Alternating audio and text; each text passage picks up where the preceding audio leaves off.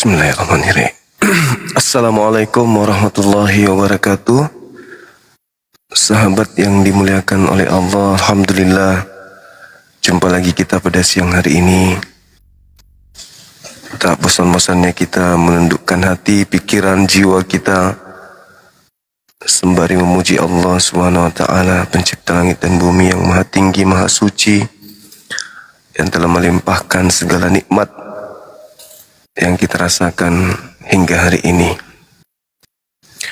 Salam serta taslim kepada junjungan kita baginda Rasulullah Muhammad sallallahu alaihi wasallam.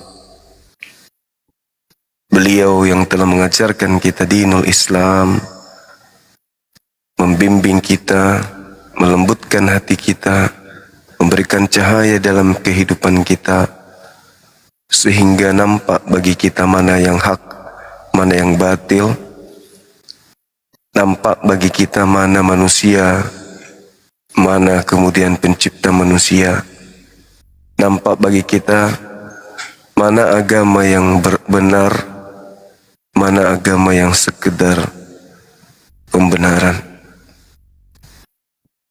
Sahabat dimanapun berada,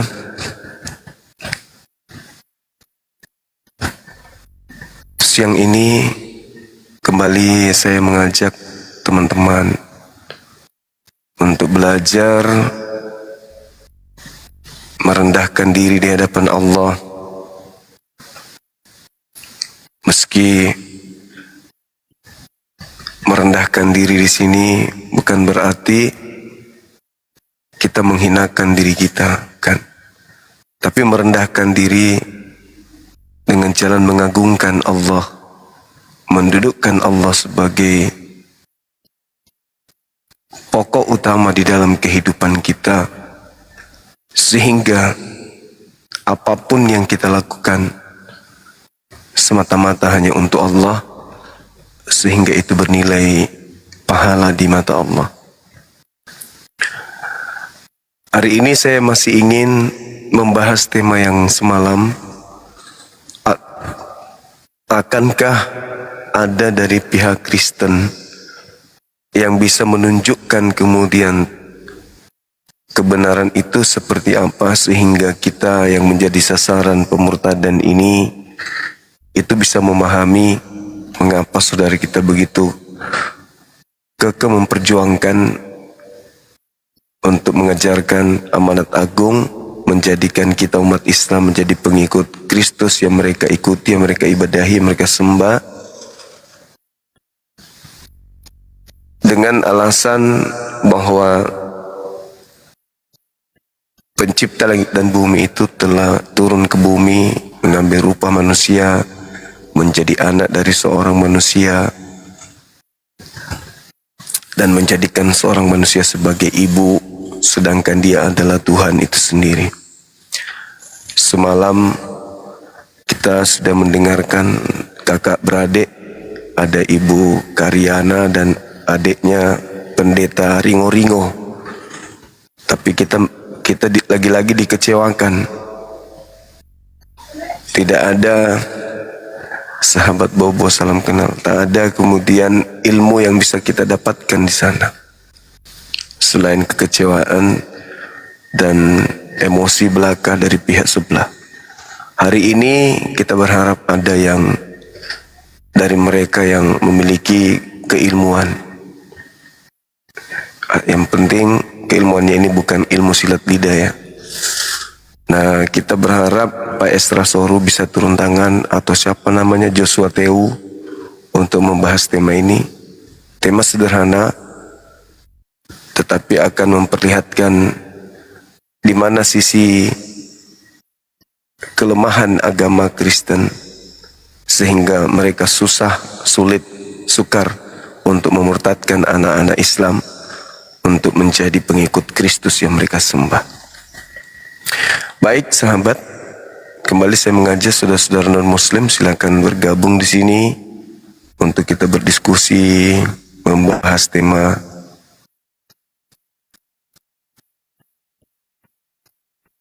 Silakan.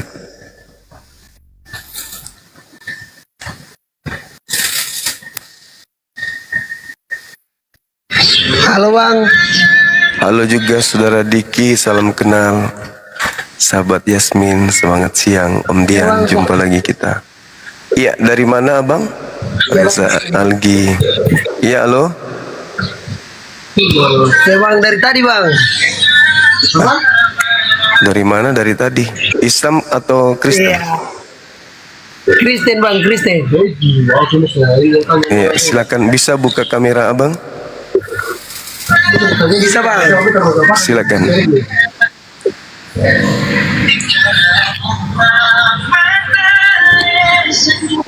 Oke, saudara Diki, musiknya bisa dikecilin? Oh, dia Bang. Bisa Bang. Iya.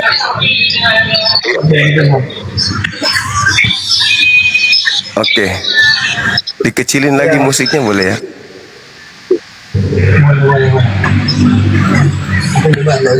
Oke, baik. Saudara saya ini paham tidak tema kita ini? Apa temanya Bang? Lukas 11 ya? Iya, Lukas 11:27, Yesus itu adalah anak yang membahagiakan ibu kandungnya gitu kan ya. Nah, sementara Kristen hadir belakangan mempertuhankan, menyembah anak yang begitu taat berbakti ke ibunya. Lalu konsep yang diusung Kristen, Yesus itu Tuhan yang memiliki ibu kandung. Apakah Yesus ini anak durhaka disebabkan ibunya yang melahirkannya itu kudu menyembah dia sebagai anak atau sebagai Tuhan? Silakan. Bukan anak durhaka Bang. Kamu ngomong dengan asal-asal. Iya.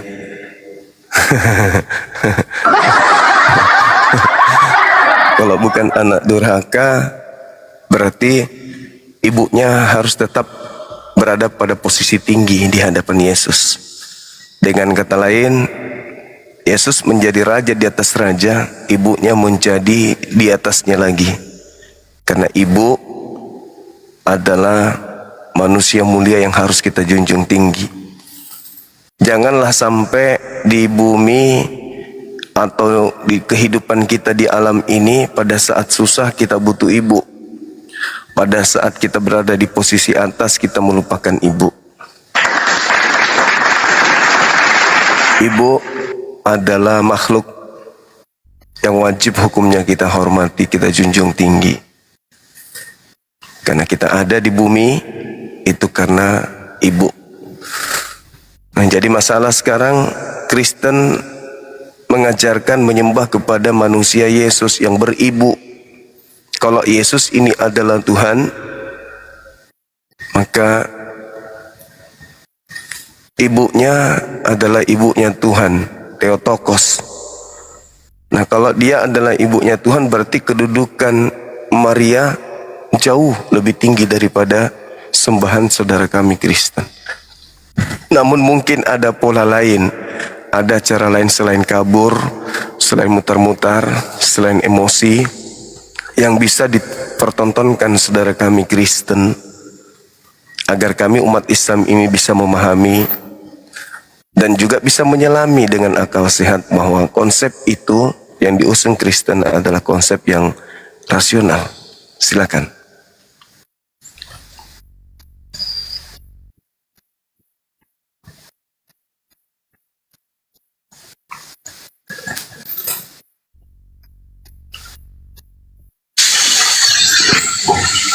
Semangat siang.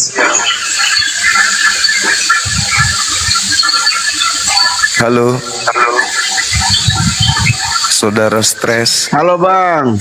Halo juga. Bagaimana? Salam kenal. Gimana siang ini, sehat? Sehat Bang, puji Tuhan. Dari kemarin 2 hari yang lalu baring sampai sekarang. Emang sakit? Sakit lah Bang. Kau juga dari kemarin duduk terus, emang nggak capek duduk Bang? Enggak, orang sehat kok. Oh bagus lah Itu Bang. suara apa itu? Kok ribut kali di sana? Lagi masak Bang, cewek saya Bang. Oke.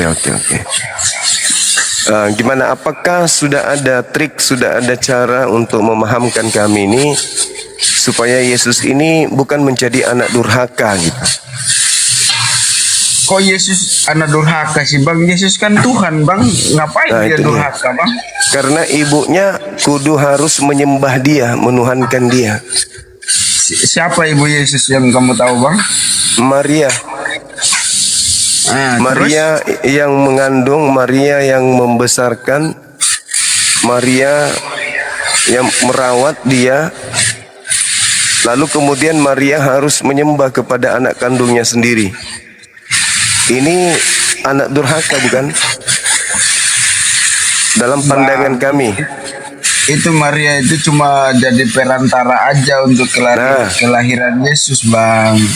Apa ini? Anda tidak memenuhi syarat untuk berhubungan Anda dalam hasil jalan karena Anda tidak mematuhi panduan komunitas kami. Kok Anda ini tidak termasuk dibilang melanggar? Kenapa ya? Siapa Bang yang melanggar Bang? Ini TikTok bilang gitu. Waduh, banyak dosaku berarti Bang kalau kayak gini nih. Iya, lanjut. Bagaimana menurut pandangan saudara tuh? Apa konteksnya gimana Bang? Yesus harus menjadi Tuhan bagi iman Kristen, berarti Maria yang mengandungnya kudu wajib menyembah Yesus. Gitu. Enggak lah Bang, orang Tuhan itu kan emang udah dia Tuhannya sendiri Bang, cuma buat penebusan dosa aja Bang dia turun ke dunia. Berarti Maria ibu kandungnya harus menyembah anaknya. Ya pastilah Bang, kan Maria kan cuma manusia biasa Bang. Itulah yang disebut anak durhaka. Durhaka gimana sih maksudnya? Cobalah Anda pikirkan. Ibu Anda yang menyembah Anda. Itu loh. Apakah itu nggak durhaka? Kamu giring opini gimana? Kamu giring opini Bang? Loh, Yesus itu anak manusia. Dia kudu wajib beribadah ya kepada ibunya. Dia harus berbuat baik, bukan malah ibunya yang harus menuhankan dirinya. Ada ibu harus kemudian menyembah anaknya, itu anak durhaka. Lah, itu Yesus kan emang dia Tuhan sendiri. Itu Bang. menurut agama Anda. Itu menurut agama Anda. Ya, terus menurut siapa? Agama Anda lah inilah yang merusak tatanan hubungan antara ibu dengan anaknya gitu loh. Agama Anda ini gimana? Kok ada ibu kandung menyembah anak kandung?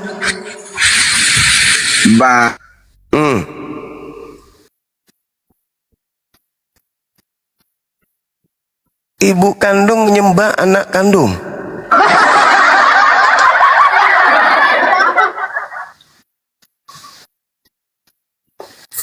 Dihitung ya teman-teman.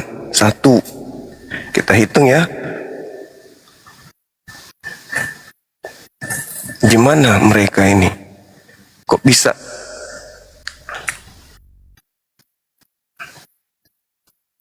Anak kandung disembah oleh ibu kandung. Akal sehat mana yang bisa nerima itu? Kira-kira teman-teman sekalian. Ada nggak otak waras yang bisa nerima?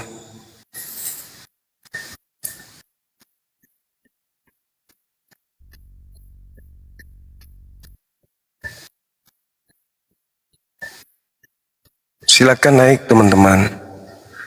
Nggak usah sungkan. Ini materinya bagus.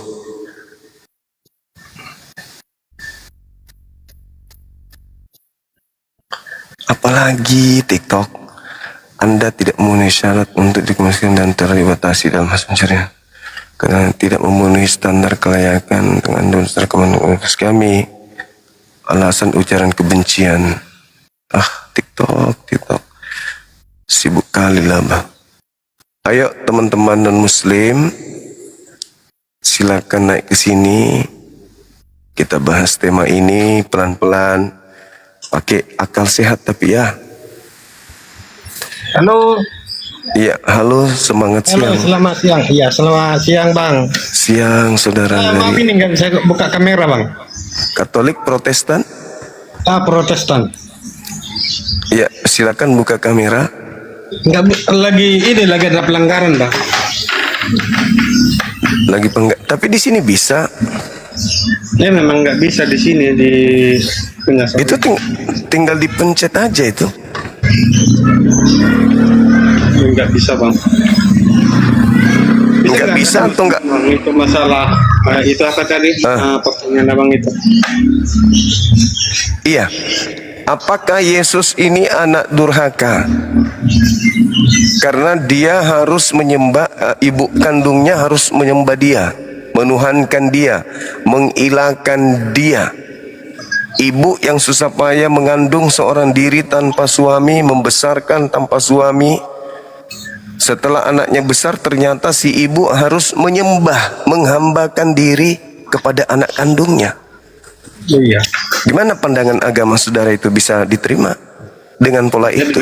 begini Bang ya, kalau Maria itu kan cuman kayak dibilang teman saya itu perantara, dia juga jadi kayak anugerah gitu, melahirkan anak tanpa suami gitu Bang ya.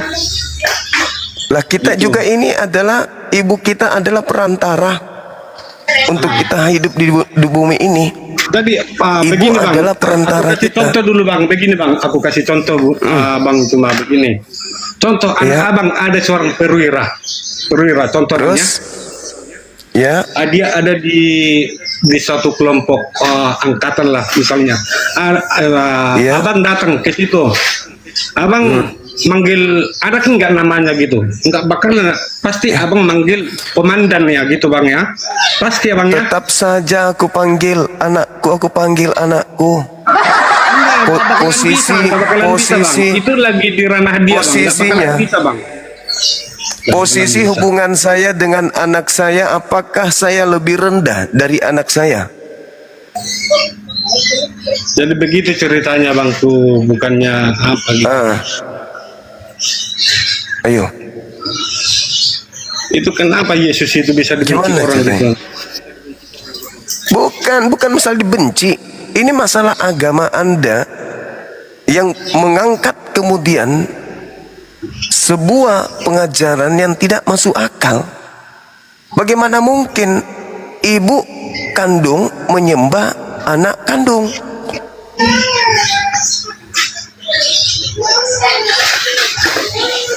Yesus itu anak kandung dari seorang manusia bernama Maria. Begini Bang, karena dia punya sesuatu keistimewaan Bang. Apapun ceritanya, anak tetap anak, ibu tetap ibu. Kenapa kalian pisahin?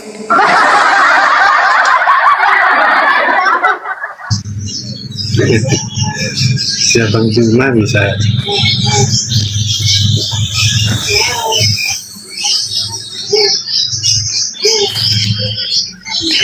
Mobil?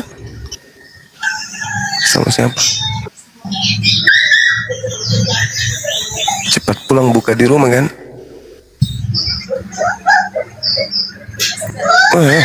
Itikaf. Teman-teman tak itikaf. Enggak lah. Gimana? Hah? Yakin itu? Iya kok abang nonton tuh videonya nanti nggak di sana? Itikaf.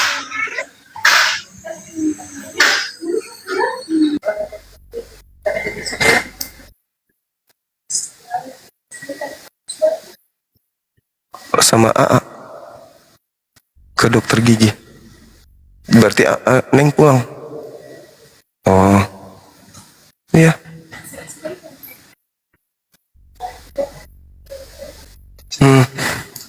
Iya sayang. Nggak pakai mobil. Kenapa?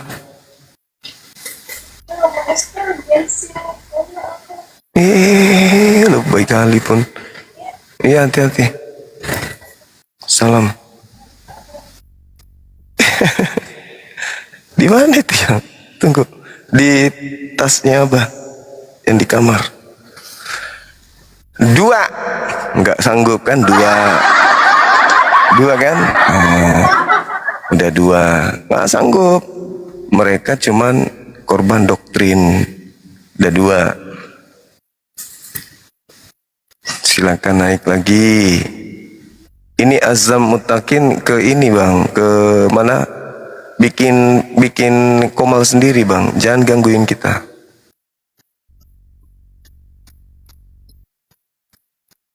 Gak akan kau pengaruhi kami karena kami berakal sehat. Silakan teman-teman non muslim naik lagi ke sini. Halo, semangat siang. Sahabat Yasmin barakallah. Halo, semangat siang. Kabur lagi. Silakan teman-teman. Kita diskusi yang baik-baik aja, secara logika aja kita berpikir gitu kan ya.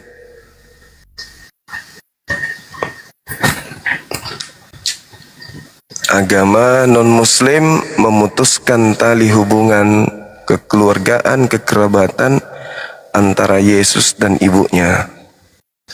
Dengan cara apa? Dengan memberikan pangkat yang setara dengan pencipta langit dan bumi, mengsejajarkan, menghakikatkan anak orang dengan pencipta, sehingga ibu kehilangan anak. Kasihan ibu cari anaknya karena ternyata sudah diborong, dijadikan sebagai sembahan. Nah, oleh karena itu saudara kita non muslim ini harus bertanggung jawab mengajarkan ke kita. Kenapa harus bertanggung jawab? Karena konon ceritanya agama mereka ini memiliki kemudian amanat agung untuk menjadikan seluruh bangsa, termasuk Islam, bangsa Indonesia yang mayoritas Islam, untuk menjadi pengikut gitu. Jadi mau tidak mau ya saudara kita Kristen lah harus menjelaskan ke kita kenapa bisa anak orang menjadi Tuhan gitu. Kemana ibunya akan pergi mencari anaknya ini? Kita lah dulu. Halo, selamat siang. Kita lah dulu kan ya. Susah payah mengandung seorang diri, difitnah, dihujat, dikejar-kejar oleh pasukan Herodes. Susah payah dibesarkan. Setelah dia besar, ternyata dia jadi Tuhan kita. Kita yang menyembah anak kandung kita sendiri. Bukan satu kebanggaan itu suatu penghinaan. Ini yang tidak disadari teman-teman. Yang penting imani saja. Pokoknya inilah keselamatan itu ya. Tapi pakai otak juga dong dalam beragama. Jangan cuma taklid buta. Halo, semangat siang. Assalamualaikum Bang Juma. Waalaikum. Sehat. Dari mana abang? Aceh. Oh, Aceh. Muslim. Izin SS Bang. Oke, kasih Bang. Oke. Makasih. Masya Allah. Panas sekali di sana. Karena kalau di dalam Al-Quran itu kan sangat-sangat jelas dikatakan hampir saja langit ini runtuh kan ya. Disebabkan karena mereka menganggap bahwasanya pencipta langit dan bumi itu punya anak. Padahal yang punya anak itu adalah ciptaannya, yaitu Siti Maryam. Bukan Tuhannya yang punya anak. Siti Maryam diberikan anugerah untuk melahirkan ciptaan Allah tanpa ayah. Itu adalah satu bukti kebesaran Allah ketika Allah memilih Siti Maryam ini sebagai wanita mulia untuk melahirkan seorang nabi. Nabi yang diutus kepada kaum Bani Israel. Nah, oleh karena itu, kita umat Islam ini menyadari bahwasanya apa yang dilakukan oleh saudara-saudara kita itu adalah sesuatu kemungkaran. Allah Subhanahu wa taala menjelaskan dalam Al-Qur'an, "Takadus samawati yatafattarna minhu wa tanshaqqul ard wa takhirrul jibalu hadda." Bagaimana Allah mengatakan karena ucapan mereka bahwa Nabi Isa itu adalah anak Allah sehingga dia setara dengan Allah, itu hampir saja membuat langit itu pecah, bumi itu terbelah, gunung-gunung runtuh, hancur lebur berkeping-keping karena ucapan yang mungkar dari lisan mereka. Dan itu bukan cuma lisan doang, mereka mempraktikkan dalam keyakinan mereka bahwa anak Tuhan adalah Tuhan, anak ayam adalah ayam, anak sapi adalah sapi. Ini konsep batil yang Allah katakan hampir saja langit pecah, bumi ini terbelah, dan gunung-gunung ini hancur lebur berkeping-keping oleh karena ucapan mereka itu. Na'udzubillah.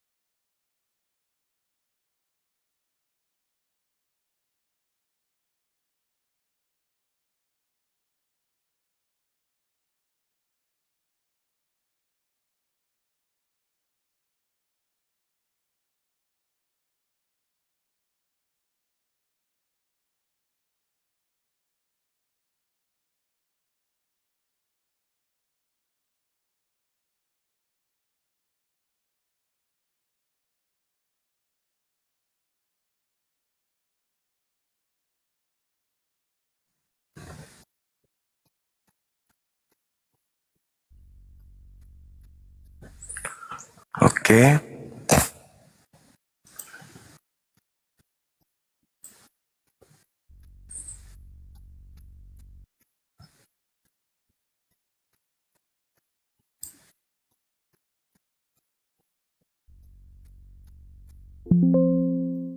Cek. Cek.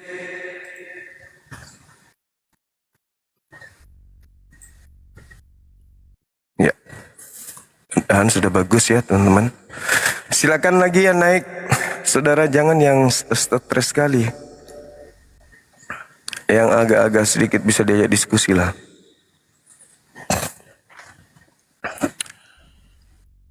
Sahabat-sahabat silakan naik. Yang non muslim kita diskusi pelan-pelan bahas ini tema. Jangan stres tapi kalau sudah di atas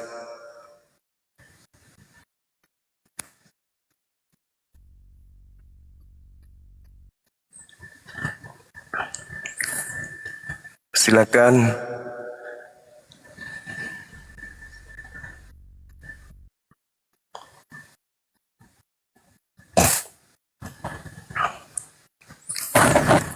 YouTube sudah aman ya teman-teman ya. Bang Zuma, Siap. udah dapat berapa dari pagi? Udah dapat berapa dari pagi gift-nya? Aku lihat Baru- kerja ya. Baru 2 domba tadi, serigala baru 2, 3 dengan Anda. Buka kamera kita Gift-nya udah banyak. diskusi. Itu si Arum gimana si Arum tuh yang udah Islam Buka disyadatkan? Gimana tuh? buka koma buka ini Enggak, kameranya. Bang. Itu si Arum gimana si Arum tuh, Bang? Si Arum tuh udah Islam disyadatkan gimana tuh? Penistaan enggak? Ya udah. Udah Penistaan aman nggak dia, si udah Arum aman. tuh, Bang? Udah Abang aman sadar dia. Islam. Yang penistaan itu Abang, yang Tuhannya diludahi gimana? mukanya. Masuk Islam kok disyadatkan, Pak? Mukanya Tuhan gimana sih, lu Bang? Gimana ditampar, sih, Bang? ditonjok, diludahin. Itu yang Gimana, Kemudian Bang? Itu Arum tuh penistaan. gimana? Arum tuh Habis itu itu- disyadatkan itu penistaan enggak tuh? Hah? habis itu yang Abang- menistakan abang Tuhan lu, penistaan lu nggak jilat tuh? pantatnya Penistaan nggak? itu begitu Lah. kawan. Abang menista enggak tuh? Arum tuh udah Islam loh. Abang syahadatin tuh gimana ceritanya? Hah? KTP-nya masih Islam. Ayo teman-teman Syahadatin. sekalian, Katanya guru Anda silakan yang ingin berdiskusi dengan Udah baik berapa banyak silakan duitnya? naik ke Udah berapa banyak atas. dapat gift? Kita berdiskusi tentang dua agama ini ya. Kenapa bisa ada ibu Berapa menyembah anaknya sendiri kan gitu ya. Udah berapa Biasanya giftnya dapat, kalau Bang Zuma? Dari pagi ada nggak kerja. yang menganut Dari gift ya? agama itu, kalau ada penganut agama itu biasanya dia stres saja gitu loh, stres sehingga hal-hal yang tidak penting pun dibahasnya. Halo. Assalamualaikum warahmatullahi. Waalaikumsalam warahmatullahi wabarakatuh. Gimana bang? Salah pencet Bang Juma. Salah pencet Oke, aja. makasih. Salam kenal. Ayo teman-teman non-muslim naik ke atas, kita berdiskusi. Bang Ali semangat siang. Assalamualaikum Bang Suma. Waalaikumsalam. Ini sedikit aja Bang Suma ya. Siap. Sedikit aja ini ngasih anak. Mana yang kayak seperti tadi itu nggak usah diladenin, suruh anunya turunin aja. Kita nontonnya di sini enak ngelihatnya. Gitu loh Bang. Oh iya baik. Ya kasihan dengan Bang Sumanya saya ngeladenin orang kayak gitu tuh, waduh, ngeladenin setan-setan itu. Itu aja Bang Suma. Makasih. Assalamualaikum. Waalaikumsalam warahmatullahi wabarakatuh.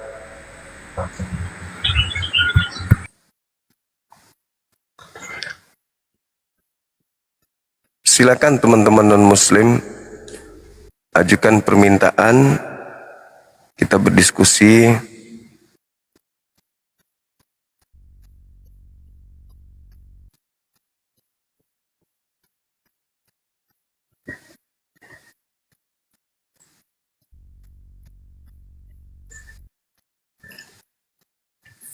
Materinya tidak tersentuh udah berapa hari ini. Gimana dong?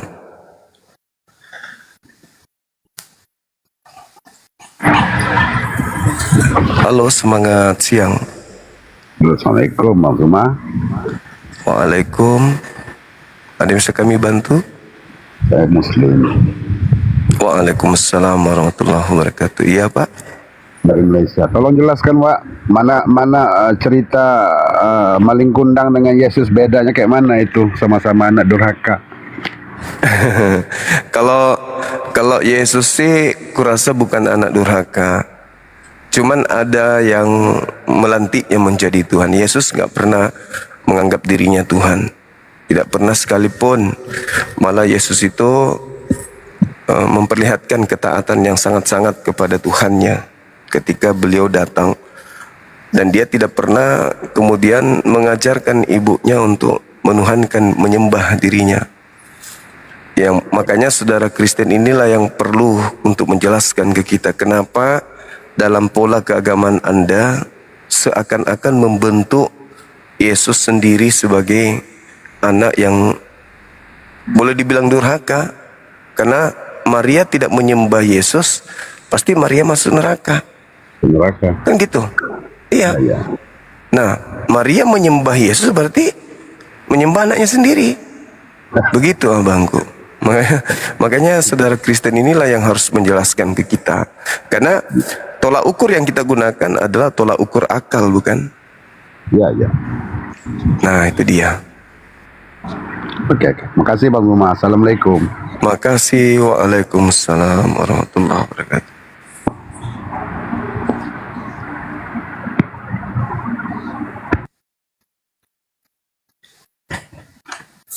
Silakan ya teman-teman ya. Ini pendebat-pendebat senior pun akan berpikir memang untuk naik membahas tema ini. Kenapa?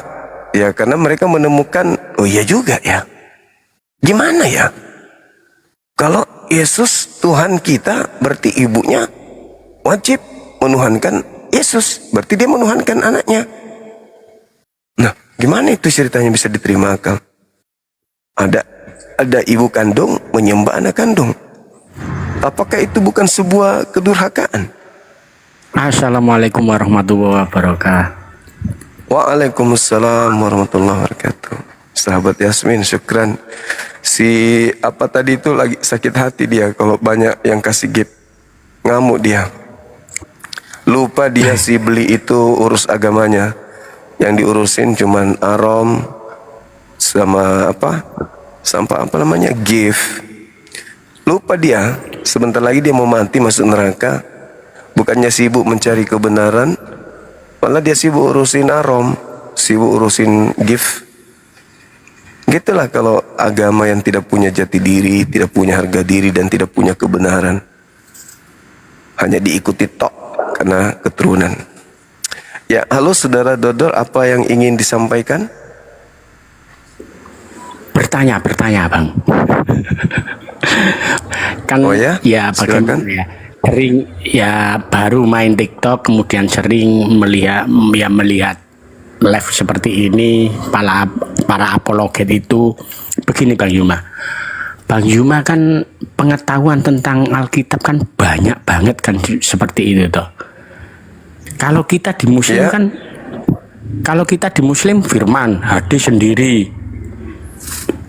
kitab karangan para terdahulu, wali-wali ahli kitab terdahulu kan disendirikan, kan dipeta-petakan. Begini Bang Yuma, yang saya tanyakan, kira-kira kemampuan Bang Yuma bisa tidak memeta-metakan itu tadi Bang? Oh ini firman dari Tuhan, oh ini sabda dari Yesusnya itu Nabi Isa, bisa tidak Bang? Kira-kira menurut Kalau di kitab saudara itu kan dijelaskan, lalu Yesus berkata. saya Muslim bang. Iya, maksudnya di dalam kitabnya orang Kristen kan Yesus berkata. Kalau di perjanjian lama, lalu berfirmanlah Tuhan. Berarti kan kita bisa memilah. Nah, yang jadi masalah ini teman kita di sebelah, dia nggak bisa bedakan itu.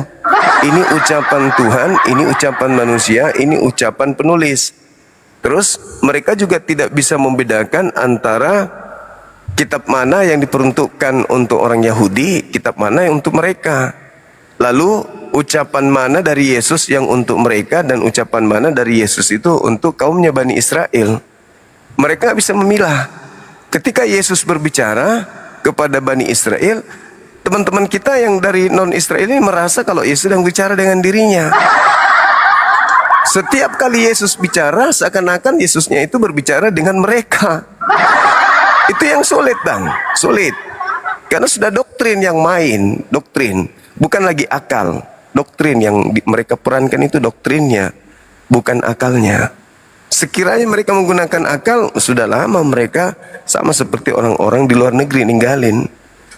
Tapi karena mereka cuma doktrin doang, adapun pengetahuan mereka terhadap dalil-dalil itu dipakai untuk menguatkan doktrin.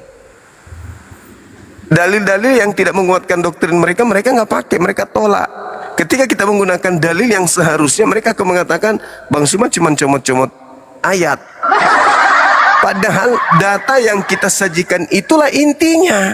Tapi mereka mengambil data-data yang justru bertolak belakang dengan doktrin yang mereka anut. Begitu, saudara. Tapi ya soal keimanan ya memang sulit lah Bang, memang berat. Dia tetap harus berjuang lah Bang untuk membenarkan itu semua. Bagaimana lagi Bang? Ya dari orok loh Bang. Dari orok Iya. seperti itu. Sulit Iya. Bang merubah itu Bang. Iya, betul. Ya semangat berjuang saja Bang. Terima kasih Bang. Makasih, makasih, saudara. Waalaikumsalam warahmatullahi wabarakatuh. Halo, semangat siang, saudara Velti. Halo, siang, Bang. Dari Katolik Protestan abang ini? Protestan, Bang. Oke, mohon izin buka kamera kita ya. Silakan, Bang. Ya.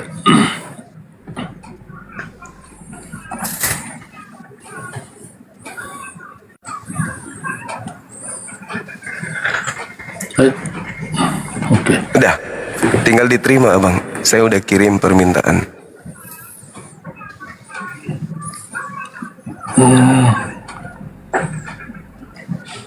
Oke. Siap. Udah. Ya, ini pertemuan kita yang kedua ya, Bang ya. Selamat. Kalau nggak salah, ya kan ya?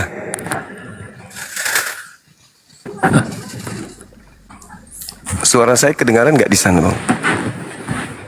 Saudara sahabat Babe, salam kenal.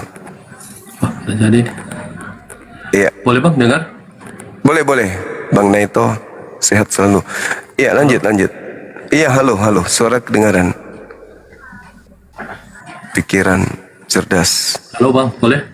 Halo.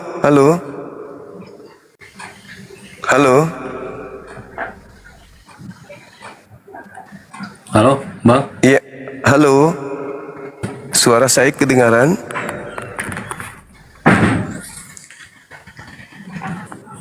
Tes. Tes mic. Halo, Bang. Iya. Saya dengar suara abang. Ya. Iya. Saya mendengarkan Tadi suara saya pelan abang. tuh mau kasih kuat dulu. Oke. Oke.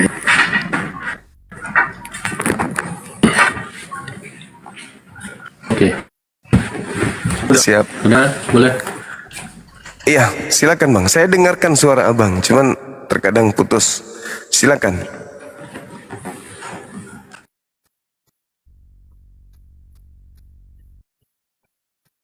Oh, nge-lag beliau. Jaringan beliau, teman-teman. Gimana? Mungkin turun dulu baru naik lagi ya, abang ini. Japrizal, syukran.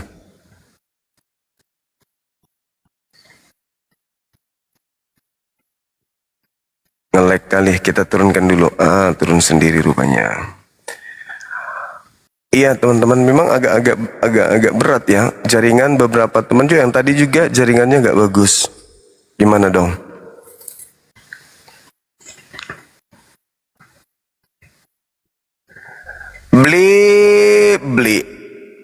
Bukannya kau sibuk bela akidahmu, beli.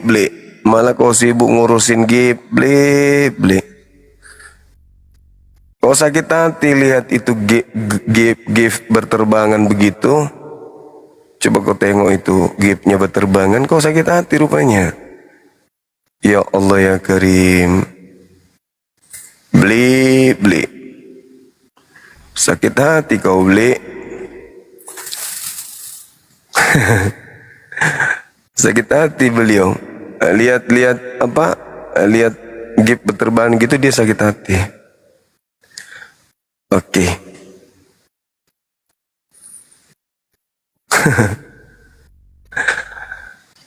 Kita naikkan lagi ya saudara yang tadi. Siapa namanya? Pelti ya.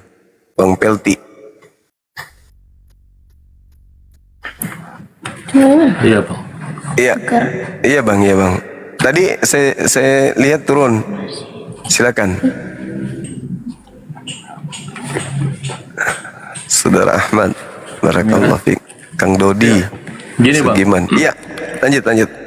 Nak jadi Pak Memo kah? Iya, gimana? Dia bicara tentang apa ini?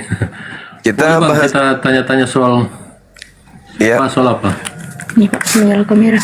Bahas tentang ini terkait dengan posisi Maria sebagai ibu daripada Tuhan yang disembah oleh saudara kami Kristen. Apakah sebegitu dalamnya sampai seorang ibu harus menuhankan, menyembah kepada darah dagingnya sendiri, anak kandungnya? Gitu bang. Dan sampai kapan Yesus ini menjadi anaknya? Apakah ada batasan? Karena dengan adanya agama Kristen, sebelum ada agama Kristen ini kan Yesus ini, menurut Yesus dia adalah anak daripada Maria. Bahkan Yesus sendiri mengatakan dia duduk di sebelah kanan Bapa yang Maha Tinggi sebagai anak Maria. Markus 14:62, Lukas 22:69, Yesus anak Maria duduk di sebelah kanan Tuhan yang Maha Tinggi. Itu pada saat Yesus masih bersama dengan kaumnya, masih ajarannya.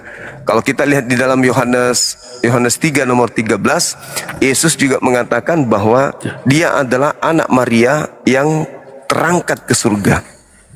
Dia mengatakan di dalam kitab itu tidak ada seorang pun yang telah naik ke surga selain daripada dia yang turun dari surga, yaitu anak Maria. Berarti di surga pun Yesus masih anak Maria. Nah, begitu Kristen muncul, anak Maria ini seketika naik level dia. Sehakikat dengan pencipta langit dan bumi. Keteteranlah si Maria ibu. Ini gimana ini Maria jadinya? Menyembah anaknya jadi durhaka. Tidak menyembah anaknya, Marianya masuk neraka. Nih, gimana menurut pandangan abang saya ini? Silakan. Sudah itu.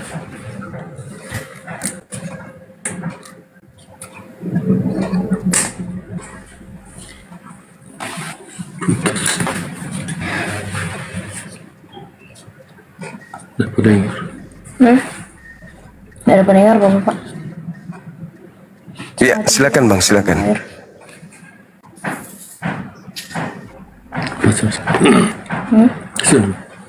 Sudah pendengar?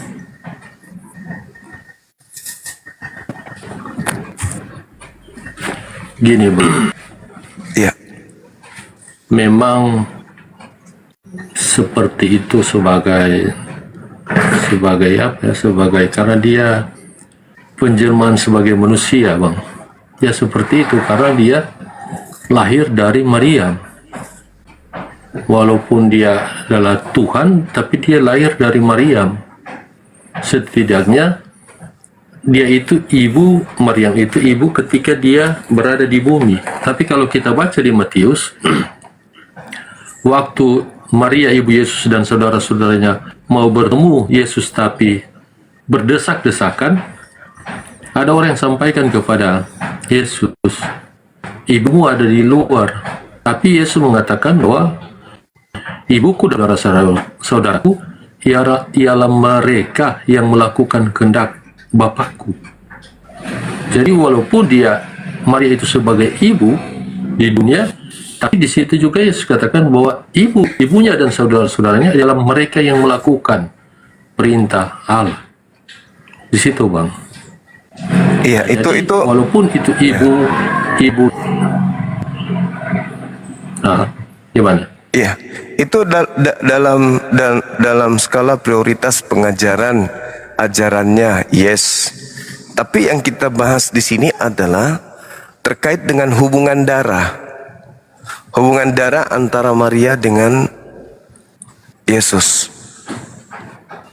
Ini kemana perginya nih? Seorang ibu kehilangan anak yang berasal dari darah dagingnya sendiri. Seketika anak ini ternyata naik level, dia menjadi Tuhan. Bagaimana dengan kondisi Maria yang telah mengandung beliau sampai beliau besar, menjadi nabi, menjadi rasul, imam besar, Melkisedek dan seterusnya. Lalu sampai pada tataran dia itu adalah hakikat pencipta. Nah, posisi ibu ini gimana? Apakah sebatas di dunia saja? Di surga dia adalah hamba?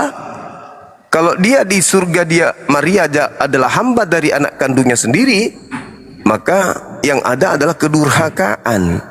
Seorang anak yang dibesarkan, yang dikandung dengan susah payah, justru membuat seorang wanita yang adalah ibu kandungnya sendiri kudu wajib menuhankan, menyembah, beribadah, menghambakan diri kepadanya. Dan kalau itu ibu tidak lakukan, maka neraka tempatnya. Ini pola yang dibangun, yang harus disadari oleh saudara kami Kristen. Fenomena itu harus ada, tidak bisa ditiadakan. Nah itu, bagaimana bisa kami terima itu dalam pandangan kami sebagai seorang Muslim yang menjadi orang yang menjadi sasaran amanat agung. Kami mau dijadikan sebagai pengikut Kristus, tetapi dengan catatan kami harus menerima bahwa Tuhan pernah dilahirkan manusia, dan ibu kandungnya ini juga kudu harus menyembah kepada anak kandungnya itu sendiri. Susah bagi kami untuk terima itu, Bang. Silakan.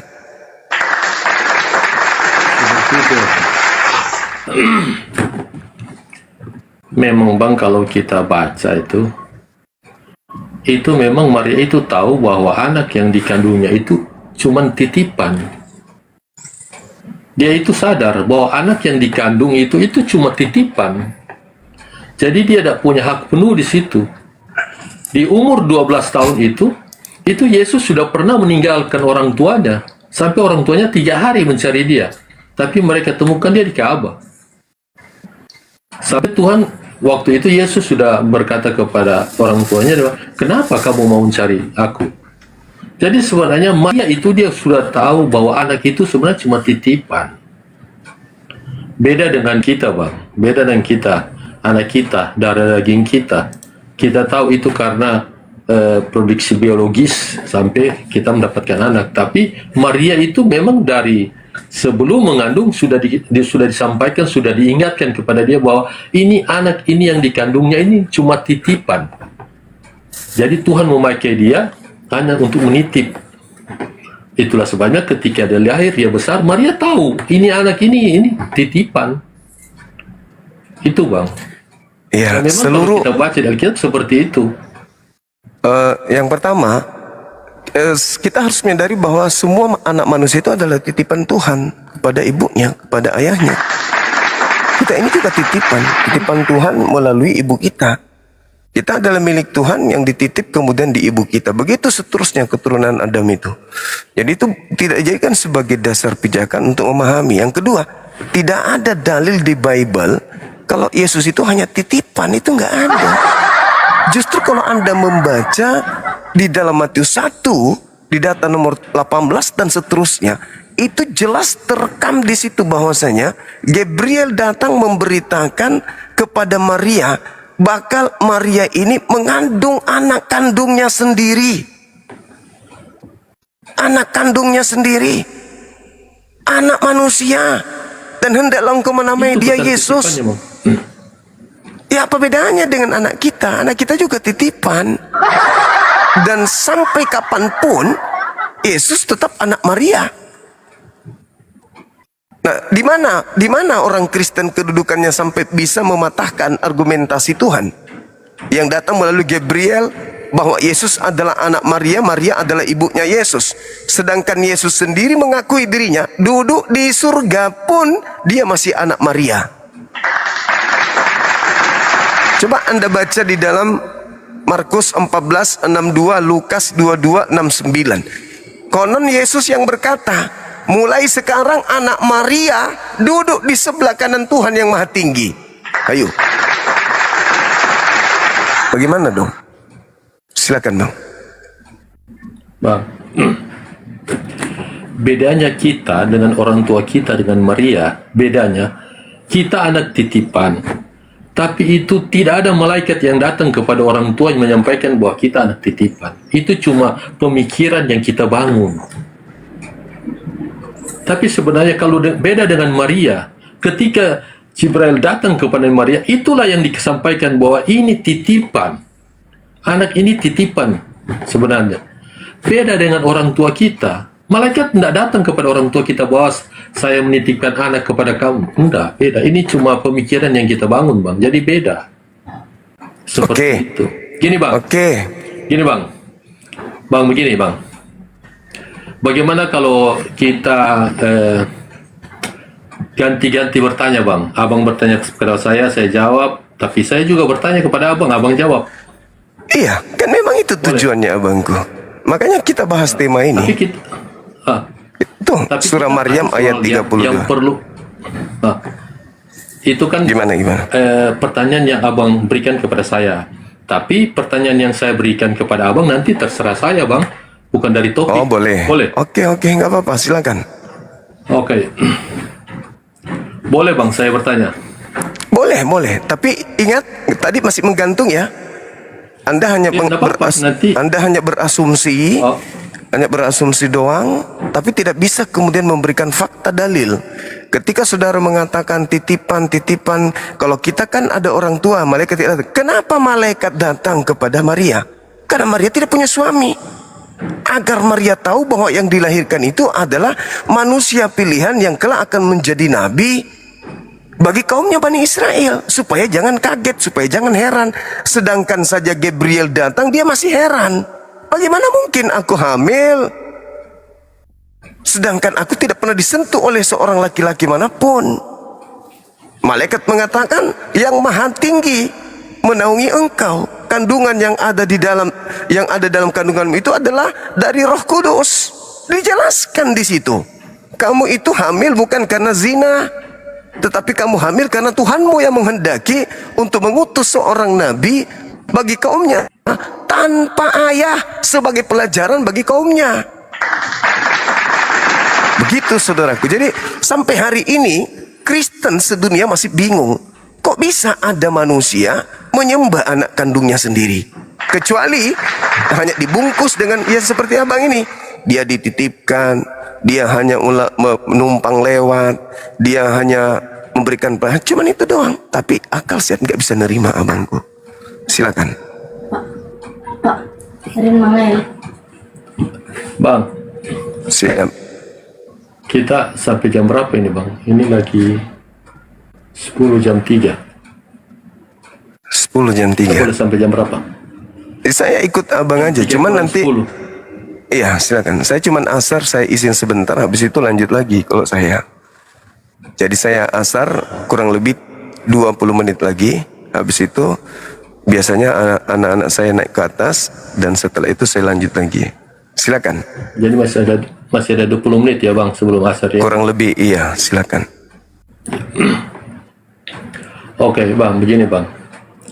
Perbedaan antara Yesus dengan para nabi yang lain, itu para nabi itu memiliki orang tua, Bang. Ayah dan ibu. Nah, perbedaannya kepada Isa Al-Masih itu beda. Memiliki ibu, tapi secara ayah biologis nggak ada. Dan Jibril itu sudah mengatakan kepada Maryam bahwa memang dia adalah Immanuel. Allah beserta kita, Allah yang hadir di dunia. Di situ. Jadi sebenarnya dalam penyembahan itu malaikat sudah sampaikan kepada Maria bahwa memang anak ini perlu untuk disembah karena dia Allah. Situ Bang. Oke, Bang. Ini Bang sebenarnya kita sudah jawab. Cuma kalau Abang terima ya itu kan tidak bisa dipaksakan bahwa setiap jawaban harus diterima. Tapi kita sudah jawab itu Bang. Sekarang kita mau balik bertanya Pak Abang Bang. Silakan.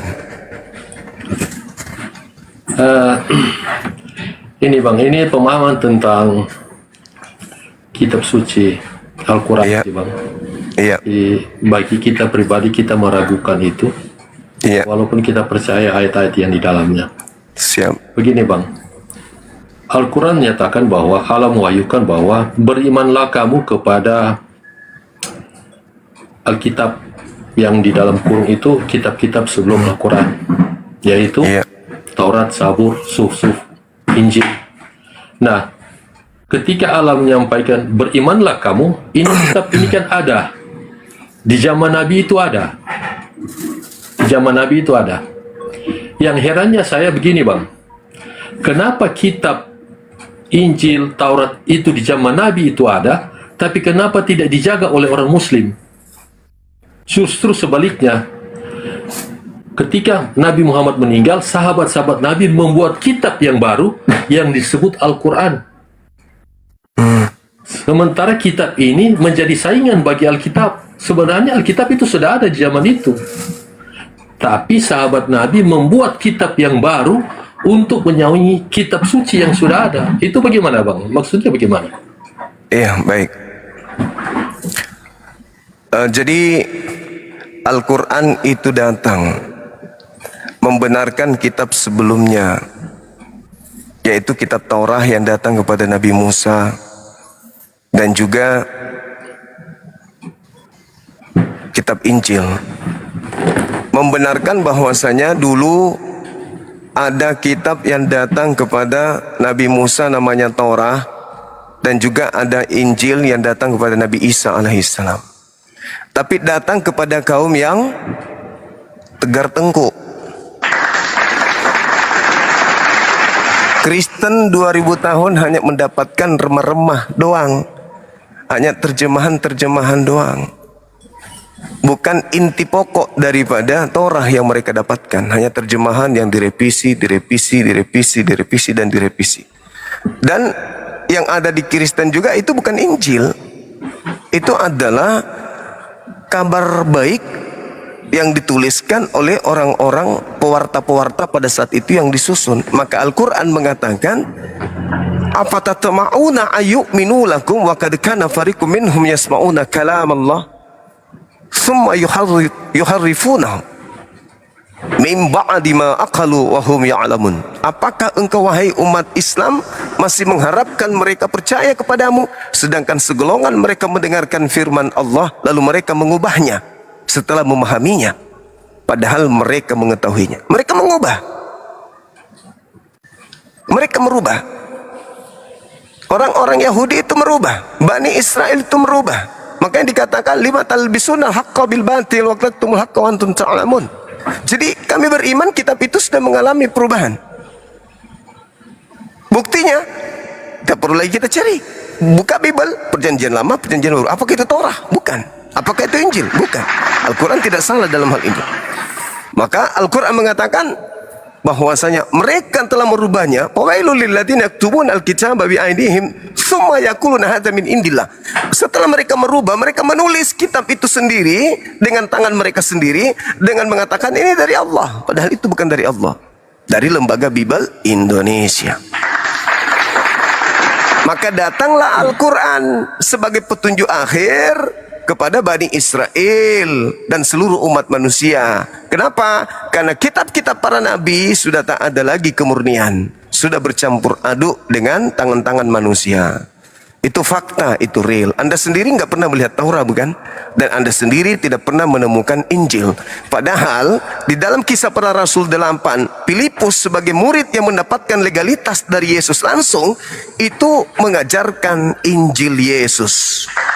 Injil Isa alaihissalam. Nah, mana Injil Isa alaihissalam? Mana Injil Yesus ini yang diberitakan oleh Filipus? Ada? Tidak ada. Berarti Al-Quran betul. Mereka telah mencampur adukan lima talbisunal haqqa bil batil wa taktumul haqqa wa antum ta'lamun. Itu yang dikatakan oleh Al-Quran. Kecuali abang ini bisa memperlihatkan kepada saya Torah asli, bisa memperlihatkan kepada saya Injil asli, berarti Al-Quran salah. Tapi selama hanya menggunakan terjemahan yang direvisi, dan itu pun bukan dari Yesus, tetapi dari pengarang-pengarang yang ada pada saat itu, maka Al-Quran tetap benar, tidak goyah sedikit pun. Silakan. Bang, ketika Al-Quran mengatakan berimanlah kamu kepada kitab, kitab itu masih ada asli. Di zaman Nabi itu ada. Memang kalau abang bilang kitab zaman sekarang, oh mungkin sudah direvisi atau bagaimana. Tapi di zaman Nabi itu Taurat, itu Zabur, Injil itu ada. Di zaman Nabi itu ada. Tapi di zaman Nabi itu kitab-kitab itu tidak dijaga oleh sahabat-sahabat Nabi. Justru mereka membuat kitab suci yang baru, yang tidak pernah disuruh oleh Nabi Muhammad, yang tidak pernah dibuat oleh Nabi Muhammad. Padahal itu Injil di zaman Nabi Muhammad itu sudah ada, bang. Taurat itu sudah ada. Baru terus Allah berfirman, berimanlah kamu kepada kitab itu. Tapi sahabat Nabi ini membuat kitab yang baru, yang namanya Al-Quran, yang sekarang ini menjadi saingan dari kitab yang sebenarnya sudah ada pada zaman itu. Di zaman Nabi sudah ada kitab itu, bang. Yang pertanyaan saya begini, kenapa sahabat Nabi mau membuat kitab untuk menyaingi kitab yang sudah ada? Coba Dan kasih itu saya terjadi bukti. di Muslim. Abang, coba kasih saya bukti bahwa di zaman Nabi Muhammad ada Injil. Bang, ketika Allah menyatakan di Al-Quran, berimanlah kamu kepada kitab yang dalam kurung itu, Taurat, Injil. Ketika Allah menyuruh beriman, itu kan ada kitabnya.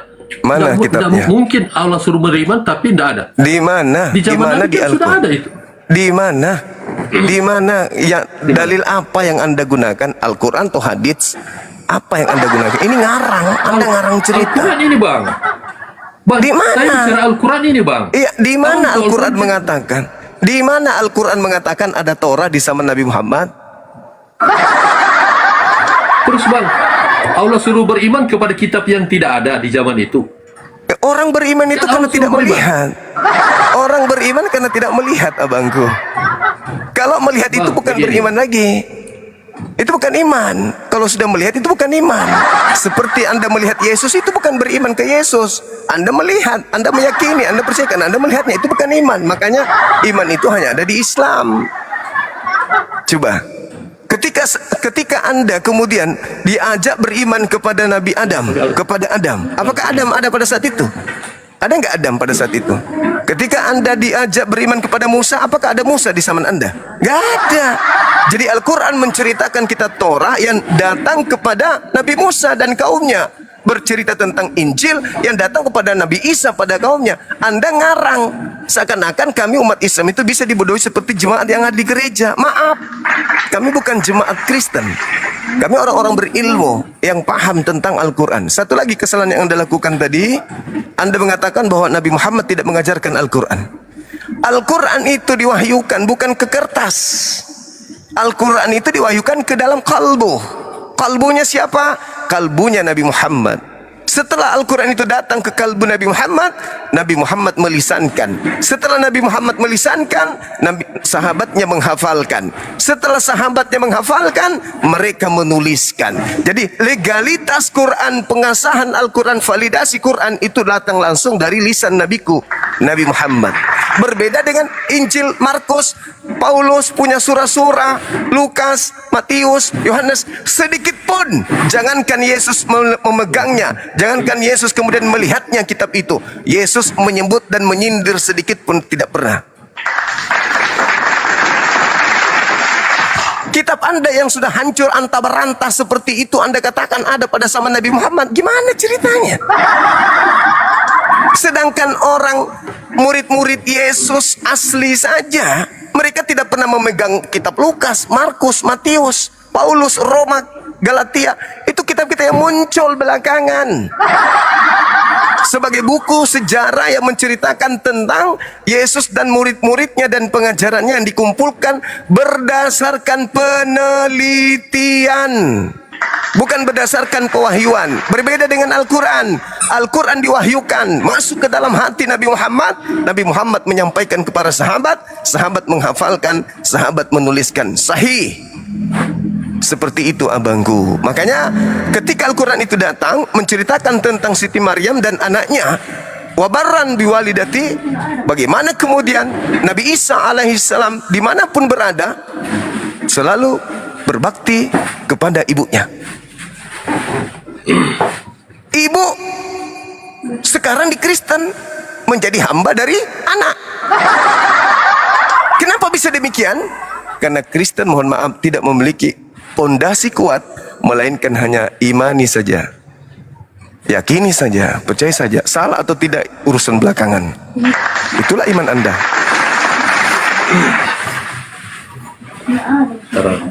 Sudah bang? Sudah. Bang, abang mengatakan bahwa iman itu kepada hal yang tidak ada. Kalau begitu abang tidak beriman kepada Al-Quran, karena Al-Quran itu ada, kelihatan. Terus? Seperti itu. Kalau abang beriman, abang katakan bahwa iman itu kepada yang tidak kelihatan, bagaimana dengan Al-Quran yang kelihatan? Oke, saya jawab. Cuma yang saya mau ulang ini bang.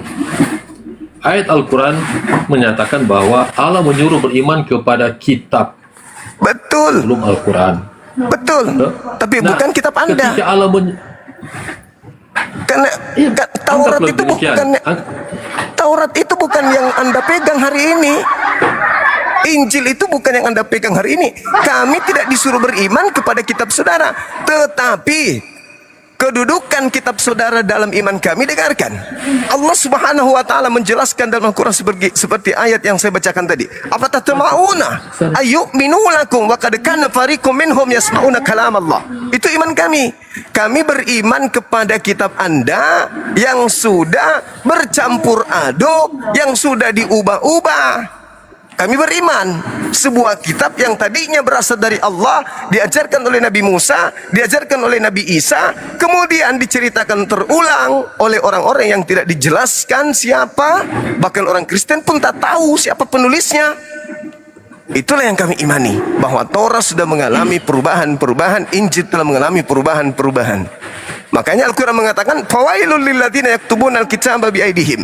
Jadi kami beriman bahwa kitab Anda itu adalah buatan karangan manusia. Al-Quran surah Al-Baqarah ayat 79. Itu iman kami.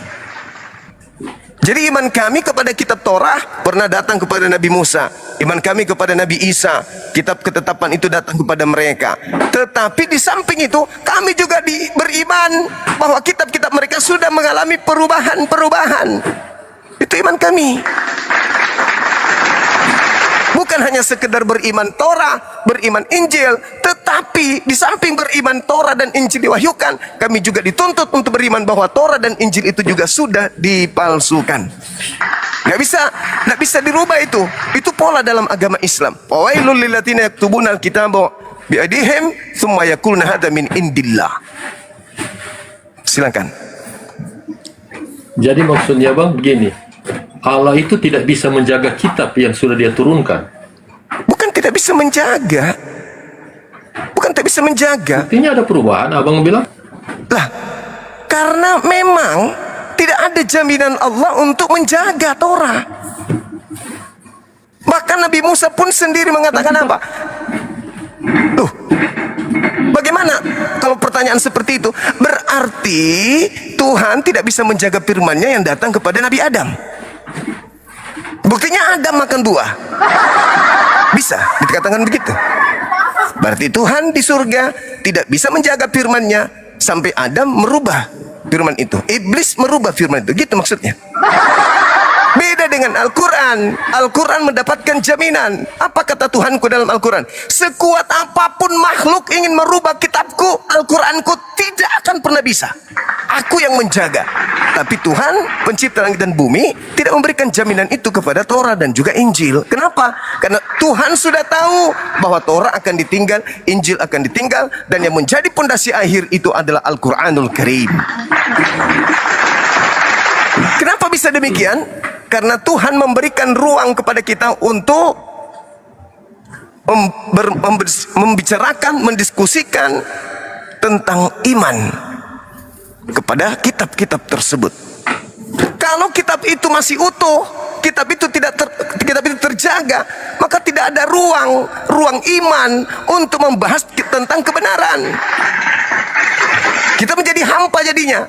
Oleh karena dirubah, maka ada ruang untuk berdiskusi, ada ruang untuk menjelaskan, ada ruang untuk menelaah. Seperti abang nih, abang manusia utuh, sehat, segar. Tapi kenapa Anda tidak bisa membedakan antara mana yang benar, mana yang tidak terhadap Bible, terhadap kitab saudara? Anda seakan-akan percaya itu adalah firman Tuhan. Dari mana firman Tuhannya? Sementara itu adalah bahasa manusia. Itu adalah terjemahan manusia. Terjemahan firman Tuhan bukan firman Tuhan. Yang firman Tuhan adalah bahasa aslinya, terjemahannya adalah bahasa manusia. Kitab Anda bahasa manusia, tapi Anda mengatakan itu firman Tuhan. Ini adalah satu kelemahan, ini adalah satu kemunduran di dalam ilmu manusia. Terjemahan manusia Anda katakan firman Tuhan, itu adalah kelemahan dalam beragama dan kelemahan dalam berpikir, sehingga melahirkan cacat logika. Begitu saudara. Silakan. Ya. Bang, ini bang akibat dari apa yang sahabat Nabi buat. Ini akibatnya.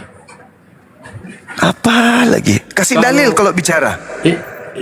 Kasih dalil. Ini kan, kita bicara logika ini bang. Enggak, jangan Kita berlogika. Jangan logika. Jangan menggunakan logika akal-akalan Anda terhadap Islam. Nggak bisa. Islam itu ilmu pasti, nggak boleh asal-asalan. Silakan Anda kasih dalil di mana kemudian Anda bisa menjadikan sebagai landasan bahwasanya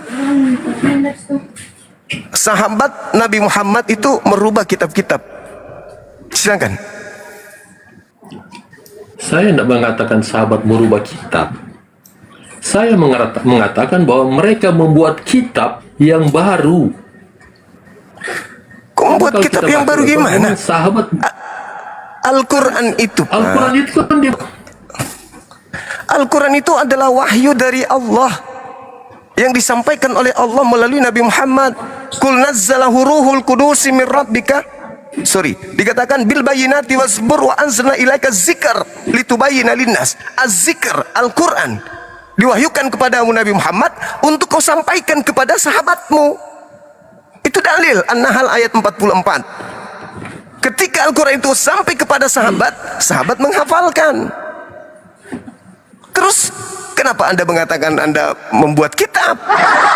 Bukankah itu Al-Quran memang diperintahkan untuk dihafalkan, untuk diajarkan kepada seluruh manusia? Litubayyana linnas. Ini Lukas ini yang Anda harus pikirkan. Lukas dapat mandat dari mana bikin kitab? Paulus dapat mandat dari mana bikin 13 kitab? Markus, Matius, Yohanes itu kitab-kitab dari mana itu? Yesus pernah mengenal kitab itu, Pak? Tidak pernah. 13 buku Paulus ditambah Ibrani 1, Kisah Para Rasul, kemudian ditambah lagi Petrus 1 Petrus, 2 Petrus, ditambah lagi 4 kitab kanonik, bla bla bla. Itu Yesus tahu nggak kitab-kitab itu? Nggak tahu. Al-Quran, Nabi Muhammad jelas mengatakan apa? Khuzu al-Quran min arba'ah. Terima Al-Quran dari keempat sahabatku. Legalitasnya ada. Mana legalitasnya kitab Anda dari Yesus? Ada. Dek Nara. Gak ada, Bang. Kitab Anda itu kitab siluman. Kitab siluman yang tidak ada, kemudian validasi, tidak ada pengesahan dari Yesus. Anda nggak sadar atau memang pura-pura blow on, nggak mau tahu? Sahabat Andre Syukran, Anda menjadikan diri Anda dan anak-anak Anda menyembah Yesus, ibadah minggu, makan babi, Natalan. Anda lakukan semua itu tanpa ada pengesahan dari Yesus. Sehatkah Anda? Habis itu Anda mengatakan Anda sudah punya jaminan. Jaminan apa? Jaminan semua. Oh, Yesus menjamin kami. Pret. Di mana Yesus menjamin Anda? Kitab Anda aja Yesus tidak tahu. Agama Anda Yesus tidak pernah tahu. Hari ibadah Anda Yesus tidak pernah tahu. Lalu keselamatan apa yang Anda inginkan? Bahkan untuk memperjuangkan kebenaran keyakinan Anda, Maria ibu Tuhan, Yesus anak manusia, ibunya yang melahirkan sebagai ibu kandung, menyembah anak kandungnya sendiri, Anda keteteran. Habis itu Anda bermimpi masuk surga. Masuk akal aja kagak. Gitu loh Bang. Jadi kalau Anda berbicara tentang Islam, jangan akal-akalan. Islam itu ilmu baku, bukan seperti agama Anda yang asal nempel doang. Perjanjian lama nyuri Tuhannya Yahudi, perjanjian baru nyopet Tuhannya Islam. Meninggalkan cangkang seperti kalomang, padahal yang kalian sembah itu adalah dewa Agnostos Theos, sembahan orang Yunani di Athena yang kalian sembah. Kalian bungkus dalam nama Isaus Al-Masih atau Isa Al-Masih, padahal cuma nebeng tenar. Dewanya Athena disembah supaya tidak dianggap dewa, disembunyikanlah dewa itu dengan membungkusnya dengan nama Isa Al-Masih. Padahal yang kalian sembah di gereja itu bukan anaknya Maria. Makanya kalian tidak mengakui, oh enggak, itu bukan anak Maria. Anak Maria itu cuma di bumi doang. Setelah itu bukan lagi. Ya memang bukan. Cuman saya minta kejujuran. Yang kalian semua yang bukan anak Maria, tapi dewanya orang Athena. Nama Yesus itu cuma dia pakai saja. Yesus mengatakan kepada kaumnya, waspadalah kepada iblis yang datang kepadamu memakai namaku dan berkata, akulah Kristus. Iblisnya akan menyesatkan banyak orang memakai namaku. Itu dalil. Matius 24 nomor 4, nomor 5, nomor 24. Lukas 21 nomor 8. Itu jelas itu. Makanya keteteran. Kalian menyembah anak Maria? Enggak dong. Ya memang enggak. Paulus mengatakan apakah yang datang kepadanya itu anak Maria? Bukan. Paulus sendiri mengingkari kalau yang disembah itu bukan anak Maria. Di mana dalilnya? Galatia 1 nomor 1, Galatia 1 nomor 11, nomor 12. Aku menjadi rasul bukan oleh manusia, tetapi oleh Yesus Kristus. Nah, dia aku itu, Yesus bukan anak Maria. Saudara-saudaraku, aku camkanlah, aku tegaskan kepada kalian. Injil yang aku terima, aku tidak menerimanya dari manusia. Bukan manusia yang mengajarkan aku Injil, tetapi Yesus Kristus. Tuh, di aku itu, bahwa Yesus bukan manusia. Berarti bukan anak Maria. Berarti yang kalian sembah bukan anak Maria. Makanya belepotan. Harusnya Anda mengatakan, apakah Maria menyembah anaknya? Tidak dong, Maria tetap aja menyembah Elohim. Karena Maria orang Yahudi, sembahnya Tuhannya Yahudi. Kalau dia orang Yunani, baru menyembah yang namanya Yesus Kristus, dewanya orang Athena. Jadi Yesus dan ibunya sama-sama menyembah Tuhan mereka, yaitu Elohim. Eloah Abraham, Eloah Ismail, Eloah Yakub. Sedangkan orang Kristen menyembah dewanya orang Athena dalam nama Yesus Kristus. Makanya ketika orang Kristen, maaf nih, orang Kristen bertemu dengan Yesus, apa kata Yesus? Sorry. Kalian ini siapa kok pada berkulup? Makan babi, kalian ini siapa? Maaf, aku tidak mengenal kalian. Kalian semua adalah pembuat kejahatan. Nah, orang Kristen mengatakan, Bu, kok bisa begitu? Dulu kan kami di bumi bernubuat pakai namamu. Mengusir setan pakai namamu juga. Bahkan kami bermujizat pakai nama. Oh, sorry, kalian pembuat kejahatan. Maaf. Aku tidak mengenal kalian. Hanyalah kalian daripadaku. Itu terjadi kapan?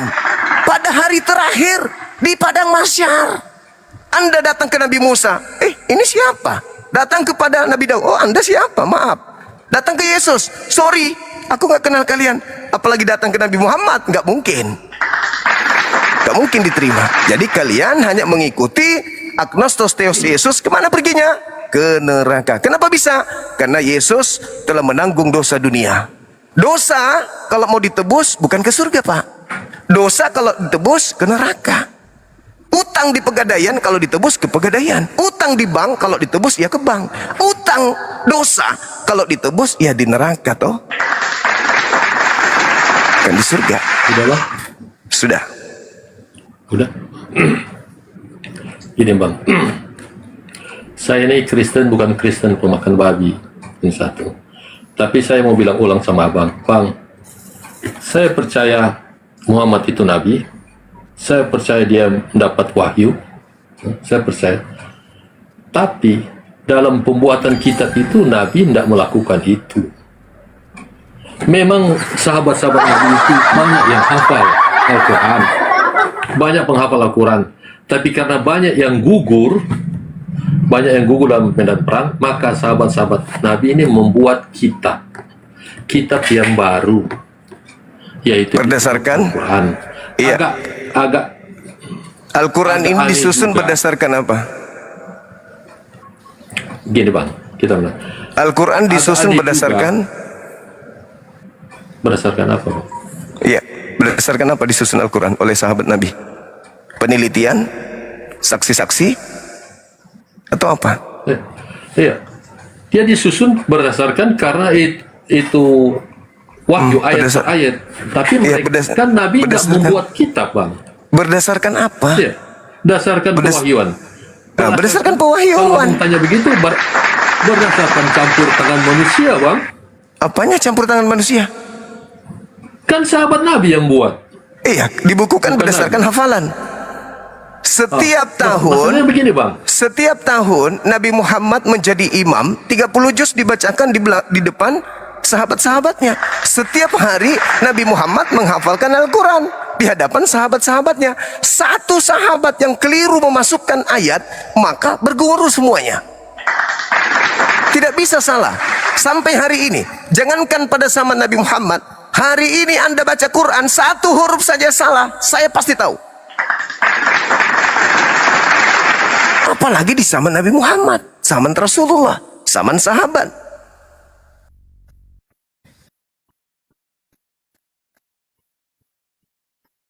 Terlalu jauh Anda mikir. Nabi Muhammad berbicara, contoh, Iqra bismi rabbikal ladzi khalaq khalaqal insana min alaq Iqra wa rabbukal akram. Seluruh sahabatnya menghafal bacaan itu. Sekarang Yesus menerima firman. Firman pertama, firman kedua, ketiga, keempat, sampai firman terakhir. Kalau Anda muridnya Yesus, benar-benar murid Yesus Kristen ini, orang Kristen kalau ditanya apa wahyu pertama yang diterima Yesus, Kristen pasti bisa jawab. Kalau pengikut, kenapa? Karena menurut catatan pewarta Yohanes, di dalam Yohanes 18:17-8 dikatakan, segala firman yang engkau berikan kepadaku telah aku sampaikan kepada mereka. Yohanes 12 nomor 49-50. Aku tidak berkata-kata dari diriku sendiri. Apa yang aku katakan adalah apa yang diperintahkan oleh Bapa untuk aku katakan, aku sampaikan. Yohanes 14:24. Firman yang kau dengar dari mulutku bukan dari aku, tapi dari Tuhanku yang telah mengutus aku. Pertanyaannya, firman pertama yang Yesus sampaikan kepada muridnya yang mana? Ada yang hafal? Ada yang hafal firman yang dari Yesus? Enggak ada.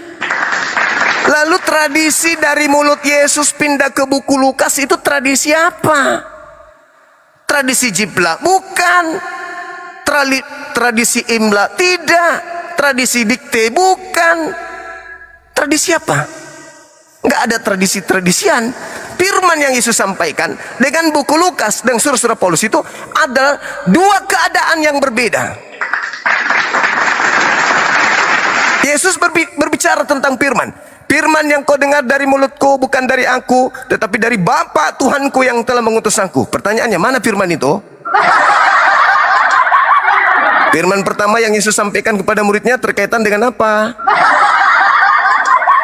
Mana firman itu? Inilah wahyu Yesus Kristus yang dianugerahkan Allah kepadanya, supaya dia menyampaikan kepada hamba-hambanya apa yang Allah kehendaki berlaku terhadapnya. Wahyu 1 nomor 1. Oke, mana wahyu pertama itu? Tahu? Tidak tahu. Kalau di Islam ditanya, wahai umat Islam, naam, mana wahyu pertama yang disampaikan oleh Nabi Isa? Inni abdullah ataniyal kitab wa ja'alani nabiyan. Nabi Muhammad, ku tahu ini loh wahyu pertama yang disampaikan Nabi Isa kepada kaumnya. Orang Kristen, anak-anak Tuhan, bukan hamba Tuhan, tapi pewaris surga, ditanya seperti itu, pelangak-pelongok. Padahal Tuhannya tiga Tuhan membackup, tapi maaf, blow on. Sudah gitu Tuhannya tiga, dua di atas, satu di dalam tubuh mereka, yang mereka katakan pneumahotheos. hantu suci yang berada pada diri masing-masing, yang ketika di Indonesia dirubahnya lagi menjadi Roh Kudus biar sok paten. Padahal bahasa Yunaninya pneuma hotheos atau hagios, yang artinya hantu murni atau roh suci. Itu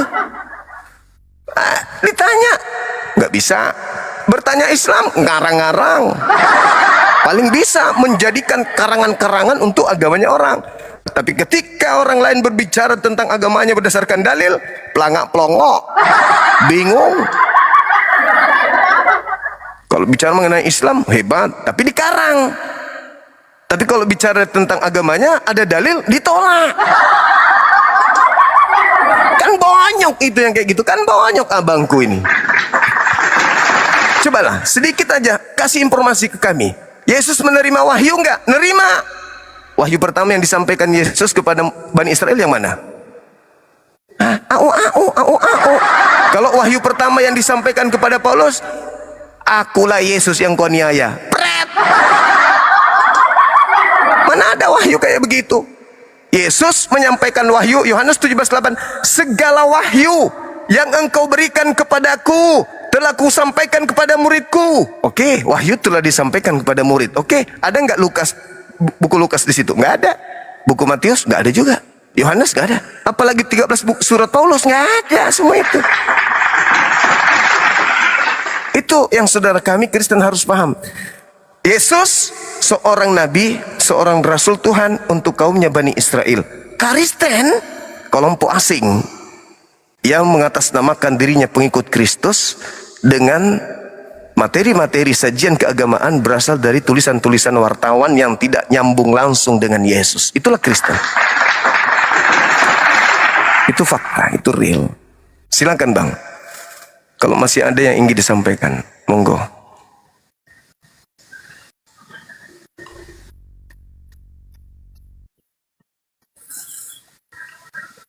Jawab sendiri. Kalau mau tanya apa wahyu yang diterima oleh Yesus Kristus? Yesus Kristus itu dia mengajarkan berdasarkan Taurat kepada orang. Kepada orang yang kaya dia katakan apa yang ditulis oleh Taurat. Enggak, maksudnya wahyu pertama itu yang mana? Oleh Taurat. Yesus mengajarkan Taurat kepada orang-orang, Bang.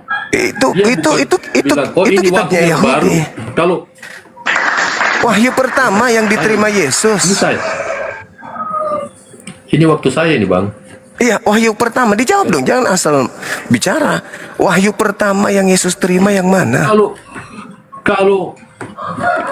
Kalau mau cari wahyu pertama, Yesus itu mengajarkan Taurat. Kalau kita baca apa pengajaran Yesus? Yesus mengajarkan Taurat kepada orang-orang. Karena kitab itu sudah ada. Diajarkan kepada orang-orang tentang Taurat, Bang. Bukan wahyu yang baru. Oh, ini wahyu yang baru yang akan dia berdasarkan Taurat. Oke, berarti perjanjian baru milik Anda itu tidak diajarkan Yesus, kan? Itu perkataan-perkataan Tuhan Yesus, itu kehidupan Tuhan Yesus yang dicatat di dalam perjanjian baru. Itu kehidupan Tuhan Yesus. Tapi sumber pengajaran kalau baca dia mengajarkan Taurat. Taurat, berarti Taurat. Coba kalau baca dia, karena kitab itu sudah ada. Iya, berarti Yesus mengajarkan Taurat, kan? Dengan Muslim. Ya. Bang, ini saya ini, Bang. Iya, saya bertanya, berarti Yesus mengajarkan Taurat. Oh, sudah, berarti dia nggak mengajarkan surah-surah Paulus, buku Lukas, Markus, Matius, Yohanes, betul? Surat Rasul Paulus itu menguatkan Taurat karena berhubungan dengan kitab Taurat. Enggak, Yesus mengajarkan nggak buku-buku itu? Yesus sudah terangkat itu, Bang. Nah, berarti bukan Yesus, sudah selesai. Tulisan. Begini, Bang. Oke, mari kita lihat ya. Abang bilang wahyu pertama. Kalau dia ada wahyu pertama, berarti ada wahyu kedua, wahyu ketiga. Wahyu pertama adalah satu ayat. Gitu kan, Bang? Iya, apa wahyu pertama dari Yesus? Ayat. Wahyu pertama dari Yesus itu kita apa? Bicara ini tentang Al-Quran. Wahyu pertama kan jelas, Iqra bismi rabbikal ladzi khalaq. Wahyu pertama. Yesus wahyu pertamanya apa? Oke. Ya. Wahyu kepada Nabi kan seperti itu. Wahyu pertama 1 ayat. Wahyu kedua 2 ayat. Begitu kan Bang? Yesusnya wahyu ketiga 3 ayat. Yesus wahyu pertamanya apa? Ini Nabi Muhammad. Ini tentang kepada Nabi. Ya, saya sudah dijawab. Sekarang Jangan dulu wahyu potong. pertama Yesus yang mana? Tadi kan saya sudah jawab, Yesus itu mengajarkan Taurat. Taurat itu wahyu untuk Musa. Yang saya tanya, wahyu pertama. Kalau abang baca memang baca Alkitab, Yesus itu mengajarkan apa yang tertulis dalam Taurat. Dia mengatakan, Dia mengajarkan aku tidak Taurat. berkata-kata dari diriku sendiri. Apa yang aku katakan adalah apa yang difirmankan. Nah, mana firman pertama yang Yesus terima? Silakan. Kalau Anda muridnya ya. Sudah, Bang. Saya kan udah jawab. Sekarang kita Wahyu buka pertama dulu mana? tanya kepada abang. Wahyu pertamanya mana, abangku? Tadi kan saya sudah jawab. Apa itu? Tadi kan saya sudah jawab bahwa Yesus itu mengajarkan Taurat. Mengajarkan Taurat. Kan sudah Mengajarkan dijawab. Taurat. Yang saya tanya, wahyu pertama yang diterimanya mana? Kenapa Allah mau terima wahyu? Dia kan Allah. Dia Yesus Tuhan. mengatakan ini sakitnya di situ. Sakitnya tuh di sini. Anak orang jadi Tuhan, ibunya kececeran mencari anak kandungnya. Oh yeah. Oh ya, oh ya, oh yeah. Kalian memasukkan konsep merusak, menajiskan kesucian Yesus sebagai nabi dan rasul dengan selalu dia kan Allah, dia kan Tuhan, dia kan Elo. Itu di gereja aja itu bawa, jangan bawa di depan kami. Muak kami dengarkan yang bahasa-bahasa gitu. Itu nggak cocok bagi orang waras, itu nggak cocok. Ya makanya aku bilang, Nggak usah. yang Kalau saya begitu, tanya nggak- abangku, wahyu pertama yang Yesus terima dari Bapa Elom itu yang mana? Kalau Anda muridnya, Anda pasti tahu. Kan saya sudah. Anda bilang Yesus mengajarkan Taurat. Itu bukan wahyu. Taurat itu adalah kitabnya Nabi Musa. Beda dengan wahyu yang Yesus Bukan terima wahyu. sendiri, gitu loh. Bukan wahyu. Itu wahyu kepada Musa. Yang saya tanya wahyu kepada Yesus. Alamak, susah kali bah. Bang, Yesus mengatakan, sebelum Abraham jadi, aku telah ada. Aduh, apa saya itu bahasa broncong itu bahasa enggak. Abang nggak mengerti. Oke, mari. Aduh. Sulit abang mau mengerti Alkitab. Mari kita bicara. Bukan, saya nggak bisa Ya. dibodohi, Mari. itu yang benar. Begitu abangku. Saya Mari kita izin bicara ibadah Al-Quran. dulu. Saya mau tanya di bang. Saya ibadah sebentar. Abang bertahan di sini aja dulu, jangan kemana-mana. Santai abang ya. Saya pola diskusinya memang begitu abang. Saya memang begitu kalau diskusi. Ya, nanti. Ya abang, saya ibadah dulu abang ya. Nanti kita lanjut lagi ya. Oke, ya, siap. Ya. Ya, saya sudah jambak beberapa teman kita dari Muslim untuk naik ke sini. Bantu saya dulu dong, teman-teman yang ada di API, naik dulu isi kosongan sebentar aja. Mumpung ada abang kita ini.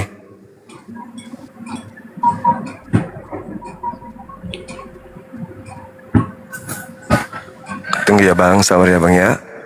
Abang di Sulawesi juga rupanya ya? Ya, Sulawesi Utara. Oh iya, dekat Saya kita bang. Kristen tapi tidak makan babi bang. Ya alhamdulillah. Makanya Advent bang. iya. Bagus bang, bagus. Teman-teman kita Advent banyak. Pak Lamsen, Ibu Karyana, siapa lagi? Ranggo-Ranggo.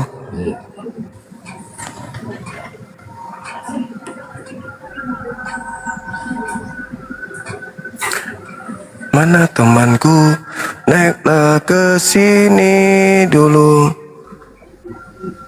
Naik bentar. Aku opungmu mau ibadah.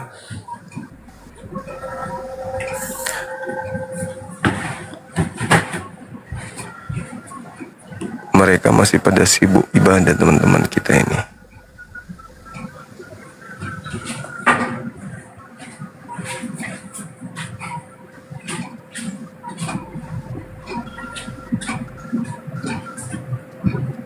Oke, lanjut sedikit Bang sambil nunggu.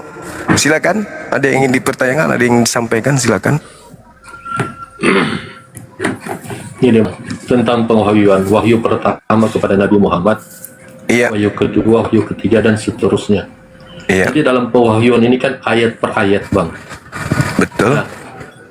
Bagaimana ayat ini yang diwahyukan, tapi sebenarnya ayat ini sudah menyebutkan Al-Quran, sementara Al-Quran itu belum jadi itu, Bang. Ini Nah. satu ayat. Pertanyaan yang bagus. Jadi, ketika kita berbicara mengenai Al-Quran, sama kedudukan seperti kitab ketetapan. Kitab itu ketetapan, Quran itu bacaan. Jadi ketika Nabi Muhammad menerima wahyu, misalnya Alif Lam Mim zalikal kitabu la raiba fihi hudan lil muttaqin. Kitab Al-Quran ini tidak ada keraguan di dalamnya, petunjuk bagi orang yang bertakwa. Tapi di situ belum berbentuk kitab. Berarti yang dimaksud di sini adalah ketetapan-ketetapan. Nah, kenapa dikatakan sebagai lembaran-lembaran? Karena kalau Al-Quran itu akan menjadi lembaran-lembaran, maka menjadilah berbentuklah mushaf. Inilah yang disebut kitab, ketetapan, yaitu Al-Quran. Lalu dibukukan, menjadilah kitab. Bedanya dengan Yesus, Yesus juga mengajarkan itu. Tetapi ketika dibukukan, tidak dibukukan berdasarkan dengan penyampaian Yesus langsung, tetapi dibukukan berdasarkan hasil penyelidikan orang per orang. Nah, ini yang tidak dimiliki oleh Injil. Injil diajarkan oleh Nabi Isa, kemudian Al-Quran diajarkan oleh Nabi Muhammad. Al-Quran dibukukan, Injil tidak dibukukan sesuai dengan apa yang datang kepada Nabi Isa, melainkan cuma diajarkan saja pada zaman itu. Lalu orang-orang melakukan penelitian tentang Nabi Isa, lahirlah buku-buku Anda. Jadi Al-Quran pada saat diwahyukan memang bukan berupa buku, tapi sudah dikatakan sebagai ketetapan. Kitab itu artinya ketetapan. Zalikal kitab, inilah ketetapan yang datang kepadamu wahai Nabi Muhammad. Kenapa disebut nama Al-Quran? Karena memang bacaan. Makanya diwahyukan bukan berupa kitab, diwahyukan dalam berupa ilham yang kemudian disampaikan ayat per ayat kepada baginda Rasulullah Muhammad sallallahu alaihi wasallam, lalu dibukukan setelah dihafalkan. Begitu, Abang. Maksudnya Ayo kan teman-teman. begini, Bang. Iya, silakan. Itu kan ayat. Seharusnya begini, Bang. Ketika diwahyukan, berimanlah kamu kepada ayat atau kalimat ini. Seharusnya pewahyuan seperti itu, berimanlah kamu kepada ayat atau berimanlah kamu kepada kalimat ini. Tapi karena Al-Quran itu belum jadi, kitabnya itu belum jadi itu, Bang. Masa kitabnya belum jadi tapi ayat itu sudah mengatakan bahwa kitab Al-Quran. Sementara dalam pewahyuan itu ayat per ayat itu, Bang. Iya. Nggak bisa ada belum ada Al-Quran, masih ayat. Tapi ayat itu kok sudah menyatakan bahwa ini Alkitab Al-Quran. Ini yang menurut saya ini, Bang, ini campur tangan sahabat Nabi ini. Tadi sudah saya menjelaskan, padahal ada dua kata, kitab dan juga Quran. Kitab ketetapan, Quran bacaan. Apa yang jadi masalah di sana? Nggak ada yang jadi masalah. Ketetapan yang dibukukan, bacaan yang dibukukan, jadilah kitab Al-Quran. Tidak ada masalah di sana. Kitab itu ketetapan. Gini, Bang. Dalam pewahyuan, kitab itu belum jadi. Dalam pewahyuan, kitab itu belum jadi. Iya, ketetapan sudah ada kan? Kitab itu Kitab nanti itu dibuat oleh kitab itu tidak serta-merta artinya buku. Kitab itu ketetapan. Masa nggak paham Abang ini? Coba anak-anak api naik dulu jadi dong. dalam pewahyuan. Pewahyuan Jadi kan dalam pewahyuan seharusnya yang disampaikan kan ayat, Pak. Ketetapan yang disampaikan oleh Allah melalui pewahyuan. Kan itu. Zalikal kitabu la raiba fihi hudal lil muttaqin. Ketetapan ini tidak ada keraguan di dalamnya, yaitu petunjuk bagi orang-orang yang bertakwa. Ketetapan-ketetapan ini nanti tertuliskan dalam sebuah buku ketika dibukukan. Sekiranya tidak dibukukan, maka ketetapan-ketetapan itu akan menjadi untayan-untayan ayat yang dihafalkan oleh manusia. Alhamdulillah. Izin dulu ya Bang ya, saya ibadah dulu sejenak ya Bang. Tetap di sini, ini ada adik saya. Dinda, mohon jaga markas dulu sebentar sekali. Saya ibadah dulu deh. Siap, Bang Zuma.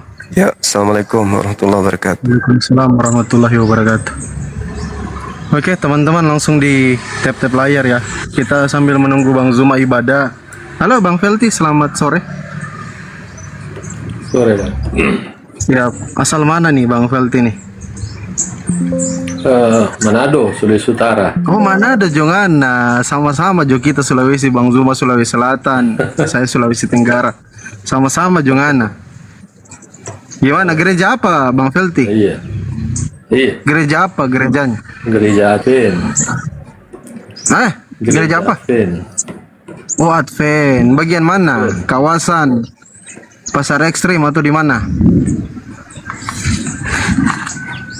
Bitung. Bagian mana, Jo? Di mana? Di bagian Bitung, Manado Bitung. Oh, di Bitung. Oh, ikan yang terkenal dengan ikan cakalangnya itu ya. Mantap. Wah. Salam kenal ya Bang Felty ya. Menarik tadi yang dibahas sama Bang Zuma nih Ya, sama-sama. tentang kitab dan ketetapan ini. Kenapa? Ada apa dengan ini Bang Felty? Kenapa tidak lebih menyelidiki tentang dasar keimanan Bang Felty?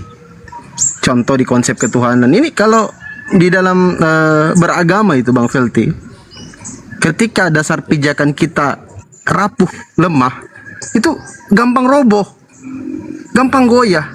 Contoh kalau rumah itu pondasinya lemah, itu gampang jatuh rumahnya, gampang ambruk. Begitu pula dengan ketika kita beragama atau kita beriman kepada sesuatu. Kalau dasar kita nggak kuat, konsep ketuhanan kita nggak kuat, itu percuma. Apapun yang kita lakukan itu percuma Bang Felty. Makanya lebih baik Bang Felty kaji dulu tentang konsep ketuhanan ini Bang Felty.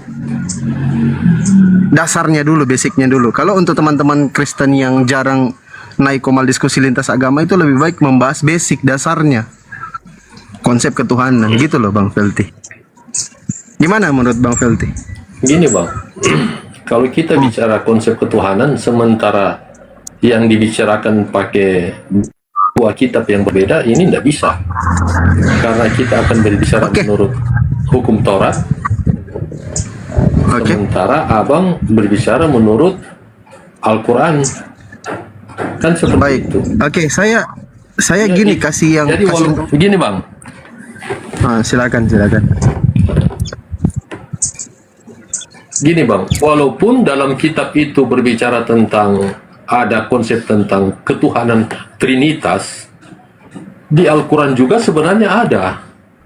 Tapi orang Muslim itu tidak bisa menerima itu. Saya kasih contoh satu itu.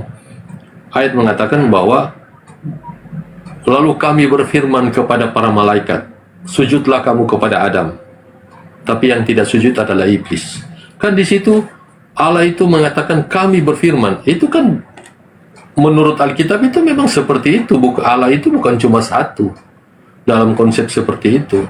Jadi sebenarnya tanda-tandanya ada di Al-Quran, tapi orang Muslim tidak menerima seperti itu. Oke, saya langsung tanggapi aja. Baik, saya langsung tanggapin aja miskonsepsinya Pak Felty ya. Sorry di sini agak bising karena kendaraan lalu lalang nih. Ini Pak Felty pernah dengar plural majesty? Pernah dengar Pak Felty? Itu pernah dengar itu istilah seperti itu? Enggak. Pernah dengar? Enggak. Enggak pernah dengar. Coba Bang jelaskan. Gimana yang lebih mudah ya? Sebentar. Nah, ingat waktu sekolah dulu Pak Felty. Waktu SD, SMP, SMA mungkin begitu. Pernah tulis surat enggak Pak Felty? Pernah? Pak Felty tulis misalkan lagi sakit nih. Pak Felty tulis surat. Terus di akhir surat itu Pak Felty tanda tangan nih. Ada tulisan di situ hormat kami. Itu kami yang nulis surat berapa orang, Pak? Ini kita kasih contoh yang mudah saja Pak Felty. Karena di dalam Al-Quran itu kenapa menggunakan kata kami? Karena Allah itu mengatakan kami itu di dalam Al-Quran Pak Felty itu untuk menunjukkan kebesarannya, kemahakuasaannya. Seperti itu Pak Felty. Makanya disebut plural majesty. Kalau Pak Felty belum paham nanti dipelajari lebih dalam lagi Pak Felty. Karena kalau menganggap kami itu, memang kalau di bahasa Indonesia Pak Felty, itu kami itu merujuk kepada lebih dari satu orang. Kalau untuk ukuran kamus besar bahasa Indonesia. Tapi ingat, ada plural ketika Pak Felty yang ringan-ringannya tadi saya jelaskan, ketika Pak Felty tulis surat, itu kan ada tertulis hormat kami. Kami itu kan hanya kita yang menulis, nggak lebih dari satu. Nah karena sudah terjadi kecelakaan teologis pada keimanan, dogma dan doktrin teman-teman Kristen, akhirnya inilah yang terjadi. Tuhan, Nabi Musa katakan Tuhan di dalam Ulangan 6 nomor 4 bahwa Tuhan itu Esa. Dengarlah hai orang Israel, Tuhan Elohim kita, Tuhan itu Esa, satu tunggal, bukan dua, bukan tiga. Tiba-tiba karena dogma dan doktrin yang sudah mendarah daging, entah sekte mana, kelompok mana yang mengajarkan hal demikian, dipaksa Tuhan ini jadi jamak, lebih dari satu. Berikutnya yang kedua Pak Felty, di dalam perjanjian baru Yesus mengemukakan juga, mengutip juga yang tertulis di dalam kitab Taurat Musa. Apa yang Yesus katakan? Markus 12:29. Dengarlah orang Israel, Tuhan Allah kita, Tuhan itu Esa, satu tunggal, the only one. Gak ada yang lain selain dia. Ditekankan oleh Yesus di dalam Yohanes 17:3, satu-satunya Tuhan yang benar adalah Bapa.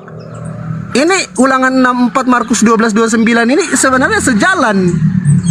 Ajaran para nabi ini sejalan, termasuk apa yang diajarkan oleh baginda Rasulullah Nabi Muhammad SAW di dalam Al-Quran Nur Karim. Surah Al-Ikhlas ayat pertama, Bismillahirrahmanirrahim. Qul huwallahu ahad. Katakanlah Allah itu Esa, satu tunggal, bukan dua, bukan tiga, bukan tiga jadi satu, satu jadi tiga kayak kopi Torabika. Enggak kayak gitu Pak Felty. Ini selaras. Tadi Pak Felty bilang ketika kita berdiskusi, Anda bawa Bible, saya bawa Al-Quran, jelas berbeda. Betul. Kenapa kita tidak cari kesamaan? Di dalam kitab terdahulu sampai kitab yang diturunkan kepada baginda Rasulullah Nabi Muhammad, saya rasa pengajaran tentang konsep ketuhanan itu sama. Tuhan Esa Ulangan 6 nomor 4 kitab Taurat Musa. Tuhan Esa, Yesus yang bilang Markus 12:29. Al-Quran Nur Karim, Quran surah Al-Ikhlas ayat pertama, Allah itu Esa. Saya rasa sama Pak. Apa yang membedakan pengajaran dari tiga para nabi ini? Ya Kristen mau lebih dari satu Tuhannya. Entah doktrin ajaran dari mana sehingga teman-teman Kristen ini terjadi kecelakaan teologis di dalam iman Kristen. Harusnya Tuhan Esa, Yesus bilang the only one, satu-satunya. Kok tiba-tiba berubah? Bergeser nih, ada pergeseran. Mungkin Pak Felty bisa jelaskan dulu kepada saya. Kita kasih kesempatan Pak Felty untuk menjelaskan Tuhan ini kok bisa berubah jadi Esa tunggal, the only one, satu-satunya menjadi lebih dari satu. Silakan Pak Felty ditanggapin dulu. Bentar bang. Yan. Ambil cas dong, ambil cas. Halo, bang. Boleh dengar? Silakan.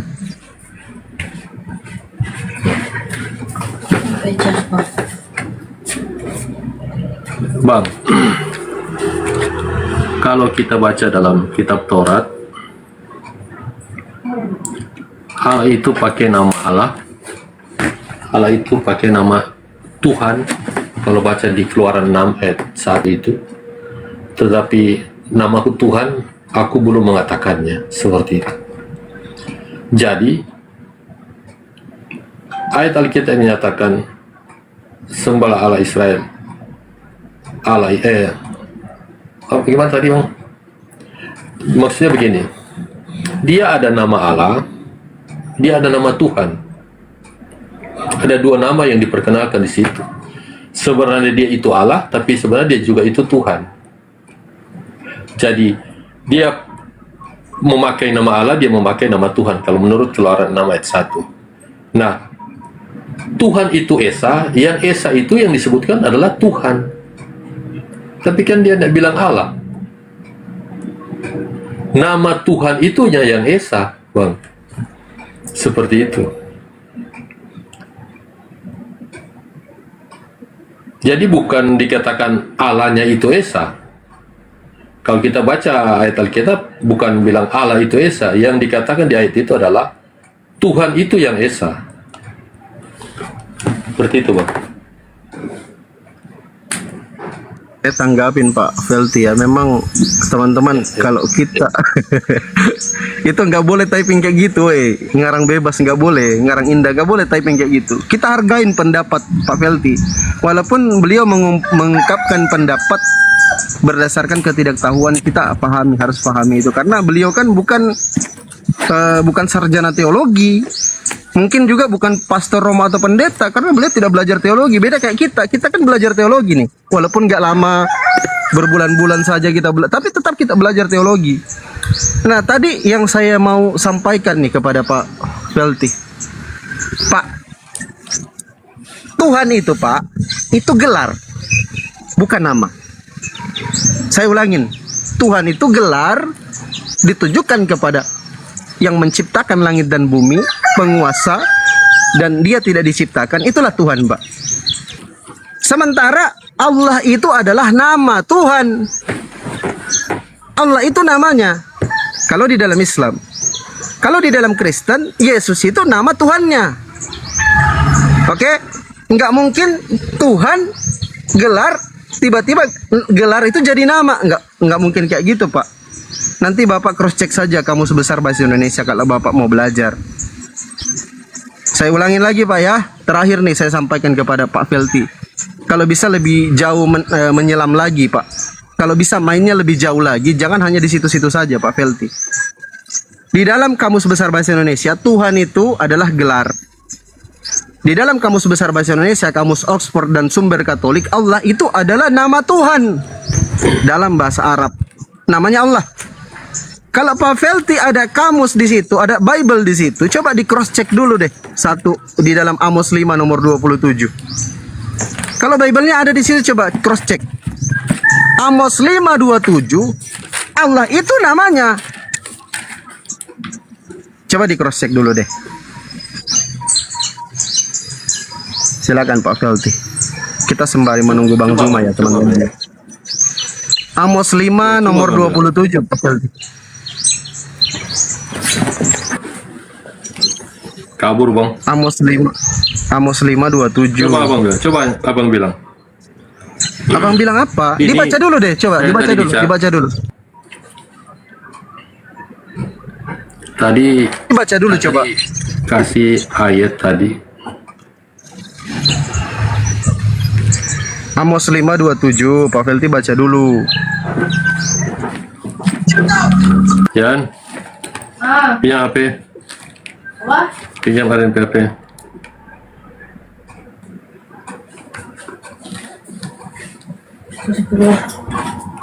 Inilah teman-teman ya, karena kesalahan terjemahan yang dilakukan oleh Lembaga Bible Indonesia, akibatnya banyak teman-teman Kristen ini yang gagal paham, bahkan salah paham dengan terjemahan. Kalau kita mau ambil terjemahan yang jujur, silakan.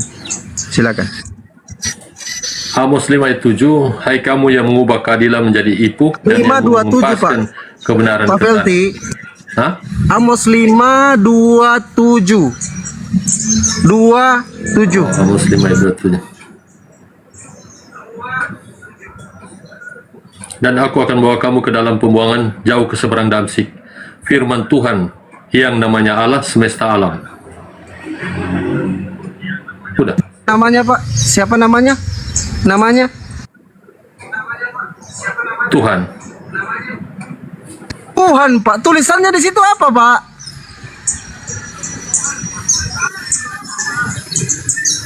Namanya siapa di situ? Nah inilah, karena teman-teman Kristen ini kurang belajar, akhirnya gampang tertipu oleh terjemahan. Padahal Allah itu adalah nama Tuhan di dalam Amos 5 nomor 27. Gitu loh. Allah itu namanya, Pak. Bukan Tuhan namanya, Tuhan itu gelar. Jangan dirusak tata bahasa Indonesia yang baik dan benar, Pak Felti. Makanya saya mohon sama Pak Felti kalau bisa belajar lagi, Pak. Karena kalau kita, ini ada istilah yang saya pernah dapat dari salah seorang guru saya ya. Kebetulan beliau dosen. Beliau katakan gini, Pak. Orang Kristen itu masuk neraka gara-gara tidak tahu bahasa Indonesia. Orang Kristen masuk neraka karena tidak tahu bahasa Indonesia. Nggak malu apa Pak Felti disampaikan seperti itu?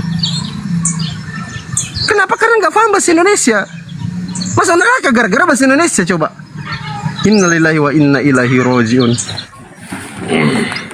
Makanya Pak, setelah diutus para nabi itu Pak, Nabi Musa, Nabi Daud, Nabi Isa alaihissalam, ada nabi penutup yang diutus.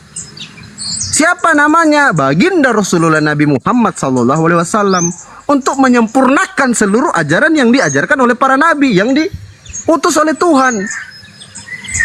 Itulah Al-Quranul Karim yang dibacakan tadi oleh Bang Zuma di dalam surah Al-Baqarah ayat kedua. Bismillahirrahmanirrahim. Zalikal kitabul la raiba fihi hudal lil muttaqin. Al-Quran itu nggak ada keraguan di dalamnya, nggak ada satupun, Pak. Jadi satu-satunya kitab yang paling layak untuk diimani seluruh umat manusia ini adalah Al-Quranul Karim, Pak. Karena di dalamnya Allah itu menekankan kepada kita. Bismillahirrahmanirrahim. Afala tatafakkarun, Fandi Felti. Afala takilun. Apakah kau tidak berpikir? Apakah kau tidak menggunakan akalmu? Itu kata Al-Quran. Sebenarnya dalil yang sama ada dalam Bible, Matius 22 nomor 37. Kasihilah Tuhan Allahmu dengan segenap hatimu, dengan segenap jiwamu, dengan segenap akal budimu. Kita disuruh pakai otak, Pak. Pakai otakmu. Seperti itu Pak Felti. Mohon maaf saya agak sedikit keras Pak Felti ya. Saya memang kayak gini Pak Felti. Cuman walaupun nada saya tinggi, cuman saya itu sayang kepada saudara-saudara saya Kristen, abang-abang saya yang Kristen, sayang. Saya nggak mau saudara-saudara saya ini terjerumus, disesatkan oleh pembinasa keji. Nggak mau saya, Pak. Kan Yesus sudah pesan tuh, Pak. Waspadalah supaya jangan ada orang yang menyesatkan kamu, sebab banyak orang yang akan datang dengan memakai namaku. Matius 24 nomor 4 dan 5.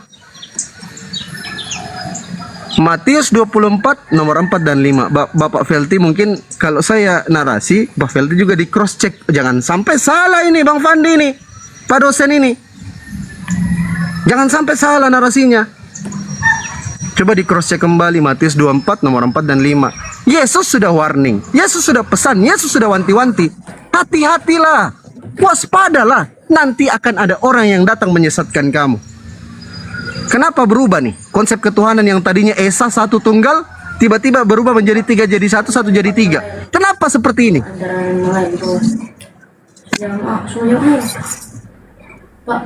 Pak Felti mungkin mau narasi juga, saya mute aja dulu. Silakan Pak Felti, saya kasih kesempatan. Mohon maaf agak kencang Pak Felti. Memang tadi saya cuma setara cari ayat. Tadi sebenarnya saya pikir abang mengerti tentang kalimat di Alkitab, tapi apa yang saya sampaikan tadi abang tidak mengerti. Nah, kalau abang mau baca, dia di Keluaran 6 ayat 3. Saya bacakan ya bang.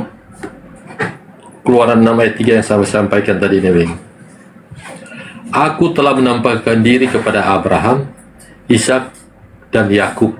Jadi aku telah menampakkan diri kepada Abraham, Ishak dan Yakub, yaitu Allah ini bang, sebagai Allah yang Maha Kuasa. Tetapi dengan namaku Tuhan, aku belum menyatakan diri. Lihat ini yang saya bilang tadi, itu Tuhan itu namanya dia.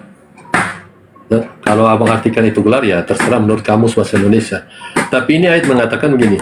Aku telah menampakkan diri kepada Abraham, Ishak dan Yakub sebagai Allah yang Maha Kuasa. Tetapi dengan namaku Tuhan, aku belum menyatakan diri. Kalau kita mau cari itu Tuhan itu Esa, cari ya Bang.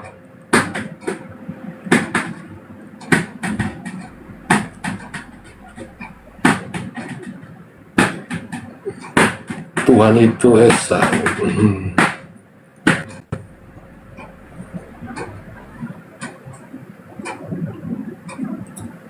Lupa kita itu, sementara cari Bang. Jadi kalau bilang Tuhan itu Esa, tadi Ulangan 6 nomor di 4 dalam Pak. Keluaran Ulangan 6 nomor 4 yang Tuhan itu Tuhan Esa, Esa. coba dibuka. Ulangan 6 ayat 4. Dengarlah hai orang Israel, Tuhan Allah kita, Tuhan itu Esa. Jadi dia ada Tuhan Allah, tapi dia bilang Tuhan yang Esa. Sementara Allah yang Maha Kuasa, dia juga memakai nama Tuhan. Dan yang dikatakan Esa itu adalah Tuhannya yang Esa. Itu Bang. Dia tidak bilang Allah itu Esa, tapi ini dikatakan Tuhannya yang Esa. Tapi Allah yang Maha Kuasa memakai nama Tuhan, dan yang Esa itu adalah Tuhannya. Tuhan bukan Allah. Ya Pak Felti, abangku, Tuhan itu kan bahasa Indonesia kan Pak Felti, betul? Tuhan itu setelah diterjemahkan dari original teksnya bahasa Ibrani, Elohim, itu berubah menjadi Tuhan. Itu gelar Pak. Di dalam Kamus Besar Bahasa Indonesia, Tuhan itu gelar. Kecuali Anda ingin mengatakan bahwa Bible kami ini, Pak dosen, ini tidak berdasarkan kaidah bahasa Indonesia yang baik dan benar. Nah, itu nggak apa-apa. Silakan. Kalau Pak Felti mengatakan, iya Pak dosen, Bible kami ini tidak menggunakan kaidah bahasa Indonesia yang baik dan benar, itu nggak apa-apa, silakan. Itu iman dan doktrin teman-teman Kristen. Tapi kalau teman-teman Kristen mengatakan sesuai kaidah bahasa Indonesia yang baik dan benar, maka Tuhan itu adalah gelar. Allah itu adalah nama dari berbagai literasi dan sumber yang kami bisa kemukakan, dari Kamus Besar Bahasa Indonesia, dari Kamus Oxford, dari sumber Katolik, bahwa Allah itu adalah nama sesembahan umat Islam, nama dalam bahasa Arab, nama Tuhan dalam bahasa Arab. Nah, ini yang saya perhatikan sejauh ini yang terjadi di lingkungan teman-teman Kristen, di samping karena banyaknya kesalahan terjemahan yang terjadi di dalam penulisan atau terjemahan Bible teman-teman Kristen ini salah satu faktor juga yang menyebabkan bahwa teman-teman Kristen ini bisa masuk neraka hanya karena kesalahan terjemahan, hanya karena nggak paham bahasa Indonesia. Ini bahaya nih Pak Felti. Coba nih saya kasih satu contoh. Pak Felti coba bisa buka satu dalil di dalam Matius 11:25. Coba deh Bapak Felti, izin abangku ya, satu data aja. Coba di cross check deh, Matius 11:25. Pada waktu itu berkatalah Yesus, aku bersyukur kepadamu Bapa, Tuhan langit dan bumi. Siapa Tuhan langit dan bumi, Pak? So, Bapa, bukan Yesus kan? aku bersyukur padamu Bapa, Tuhan langit dan bumi. Yang Tuhan langit dan bumi siapa? Yesus atau Bapa? Bapa. Loh kok Yesus yang disembah? Kita ngintip di gereja tiap hari Minggu loh. Kok Pak Felti sebut-sebut nama Yesus, malah Yesus yang dituankan, woi. Ini kenapa kayak gini? Padahal Yesus, Pak, saya jujur, Pak, saya sebagai umat Islam, sebagai dosen kristologi, saya orang yang paling sayang sama Yesus. Saking sayangnya saya sama Yesus, saya nggak mau Yesus itu difitnah, dikatakan Tuhan dia, dikatakan Tuhan yang turun ke bumi jadi manusia. Nggak mau saya, Pak. Saya menentang keras orang-orang yang menghujat Yesus, mengatakan Yesus itu Tuhan. Nggak mau. Karena saya sayang sama Yesus. Saya umat Islam, termasuk Bang Zuma, pasti kami memuliakan Yesus Kristus. Itu pasti, Pak. Kami sangat memuliakan beliau. Kami nggak mau beliau itu mati diludahin, ditampar, ditelanjangin, dibunbun, digantung di kayu pohon. Nggak mau kami, Pak. Nggak mau. Kami sayang sama Yesus. Tapi teman-teman Kristen apalah daya. Mau Yesus itu dihina, ditampar, diludahin, ditelanjangin, dibunbun, digantung, terkutuk pula di Galatia 3:13. Siapa sebenarnya yang memuliakan Yesus? Kami umat Islam atau Kristen? Kalau dari apa yang kita lihat, Pak, kamilah umat Islam ini yang lebih memuliakan Yesus daripada teman-teman Kristen itu sendiri. Bukti sayangnya kami sama Yesus, kita tempatkan Yesus itu pada tempatnya. Di mana tempatmu, Yesus? Aduh, dibatasi pula live-nya. Sorry, mungkin kena pembatasan kita nih. Sorry, mungkin karena saya terlalu keras, teman-teman ya. Saya memang kayak gitu, Pak. Saya menggebu-gebu, apalagi membela Yesus ini saya menggebu-gebu sekali, Pak. Saya nggak mau Yesus itu dihina oleh orang-orang yang tidak bertanggung jawab, nggak mau. Jadi kami sekali lagi, Pak, umat Islam, kami menempatkan Yesus pada tempatnya. Apa pengakuan Yesus? Siapa kau, Yesus? Siapa kau? Aku ini hanya utusan Tuhan loh, Yohanes 17:3. Waktu juga aku menghidupkan Lazarus di dalam Yohanes 11:40 sampai 43. Aku menghidupkan Lazarus karena orang banyak mengelilingi aku. Aku mengatakannya supaya mereka percaya bahwa Engkaulah Bapa yang Tuhan langit dan bumi tadi yang telah mengutus aku. Utusan. Siapa kau, Yesus? Aku penyampai firman. Mana datanya? Yohanes 17:8. Sebab segala firman yang engkau sampaikan kepada aku telah kuterima, Bapak. Dan aku telah menyampaikannya kepada mereka. Ini bukti Yesus ini hanya sebagai seorang penyampai firman, sebagai perantara, sebagai seorang nabi. Lebih tepatnya, Pak, kalau Pak Felty mau cross check di dalam Yohanes 12:49 sampai 50, coba deh dibaca tuh, Pak Felty. Yohanes 12, ini data terakhir nih yang saya mau tunjukkan sama Pak Felty sambil menunggu Bang Zuma. Yohanes 12:49 sampai 50. 9 sampai 50, Pak Felty. Sebab aku berkata-kata bukan dari diriku sendiri, tetapi Bapa yang mengutus aku, Dialah yang memerintahkan aku untuk mengatakan apa yang harus aku katakan dan aku sampaikan. Dan aku tahu bahwa perintahnya itu adalah hidup yang kekal. Jadi apa yang aku katakan, aku menyampaikannya sebagaimana yang difirmankan oleh Bapa kepadaku. Bang, gini Bang. Silakan. Kita balik Bang ya. Bang, tadi Abang bilang nama Allah itu Allah, Tuhan itu gelar. Kita ikut dari pemahaman Abang. Tuhan itu gelar. Kita kembali di ayat Ulangan 6 ayat 4. Ini begini. Dengarlah hai orang Israel, Tuhan itu Allah kita, Tuhan itu Esa. Ini kan gelar. Gelarnya yang Esa, gelar Tuhan itu yang Esa. Tadi Abang suruh saya baca dalam Matius 11 ayat 25. Bapa Tuhan langit dan bumi. Yesus itu Tuhan bagi semua manusia. Beda Bang. Baru kalau kita bicara tentang utusan Bang, ini saya minta maaf pada Abang ya. Karena ini untuk memberikan pengertian. Utusan Yesus sebagai utusan dan Nabi Muhammad sebagai utusan. Utusan itu kepada umat yang berbeda Bang. Nabi Muhammad diutus kepada bangsa jahiliyah, kepada orang kafir. Isa Al-Masih diutus kepada orang-orang yang beribadah. Beda Bang. Orang yang puasa. Pak Felty, ini ada yang Pak Felty belum baca nih. Saya coba tunjukin ya. Belum. Kalau Nabi Isa alaihissalam, Pak Kita Felty. belum selesai Bang. Sebentar, dikit aja supaya Pak Felty paham. Di dalam Islam, Nabi Isa alaihissalam itu hanya diutus untuk Bani Israel. Tok, nggak ada lain. Nggak boleh ke bangsa lain Nabi Isa. Pak Felty coba cross check Matius 15:24 dong. Coba di cross check Matius 15:24. Satu dalil aja itu. Coba dibuka. Yesus bilang apa di situ? Yesus yang bilang, bukan aku, Yesus. 15:24. Matius berapa? Matius 15:24. Jawab Yesus, aku diutus hanya kepada domba-domba yang hilang dari umat Israel. Oke, sudah. Saya bahas ya. Bang, begini, Bang dosen.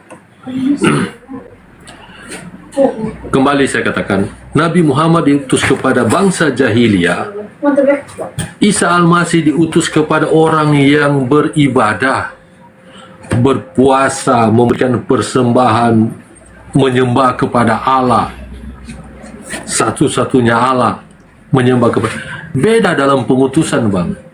Saya mungkin kasih contoh yang, tapi minta maaf, Bang ya. Mungkin sama-sama guru, ada orang sama-sama guru, tapi kan beda, Bang. Guru untuk anak yang SD dan untuk guru seperti abang dosen, kan pengajarannya beda, Bang.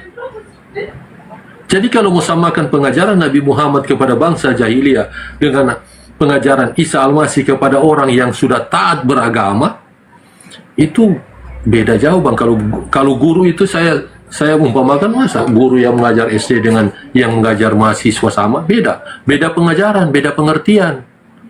Dan pengertian yang di Alkitab ini yang saya lihat abang memahami itu ya memang sulit, karena ini pengertian yang memang pengajaran untuk bukan kepada orang jahiliyah, tetapi kepada orang beragama. Itulah sebabnya Isa Al-Masih kalau kita baca di dalam Alkitab, dia mencekam orang-orang yang rajin beribadah, orang yang berpuasa, orang yang memberikan persembahan, orang yang beribadah, bahkan para imam di Ka'bah itu dicekam.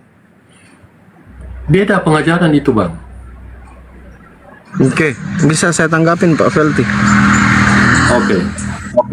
Pak Felty, ini saya kasih analogi ya.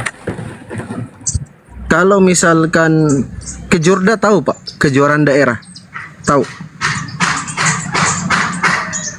Oke, kejuaraan daerah tahu. Kalau kejurnas, kejuaraan nasional, Pak Felty tahu? Kalau apa ya sebutannya kalau kejuaraan dunia itu ya? Nah gitu deh, kejuaraan dunia dengan kejurda. Kejurda itu hanya untuk daerah Pak, kejuaraan daerah. Nah itulah Yesus Pak. Dasarnya di mana? Matius 15:24. Yesus hanya untuk Bani Israel. Kejurda aja dia. Bedanya dengan baginda Rasulullah Nabi Muhammad Pak Felty, ada dalilnya Pak. Di dalam surah Al-Anbiya ayat 107, dalilnya gini bunyinya. Bismillahirrahmanirrahim. Inna arsalnaka ila rahmatan lil alamin. Baginda Rasulullah Nabi Muhammad itu diutus untuk seluruh umat manusia, Pak. Jadi dia World Cup jadinya, kejuaraan dunia. Kalau Yesus hanya kejuaraan daerah. Karena dia diutus hanya untuk bangsa kecil, bangsa Israel aja. Nabi Muhammad untuk seluruh dunia. Untuk seluruh umat manusia. Dalilnya ada, Pak. Surah Al-Anbiya 107. Sementara Yesus hanya untuk Bani Israel. Dalilnya apa? Matius 15:24. Makanya kalau teman-teman dari Afrika, dari Indonesia, Amerika, Burundi sana mau mengikuti ajaran Yesus, bukan untuk kalian. Karena Yesus hanya untuk Bani Israel, bukan untuk kalian. Gitu loh Pak. Yang untuk kalian Pak Felty, termasuk Pak Felty ini dari Manado, dari Indonesia, itu nabinya adalah baginda Rasulullah Nabi Muhammad SAW, karena diutus untuk seluruh umat manusia. Ajarannya untuk seluruh umat manusia. Yesus itu hanya untuk Bani Israel, bukan untuk Bapak. Jangan diikuti itu. Gimana sih? Makanya saya mengikuti Nabi Muhammad karena diutus untuk seluruh umat manusia. Kalau Yesus hanya untuk Israel, ngapain saya pergi sama Yesus? Gitu Pak Felty. Silakan ditanggapin lagi mungkin Pak Felty. Bang, mempelajari kan bukan cuma hanya kepada satu kitab, satu ayat, kita berpatokan kepada itu. Sama dengan Alkitab, kita bukan cuma kepada satu ayat yang menyatakan demikian, ya kita mengimani itu. Kita harus kaitkan itu secara keseluruhan. Jadi ya kalau abang pengertiannya cuma dari satu ayat Al-Quran, ya seperti itu. Sementara ayat itu sebenarnya bertentangan dengan kitab yang sudah ada, yaitu Taurat. Kan sudah ada Taurat di zaman itu. Kalau kita mau bandingkan itu pengajaran, itu justru pengajaran Muslim ini bertentangan sangat berbeda dengan pengajaran Taurat. Sementara Taurat itu memang pengajaran yang diberikan kepada Allah itu kepada bangsa Israel. Dan kenapa pengajaran itu berbeda? Kenapa Al-Quran mengajarkan begitu sementara Taurat mengajarkan berbeda? Contoh dalam pengampunan. Pengampunan di hukum Taurat mengajarkan bahwa Allah menyuruh mempersembahkan domba, lembu untuk pengampunan. Tapi di situ ada tuntutan Allah bahwa ada yang harus mati untuk mendapatkan pengampunan, yaitu domba atau lembu. Sementara di Al-Quran, kenapa itu berbeda? Dan pemahamannya berbeda. Ini yang kalau kita belajar secara keseluruhan, itulah sebabnya kalau di Kristen, kenapa pengampunan di Kristen seperti itu masih berkaitan dengan Taurat. Sementara pengajaran Muslim, Al-Quran itu bertentangan dengan hukum Taurat, dengan ajaran Taurat. Seakan-akan bahwa Al-Quran ini kitab yang berdiri sendiri. Kenapa dia bertentangan dengan kitab Injil? Bertentangan. Kitab Mazmur bertentangan. Kalau kita baca Alkitab, Taurat, Injil, semua itu, kitab para nabi, semua itu berkaitan, tidak ada bertentangan. Tapi kalau di Al-Quran itu jadi bertentangan. Itu Bang. Assalamualaikum Gurunda. Headsetnya mana Kanda? Bang Zuma. Bang Zuma headsetnya. Itu. Sudah dengar narasinya tadi Pak Bang Zuma? Saya lagi nonton ini di HP. Ya. Ada dikirim. Beliau Coba mengatakan, yeah. Beliau mengatakan bahwa Al-Quran ini tidak sesuai dengan apa yang diajarkan oleh kitab sebelumnya, Taurat, Injil, kata beliau. Kenapa soal penebusan dosa itu berbeda konsepnya dengan Taurat dan Injil yang diimani oleh teman-teman Kristen? Oke. Gitu aja yang bisa saya sampaikan. Kanda izin turun. Terima kasih banyak Bang Zuma. Oke. Lanjutkan, semangat Gurunda. Baik. Assalamualaikum warahmatullahi wabarakatuh. Bang Felty selamat sore Bang. Waalaikumsalam. Makasih Dek, makasih ya. Makasih banyak udah menemani di sini teman kita. Ya, jadi kalau di Al-Quran itu Pak, Al-Quran itu datang bukan untuk apa? Bukan untuk mengajarkan Taurat lagi. Taurat itu hukum untuk kaum Bani Israel. Dan Injil untuk kaumnya Bani Israel juga. Terkait dengan kurban di Islam itu dalam surah Al-Hajj ayat 34 diterangkan bahwa di setiap umat sudah diberikan ketetapan untuk mempersembahkan kurban hewan binatang. Dikatakan bahwa walikulli ummatin ja'alna mansakan liyazkurusmallah ala marzakahum min bahimatil an'am. Jadi setiap umat sebelum Islam itu memang sudah disyariatkan berkorban hewan, imamat 1, nomor 2. Namun semua umat juga diajarkan untuk menyembah kepada satu Tuhan saja, yaitu hakikat yang maha suci lagi maha tinggi. Itu yang disembah oleh para nabi. Qul amanna billah wa ma unsila ilaina wa ma unsila ila Ibrahim wa Ismail wa Ishaqa wa Yaqub wal asbati wa ma utiya Musa wa Isa. Jadi para nabi itu sembahannya cuma satu, tidak pernah berubah. Seperti itu.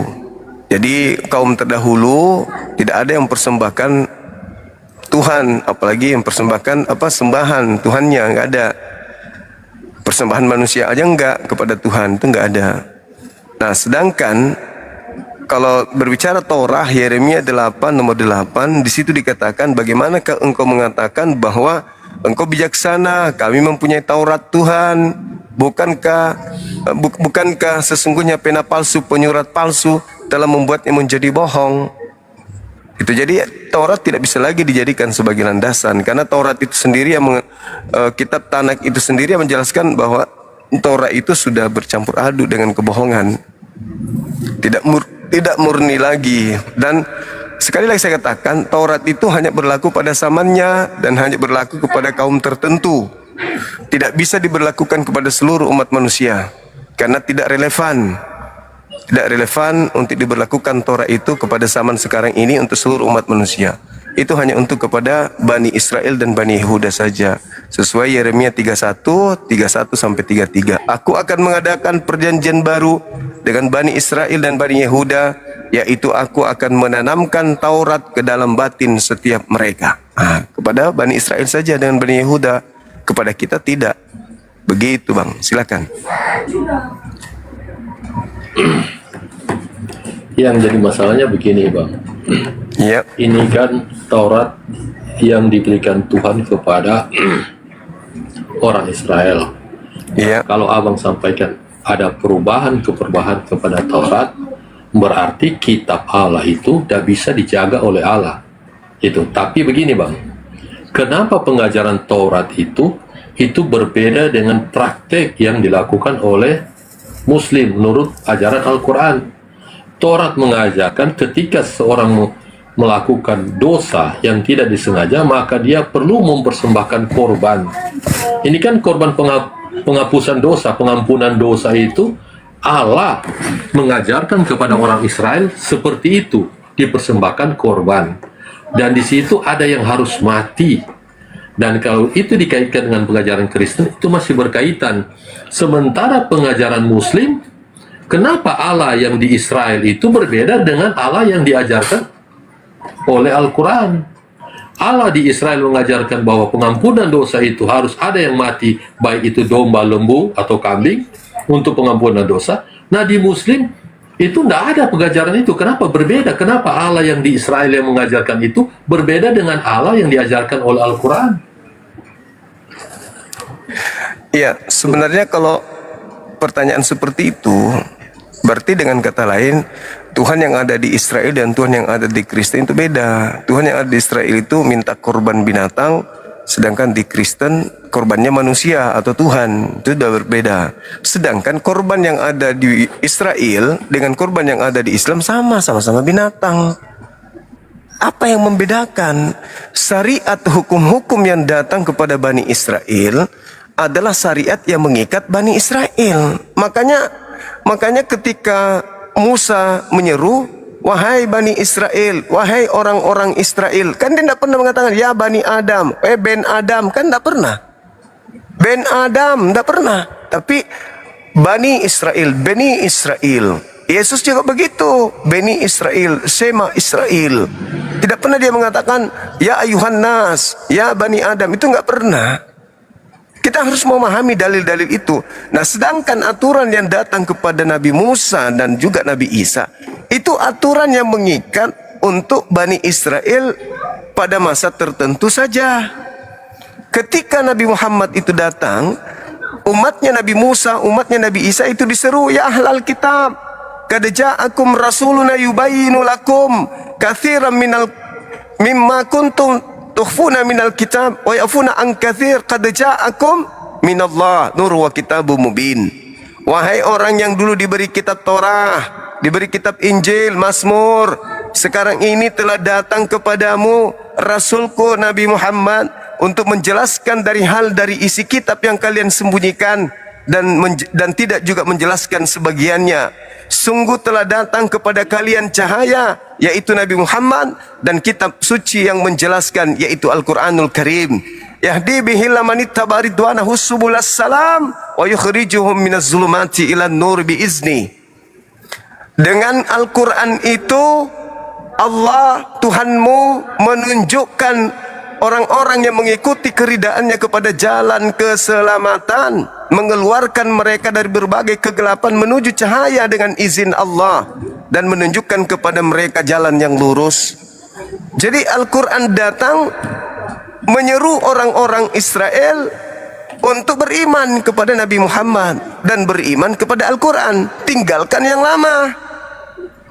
Kenapa ditinggalkan yang lama? Karena itu sudah bercampur aduk dengan ajaran yang kalian sendiri ajarkan. Kalian campur adukan. Yeremia 8 nomor 8 kan sudah jelas sekali. Bible itu sendiri yang menerangkan dan memuntahkan isi perutnya. Bagaimanakah kamu berani berkata kami bijaksana dan kami mempunyai Taurat Tuhan? Sesungguhnya pena palsu penyurat sudah membuatnya menjadi dusta. Bukan Al-Quran aja yang mengatakan, tapi kitab itu sendiri yang menerangkan. Masya Allah. Terima kasih abangku. Itu yang perlu saudara saya pahami. Silakan. Waduh. Jadi bang begini, tentang upacara korban, upacara penghapusan dosa yang diajarkan oleh Taurat, itu udah dusta itu bang, udah campur tangan manusia itu bang. Sebenarnya artinya bukan seperti itu, atau bagaimana bang? Maksudnya? Kurban hewan itu ada suatu ketetapan yang berlaku bagi Bani Israel. Sampai hari ini kalau mereka ingin berkorban ya berkorban aja, tapi kan kurbannya bukan manusia apalagi Tuhan. Kan kurban itu kurbanot itu artinya mendekatkan diri. Mendekatkan diri kepada siapa? Kepada Elohim, kepada Eloah. Begitu juga kami berkorban itu juga untuk mendekatkan diri kepada Tuhan kami. Itu kaidah, baik di Yahudi maupun di Islam sama-sama kurbannya itu hewan. Kalau di Kristen beda, sama seperti Dewa Molok, kurbannya manusia. Begitu kawan. Terus apa yang saudara permasalahkan? Bang, ini kalau kita baca di Taurat, ini tentang pengampunan bang ya. Ini tentang pengampunan. Tuhan itu menyuruh orang Israel ketika melakukan dosa, maka dia harus mempersembahkan korban. Ketika dia melakukan dosa, dia harus melakukan persembahan korban. Ini yang diajarkan Tuhan kepada orang Israel. Nah, orang Muslim ketika dia melakukan dosa, dia minta ampun dosa bagaimana? Cuma cukup, ya Allah, ampunilah saya. Cuma seperti itu. Sementara di Israel, Tuhan mengajarkan kepada Israel seperti itu. Salah abangku. Jadi coba sekali-sekali Anda berselancar ke kitab 2 Tawarik 7 nomor 14. Apa yang dikatakan di sana? Sama seperti yang dilakoni oleh umat Islam. Apa itu? Umatku yang atas namaku kemudian disebut merendahkan diri kepadaku, bertawakal kepadaku, berdoa mencari kebesaranku, lalu berbuat baik, lalu berpaling dari jalan-jalan yang jahat, lalu kemudian aku Tuhan akan mendengarkan dari surga dan mengampuni dosa mereka dari surga. Mereka merendahkan diri, mencari kebesaranku. Dengan cara apa? Bertobat, meninggalkan dosa-dosanya, mencari Tuhan, bertobat, berhijrah mereka. Aku Tuhan akan mengampuninya dari langit. Bukan di atas tiang, tapi dari langit. Begitu saudara. Jadi sama seperti terkait dengan kaidah-kaidah hukum-hukum ya ada. Diperintahkan berkurban. Islam juga diperintahkan berkurban. Sama Al-Quran surah Al-Hajj ayat 34. Itu Fasolli li rabbika wanhar, maka sujudlah dan berkurbanlah. Itu perintah dalam Islam. Kurbannya hewan. Imamat 1 nomor 2. Katakan kepada Bani Israel, apabila mereka hendak berkurban menebus dosa mereka, hendaklah mereka mengorbankan binatang ternak, kambing, sapi, lembu, domba. Sama di Islam. Yang beda itu di Anda. Kok korbannya kayak Dewa Molok, mempersembahkan anak orang. Habis itu dilantik, ibunya keteteran cari anaknya. Datanglah anaknya, anakku mana kau nak? Oh sorry, aku bukan anakmu lagi. Kenapa bisa nak? Aku sudah Tuhan. Sorry ya, kita bukan kelas lagi. Jadinya menjadi anak durhaka dia. Sorry ya, perempuan, aku bukan anakmu lagi. Begini bang. Gimana itu? Hah? Urusan yang drive. Ini mau antar. Begini bang. Halo. Ya, lanjut bang, lanjut. Begini bang. Jadi korban penghapusan dosa yang diajarkan Tuhan kepada orang Israel sama dengan yang di Muslim. Jadi ibadah korban itu untuk penghapusan dosa sama dengan yang di Israel bang. Kalau di Islam itu bukan nebus dosa di Islam. Di Islam itu sama seperti Abraham. Abraham mempersembahkan anaknya bukan nebus dosa. Abraham mempersembahkan anaknya karena ketaatan, karena kedekatan diri, ketundukan diri kepada Tuhannya. Umat Islam sekiranya ada perintah dalam Al-Quran, wahai orang-orang beriman, sembelilah anakmu untuk mendekatkan dirimu kepada Tuhanmu agar kau dianggap soleh olehnya, maka itu pun yang umat Islam lakukan. Sama seperti Nabi Abraham, bunuh anakmu, bunuh. Apakah untuk menebus dosa Abraham? Bukan, tapi hanya untuk mendekatkan diri, menyatakan diri atas ketundukan terhadap perintah. Itu yang diikuti oleh umat Islam. Ibrahim bukan milah Yesus, bukan, atau milah Musa, bukan, tapi milah Abraham. Itulah yang diperintahkan Nabi Muhammad, agar mengikuti milah Abraham, bukan milah Musa. Nah, ketika kemudian Nabi Abraham ingin mempersembahkan anaknya, benar-benar sudah dipersembahkan, udah mau digerek, pencipta langit dan bumi menggantikannya dengan hewan. Makanya kami sekarang berkurban itu untuk mendekatkan diri kepada Allah dengan hewan, bukan nebus dosa. Beda dengan orang-orang Yahudi. Abraham itu bukan Yahudi. Orang Yahudi diajarkan begitu polanya, itu syariat mereka, kita tidak bisa ganggu itu. Kalau Islam, milah Abraham yang diikuti, bukan milahnya Musa. Meskipun pola yang ada di Islam itu, posol li rabbika wanhar, tunduklah dan berkurbanlah, itu perintah Tuhan kepada Nabi Abraham dan harus kami ikuti, mengorbankan binatang untuk mendekatkan diri. Korbanot dalam bahasa Ibrani, kurban dalam bahasa Quran. Gitu abang. Bang, gini bang, saya bicara lain, abang bicara lain. Gini bang, kalau kita baca di dalam Taurat, itu persembahan itu banyak bentuk. Banyak bentuk, ada ucapan syukur, mempersembahkan korban, menyembah kepada Allah, mempersembahkan korban, pagi dan petang. Ada. Tapi saya bicara tentang bagian, tentang pelanggaran, tentang dosa.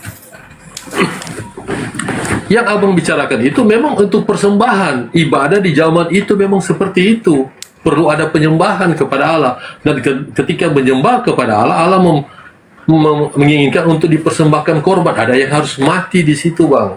Tapi yang saya mau katakan begini, tentang upacara penghapusan dosa. Ketika orang Israel melakukan dosa, maka dia perlu mempersembahkan korban. Nah, yang saya mau tanyakan, apakah persembahan korban ini ada di Muslim? Karena kalau di Muslim kan, abang bilang kan cuma untuk menyembah kepada Allah, seperti itu. Dan bangsa Israel, Bani Israel itu melakukan itu, tapi ada tentang korban di situ. Yang sebenarnya ini upacara korban ini tidak ada di Muslim. Ini beda. Kenapa Allah mengajarkan kepada Israel ada yang satu itu, kenapa di Muslim tidak ada? Itu bang. Oke, baik. Yesus pun tidak pernah mengajarkan nebus dosa pakai kurban. Cari datanya di dalam Bible.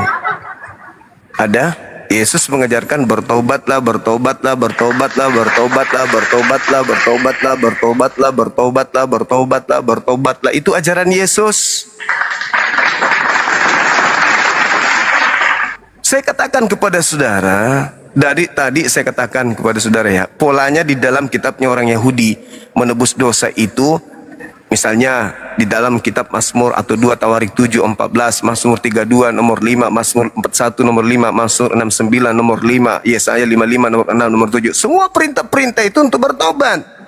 Kisah para Rasul, Kisah Rasul berapa itu? Ajarannya bertobat. 8 nomor 22, kemudian Yeremia 25 nomor 5, 26 nomor 3, Kitab Yunus 3 nomor 10, Wahyu 3 nomor 19, Mazmur 34 15, Yehezkiel 8 21 23, Markus 1 15, Lukas 15 nomor 7, Lukas 13 nomor 13, nomor 3. Terus kemudian dikatakan lagi di Kisah para Rasul 2 nomor 13, bertobat, bertobat, bertobat, bertobat, bertobat, bertobat, bertobat, bertobat, bertobat. Tolong tunjukkan di mana Yesus perintahkan berkurban. Ada? Tidak ada.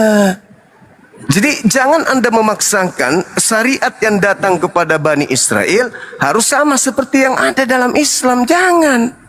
Beda. Nah sekarang ketika mereka berkurban, polanya adalah untuk menebus dosa. Itu kurban bagi mereka. Ya kan? Di Islam untuk menebus dosa itu sholat, puasa, zakat, bertobat, infak, sedekah. Itu cara-caranya. Nah, meskipun kami berbeda, tapi kurbannya tetap hewan. Orang-orang Yahudi berkurban juga untuk mendekatkan diri kepada Tuhannya. Tapi kurbannya hewan. Yesus tidak pernah mengajarkan kemudian kurban manusia itu nggak ada. Jadi sama-sama kurban. Kurban yang dilakukan oleh Bani Israel untuk melakukan penebusan dosa bagi mereka ketika dia berdosa. Itu konsep. Nah sekarang ada nggak Yesus mengajarkan berkurban binatang untuk nebus dosa? Kan tidak ada. Apa yang Yesus ajarkan untuk nebus dosa menurut Yesus? Bertaubat. Perempuan yang datang kepadanya dibawa oleh orang-orang Yahudi yang bersinah. Apa kata Yesus? Siapa di antara kalian yang tidak ada dosa? Silakan melempari batu lebih dulu. Ada Yesus mengatakan kurban binatang? Tidak ada. Yesus tidak pernah mengajarkan kurban binatang, persembahkan binatang untuk dosa. Di mana Yesus perintahkan itu? Nggak ada lagi. Yesus perintahkan bertaubat, bertaubat, bertaubat, bertaubat. Anda jangan garuk kepala. Tugas Anda sekarang tunjukkan di mana Yesus perintahkan kurban binatang. Silakan. Nah, Yesus itu dari Israel. Yeremia Terus? itu dari Israel. Mereka punya Terus? patokan kitab Taurat bagaimana untuk mempersembahkan korban. Ya terus kenapa Mereka patokan masih itu tahu. Anda pakai untuk Islam? Kan lucu. Anda tahu, Anda sadar. Terus kenapa Anda pura-pura heran? Kalau Tuhannya sama, kenapa di Islam enggak begitu? Loh, apa ini? Giliran saya tunjukkan data, itu kan di Torah, itu kan Israel. Terus maunya apa? Abang ini maunya apa? Ini bang, Maunya ini pengajaran Taurat itu ada kepada Isa, ada kepada para nabi. Tapi terus ajaran Taurat itu tidak ada kepada Nabi Muhammad. Iya Itu kan, yang Taurat saya itu heran. untuk siapa? Taurat itu untuk siapa? Israel. Ya sudah, Nabi Muhammad Israel. Jadi pengajaran Tuhan beda kepada Israel dan kepada Nabi Muhammad beda. Saudaraku, ajaran Tuhan kepada kaumnya Nabi Musa itu mengikat Nabi Musa dan kaumnya. Al-Quran surah Al-Araf ayat 144-145. Yesus punya ajaran hanya mengikat kaumnya saja, cuman Bani Israel. Kalian ini Kristen yang tidak punya pegangan, karena tidak ada nabi yang diutus untuk Roma Yunani.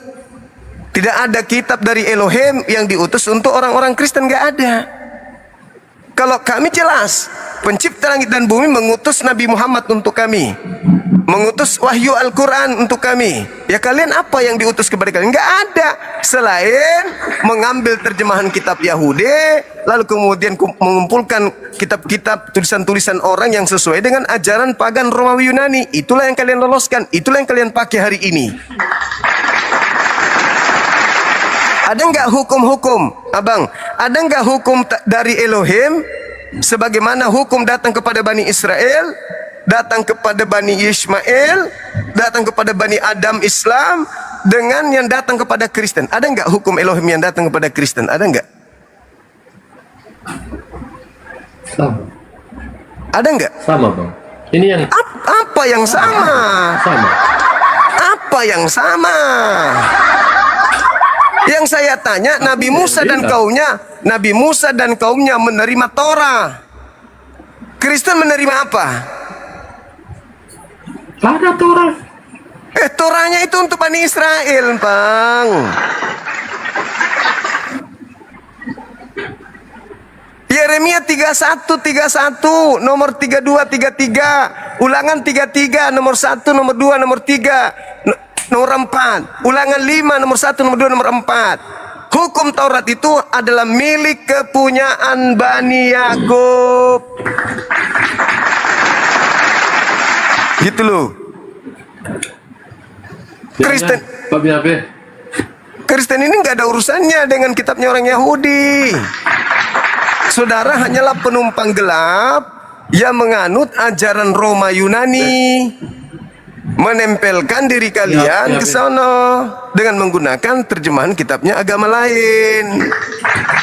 Kitab Tanakh Perjanjian Lama itu milik orang Yahudi, bukan milik kalian. Begitu, saudara. Bang, lari dari pembicaraan ini, Bang. Ya, sekarang apa Ini ketetapan yang saya- Tuhan? Apa ketetapan Tuhan yang datang kepada Kristen? Apa? Kok lari pula? Anda nggak pernah menjawab.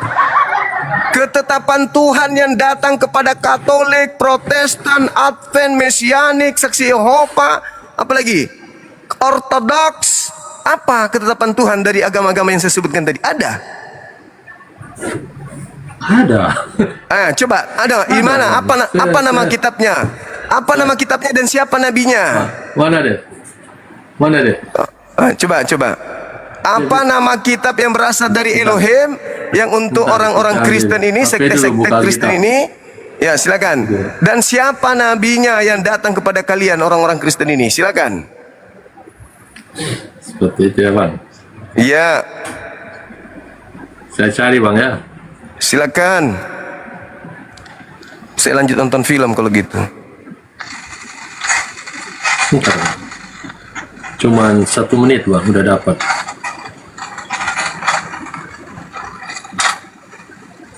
Oh, 2 menit ya. Kelewat. Terbuka keluaran.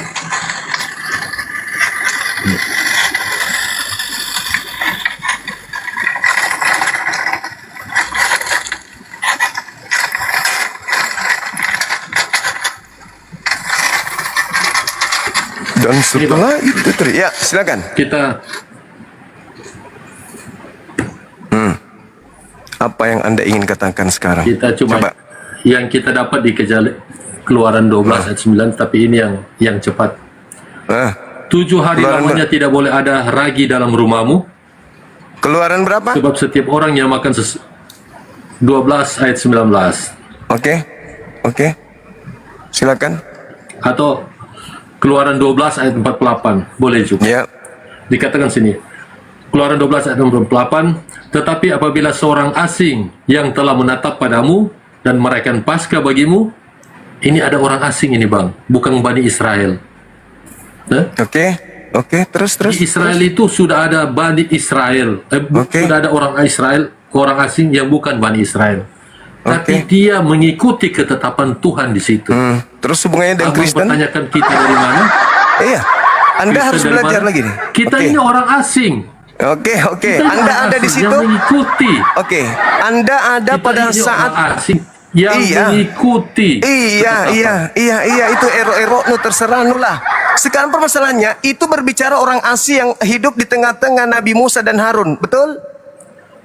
Oke. Cari Ada apa nggak lagi? di situ? Ya, silakan. Aduh, lebay kali, Bang. Ada, Bang. Anda nggak bisa nipu. Perjanjian baru. Ini adalah ungkapan Tuhan kepada Nabi Musa dan Nabi Harun ketika berbicara mengenai keluarnya mereka dari tanah Mesir. Apa hubungannya dengan Kristen hari ini, coba? Ini lanjut, Bang, ya. Ini Silakan. lanjut, Bang, ya. Iya, silakan. Jadi nggak benar ya? 28. Apa? Matius 28 ayat 19. Silakan. Matius 28 ayat 19 dan 20. Karena itu pergilah, jadikanlah semua bangsa muridku. Ini pesan kepada orang Israel, Bani Israel, ya. Karena itu pergilah, jadikanlah semua bangsa muridku dan baptislah mereka dalam nama Bapa, Anak dan Roh Kudus, dan ajarlah mereka melakukan segala sesuatu yang telah kuperintahkan kepadamu, dan ketahuilah aku menyertai kamu senantiasa sampai pada akhir zaman. Ini bagian kita, Bang.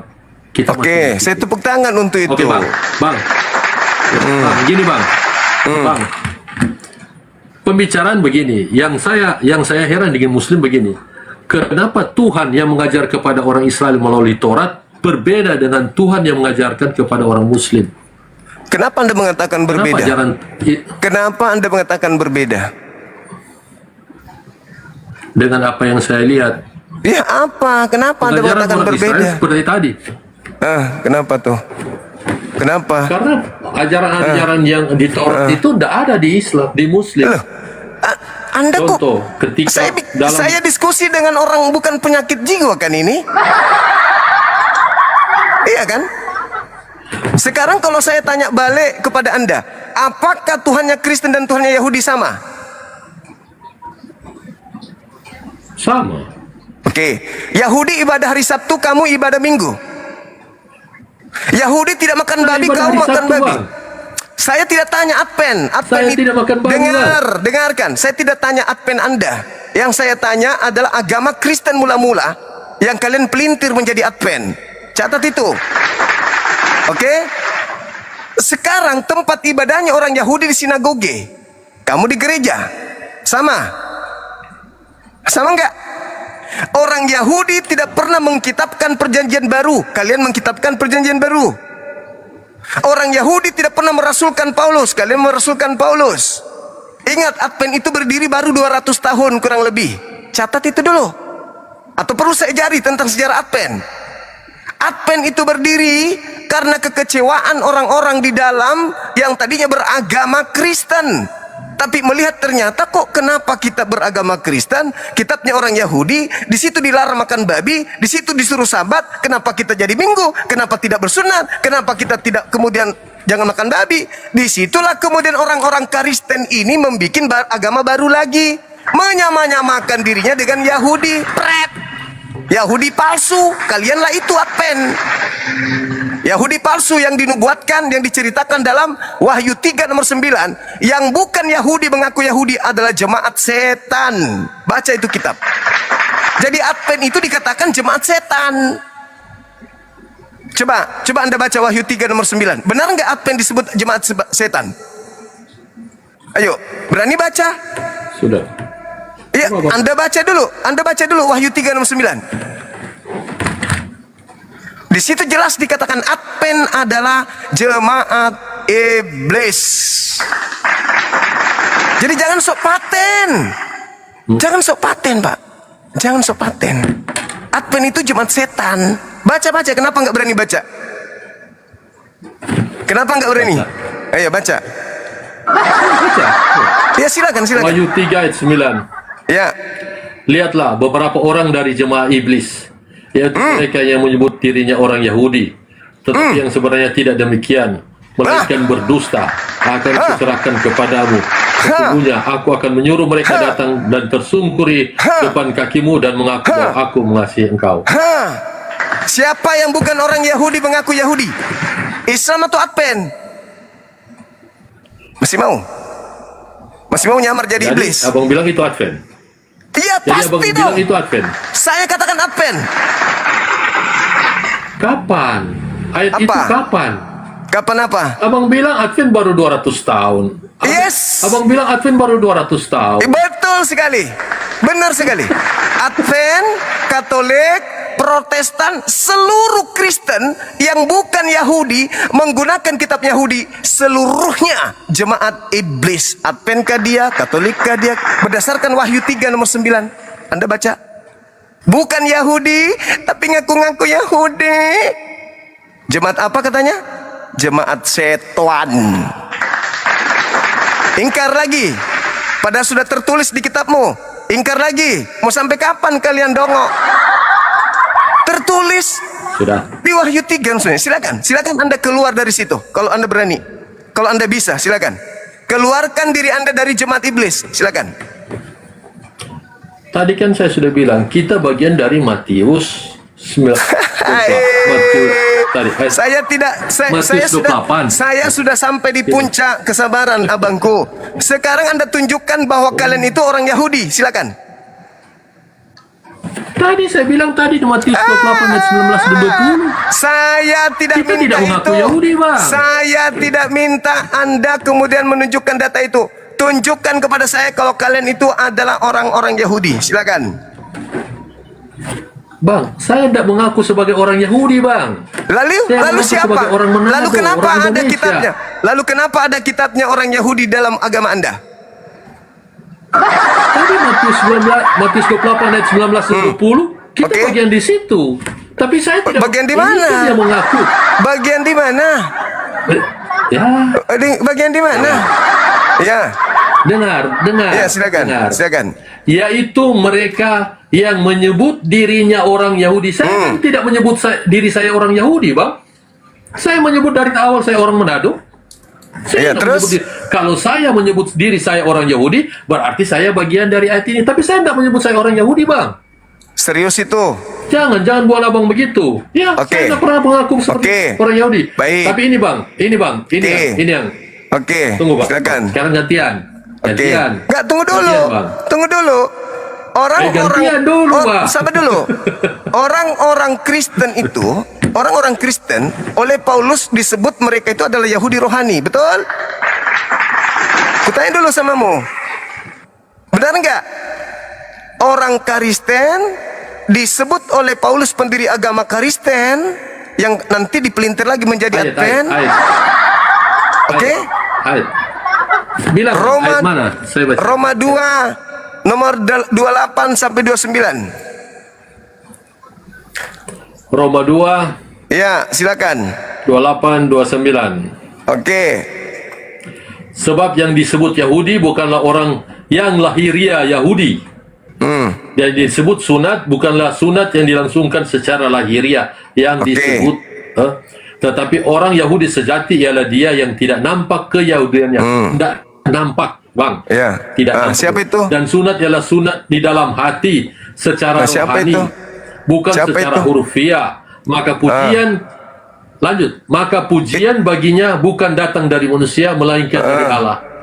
Wow. Ya, terus? Hebat sekali, Bang. Siapa Pujian itu? itu datang bukan dari manusia tapi dari Allah. Orang-orang yang seperti itu. Yang nampak. Terus? Hah? Itu siapa? Kristen itu kan? Ini pujian bukan Kristen kan? pujian bukan datang dari manusia. Kristen bukan? Ini Kristen kan? Iya, dengar Bang. Dengar Bang. Iya. Nggak bilang di sini Kristen. Iya, Maka siapa pujian baginya lagi yang datang bersunat bukan dari rohani? manusia melainkan dari Allah. Siapa yang bersunat rohani? Ayo, Yahudi atau Kristen? Kan bagus Bang. Pujian itu datang bukan dari manusia tapi dari Allah. Kan bagus Bang. Di mana Tuhannya Yahudi memuji orang-orang di luar Yahudi di mana? Ayat ini mengatakan maka pujian baginya bukan datang dari manusia melainkan dari Allah. Kata siapa? Saya iman ini Bang. Kata Pada siapa? Allah. Ini. Kata siapa? Ini ayat yang abang berikan ini kata Bang. siapa di situ? Siapa yang mengatakan itu? Ini ayat yang beri abang yang Siapa kasih ya? ini ayat Bang. Iya, Ini siapa? kan abang yang Siapa? kasih ayat yang Iya, saya baca. siapa yang mengatakan itu? Rasul Bang. Rasul siapa? Rasul Paulus Bang. Rasulnya siapa itu? Rasulnya Yahudi atau rasulnya Kristen? Rasul Tuhan itu Bang. Rasul itu Tuhan. Rasul dari Tuhan itu Bang. Masolang, Tuhan siapa? Rasul itu dari Tuhan itu Bang. Tuhan siapa yang mengutus? Coba tunjukkan di mana dalilnya? Di mana? Yesus saja tidak pernah mengutus Paulus. Di mana Yesus pernah mengutus Paulus? Ada Bang, ada. Di mana? Sekarang saya mau tanya. Bertanya lagi. Ini sekarang saya mau bertanya. kepada Bertanya Abang. terus, Iya. bertanya terus. Tidak ada satupun pertanyaan saya dijawab. Itu udah Bang, ada. Nggak, mana ada. Bertanya aja terus sampai poke sampai mati. Kerjamu cuman bertanya terus. Ayo. Oke Bang. Dari tadi ini, Bang, Abang kan dari bilang tentang dari tadi data pertama, tema pertama lari. Bagaimana kemudian ada Maria menyembah anak kandungnya, kabur. Nggak berani bahas lagi. Lari membahas tentang Al-Quran. Tuhannya Yahudi, Tuhannya Islam beda. Sementara Tuhannya mereka sama katanya. Merangkat dari kubur Tuhannya Yahudi. Izinkan saya boleh bertanya? Boleh saya bertanya?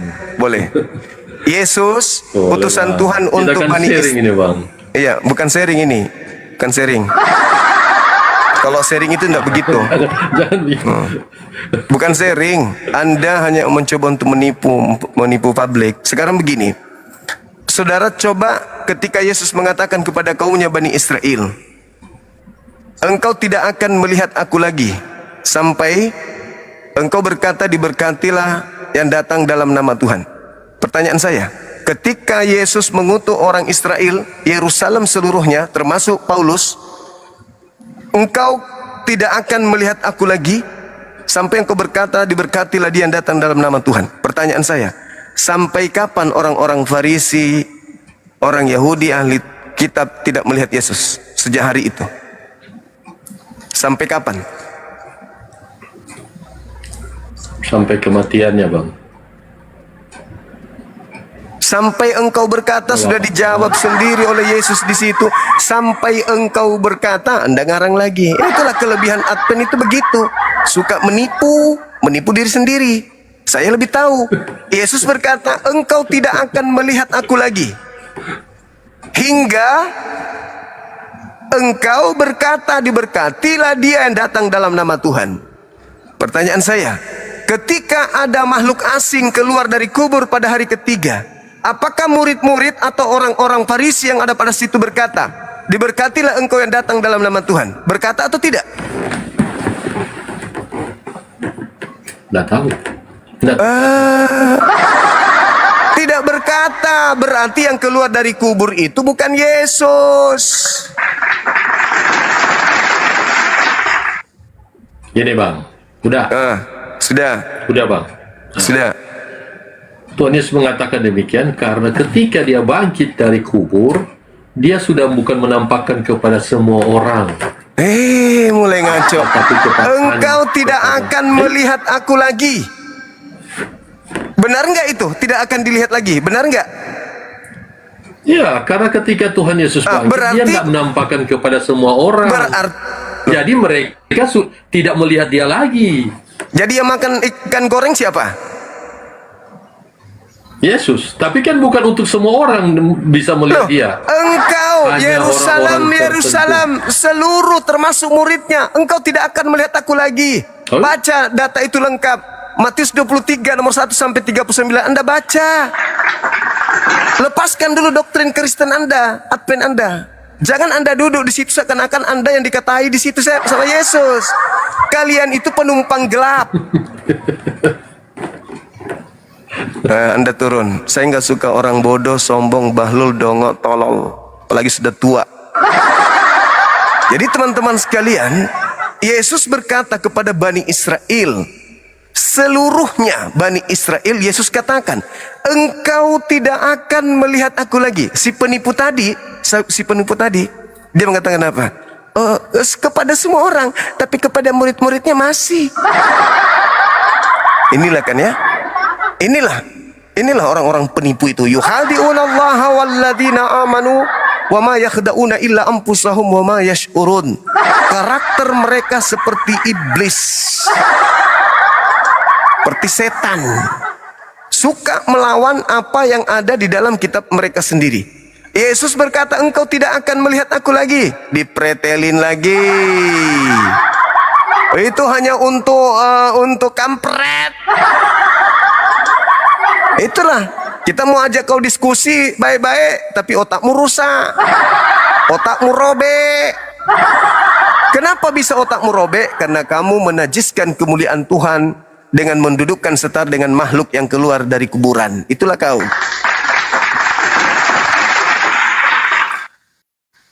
Kasihan. Kita berusaha untuk mewaraskan, tapi dia berusaha tetap gila. Tidak semua memang orang bisa waras. Orang gila itu sulit untuk diwaraskan, teman-teman. Kecuali dia punya niatan yang kuat untuk jadi waras. Sudah sesat, sudah bodoh, blow on, tolol, goblok, bahlul, dongo, kampret, malah tertawa di atas kedongoannya. Kita berusaha untuk mewaraskan, dia nggak mau waras, tetap aja mau gila.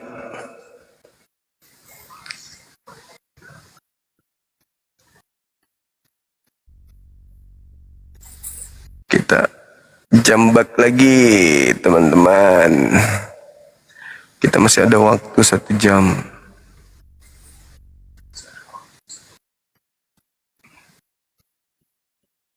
Silakan teman-teman Oten, minta permintaan. Tapi jangan blow on kayak tadi ya. Udah dikasih waktu panjang lebar, kosong isinya. Tuhannya umat Islam beda dengan Tuhannya Yahudi. Kenapa bisa? Syariatnya, hukum-hukumnya berbeda.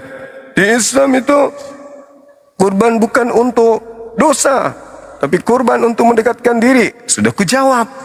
Kurban di Islam mengikuti mila Abraham, bukan mengikuti ajaran Musa. Karena perintahnya mengikuti mila Abraham. Ajaran datang kepada Musa hanya untuk kaumnya, Bani Israel. Giliran dia ditanya, Syama. Kalau Tuhannya Yahudi dengan Tuhanmu Syama? Syama. Siapa nama ibunya Tuhannya Yahudi? Bingung. Siapa nama emaknya Tuhannya Kristen? Maria. Sampai kapan emaknya menjadi emaknya Tuhan lo? Sampai dunia dalam berita. Nah, aneh kan? Kenapa bisa begitu?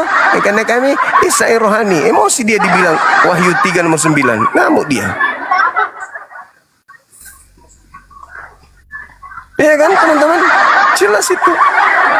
Nah, berat. Iya memang berat. Mau kayak mana? Penumpang gelap. Bukan bagian dari pengajaran Yesus. Mana ada Yesus mengenal mereka? Gak ada Yesus mengenal mereka. Yesus hanya ingin dikenal sebagai Rasul.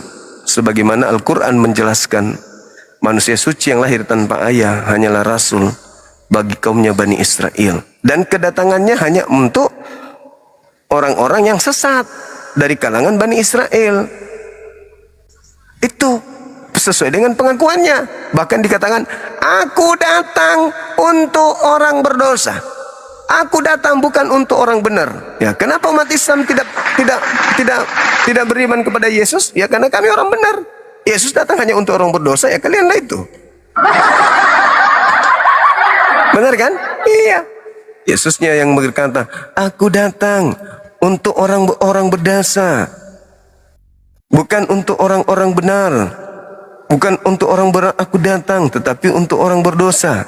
Ya. Siapa yang percaya kepada dia? Ya, orang berdosa. Kalianlah itu. Di dalam Lukas 5 nomor 32, situ diterangkan, aku datang bukan untuk memanggil orang yang benar, aku datang untuk orang berdosa supaya mereka bertobat. Kita tidak masuk menjadi pengikut Yesus karena Yesus mengaku aku datang untuk orang-orang berdosa saja. Aku bukan orang berdosa, ngapain saya ikut samamu? Yang ikut samamu itu orang-orang berdosa aja. Karena engkau sendiri mengatakan itu. Aku datang bukan untuk memanggil orang benar. Aku datang untuk memanggil orang berdosa, supaya mereka bertobat.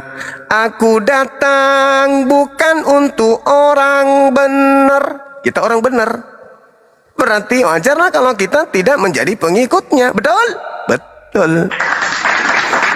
Aku datang untuk orang berdosa. Nah, ketahuan tuh mana orang-orang berdosa. Ya, menjadi pengikut Yesus.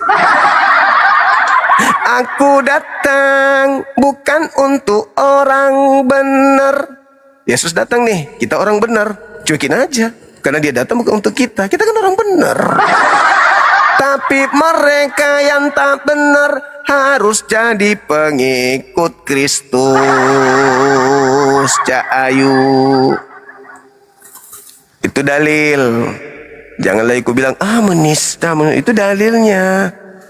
Jadi gitu teman-teman. Kembali kepada tema kita.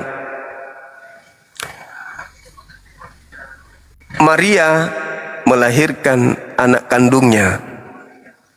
Bukan anak tetangga. Tapi anak kandung. Anak kandungnya ternyata adalah Tuhannya orang Kristen. Maka orang Kristen kita ajak berdialog. Saudaraku, kalian kan punya amanat agung. Diajarkan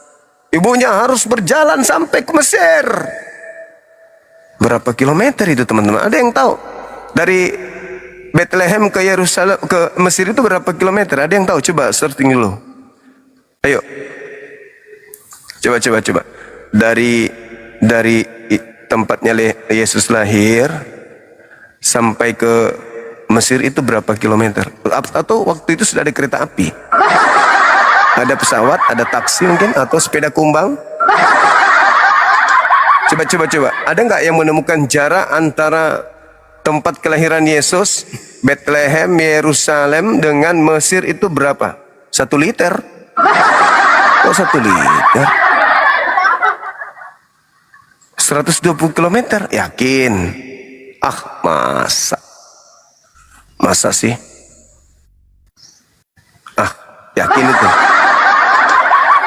Hah? Kurang lebih? Yang mana yang betul? Ada yang bilang 3 liter, 3 meter, 3 senti. Mana yang betul? 1 ons. Nah, bayangkan itu teman, jaraknya itu 1 ons. Dari Bethlehem, Yerusalem, Palestina, tempat Yesus lahir, sampai ke Mesir. 1 ons jaraknya. Bolak-balik. Jangan Anda pikir ke sana naik keledai atau naik onta atau naik kuda, terus kemudian pulangnya naik taksi. Ojek online. Apa itu namanya ojek online? Maxim. Cobalah bayangkan itu. Naik becak, meledak betisnya tukang becaknya merodah. Ada-ada aja. Udah gurun pasir naik turun begini. Naik Grab? Enggak lah. Bayangkan bolak-balik. Begitu besar kasih sayangnya seorang ibu kepada anaknya. Lalu kemudian ternyata dia adalah Tuhan. Kan di dalam dalilnya Ibrani 13:8, kemarin, sekarang, dan yang akan datang, Yesus tetap sama kan? Iya kan? Diceritakan juga Markus 14:62, Lukas 22:69, dia naik sebagai anak Maria di atas surga kan? Iya. Begitu datang ibunya, ternyata dia dipanggil hamba. Wahai Maria hambaku. Kagetlah ibu. Apa kau bilang? Apa? Coba kau ulang. Coba berani kau bilang begitu? Apa coba? Hantam juga sapu hijau nanti mulutmu. Coba kau ulang. Wahai hambaku Maria. Aduh. Wahai Yesus. Wahai Yesus yang adalah Tuhanku dan adalah anakku. Maafkanlah ibumu yang adalah hambamu ini. Apabila aku mengandungmu, memberikanmu makanan yang tidak seharusnya dalam tubuhmu. Wahai anakku yang ternyata adalah Tuhanku. Maafkanlah aku yang adalah hambamu yang hina ini. Ketika engkau masih bayi, mana tahu aku lupa dan lalai memberikan kau makanan yang enak, minuman yang enak untukmu. Maafkan aku yang adalah hambamu sekaligus juga ibu kandungmu yang telah membesarkanmu. Jika kemarin selama kau di bumi aku tidak pernah menuhankan engkau, karena setahu aku engkau adalah anakku darah dagingku. Maafkan aku wahai Tuhanku.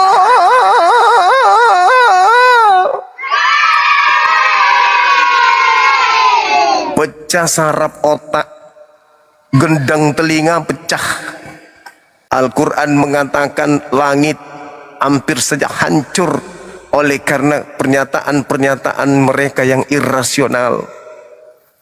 Al-Quran mengatakan hampir langit ini pecah, bumi terbelah, gunung-gunung luluh lantak oleh karena ucapan mereka manusia-manusia culun dengan mengatakan bahwa anak orang ini adalah anak pencipta langit dan bumi. Keteteran ibunya mencari anaknya. Dari desa ke desa, dari kota ke kota, ibu sang penyayang mencari buah hati. Dari lembah ke lembah, dari turun Sahara, sang ibu tercinta mencari jantung hati. Dari dusun ke dusun, dari pelosok ke kota, sang ibu mencari anaknya. Ternyata anaknya jatuh di tangan si jahat, jadi RT. Setelah jadi RT, sang anak ingkar ibu. Belum juga jadi camat, lupa akan ibu. Ini ulah siapa melantik anaknya ibu. Anakku anak soleh, anakku anak berbakti, anakku anak muslim rajin menabung taat sujud. Siapa sih lu yang melantik anakku ini? Tadi dia imut-imut taat kepadaku. Masuk ke rumahmu kau jadikan jadi RT.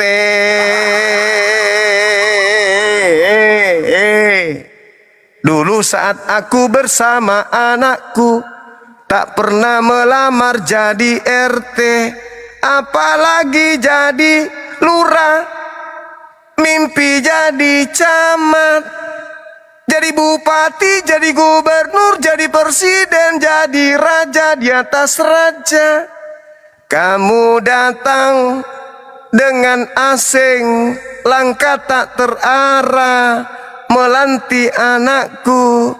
Lebih dari kapasitasnya yang tak memadai. Dia anak yang aku besarkan susah payah. Buah dadaku yang jadi saksi kesayangan. Tanganku yang meraba dari lemah jadi kuat. Siapa lupa deh manusia tak berotak.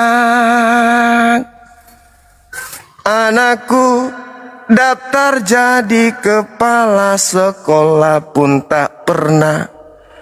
Lu siapa manusia culun melantiknya menjadi raja di atas raja.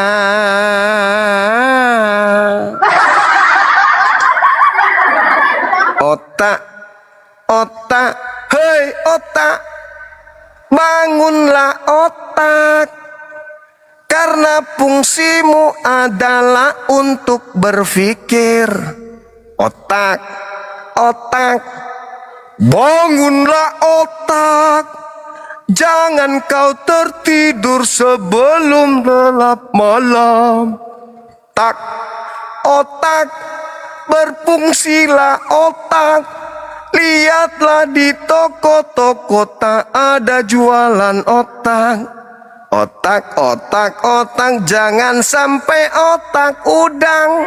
Seudang-udangnya udang tak ada nyembah udang. Berarti otakmu lebih rendah dari udang. Anak orang, sepupu orang, ponaan orang, orang sekampung.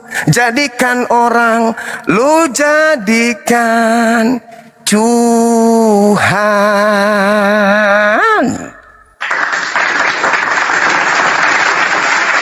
Sederhana kok itu. Sederhana. Makanya kalian sulit keluar daripada kaidah yang diatur oleh Al-Quran. Sulit.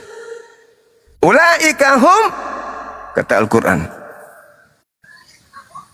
mereka itu balhum adallu. Coba, Al-Quran menjelaskan itu tidak mungkin keliru kan? Itu iman kita umat Islam. Kita diajarkan untuk menjadi prajurit, menjadi pengikut, menjadi laskar. Tapi ditanya hal sederhana, melempem.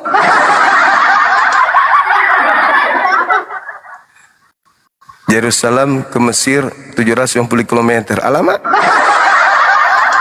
Oke, teman-teman sekalian, mari coba kita gunakan akal sehat lagi. Kita gunakan akal sehat untuk berpikir. Rasionalkah ketika kemudian kasihilah Tuhanmu dengan akal, tetapi ternyata kita justru makin mematikan akal. Ayo teman-teman, saya masih ada waktu kurang lebih 50 menit untuk melanjutkan diskusi ini. Jangan tersakiti, itu cuman syair yang menggugah akal sehat. Pikirkan aja, renungkan aja. Ini kan pertanyaan. Ya toh? Pertanyaan, sampai kapan Maria menjadi ibunya Yesus? Sampai kapan Yesus menjadi anak Maria? Tegakah kemudian Yesus menanggalkan status ibu untuk dirinya terhadap Maria? Status anak untuk dirinya terhadap ibunda Maria? Tegakah? Ayolah, anaknya orang masa hilang? Ibunya orang kok masa dihilangkan? Status ibunya kok menjadi hamba? Status anaknya kok jadi Tuhannya? Ayolah temanku, gunakanlah akal sehat.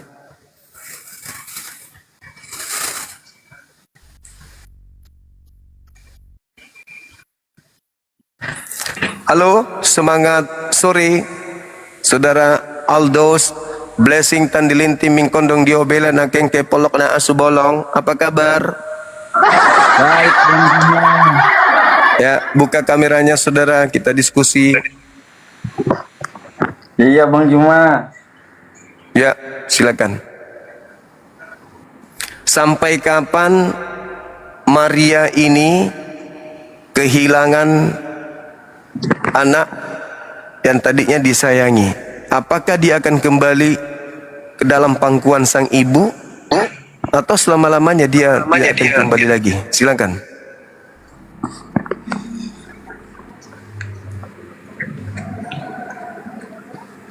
Halo? Yesus tetap anak Maria, Bang Juma. Ketika dia di surga, dia masih anak Maria. Iya, Bang Juma. Berarti saudara-saudara kita Kristen menyembah anak orang.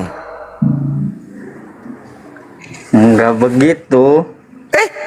Maria orang. Iya, tapi kan dia punya keilahiannya, Bang Juma. Oh, EGP dengan itu semua. Kita nggak sedang bahas apakah itu yang kau embel-embeli ke dia. Kalau udah di langit kan kembali ke tahtanya. Nah, setelah dia kembali ke tahtanya, apakah dia masih ibunya, anaknya Maria? Bukan, udah jadi tahtanya, udah jadi semula. Berarti Maria yang tadinya ibunya menjadi apanya? Apa? Maria yang tadinya adalah ibu kandungnya sekarang menjadi apanya Yesus? Sudah tidak menjadi anaknya lagi kan, dia udah jadi berarti Yesus, berarti Maria bagi Yesus sekarang ini apa? Maria sekarang ini bagi Yesus, Maria itu apa bagi Yesus?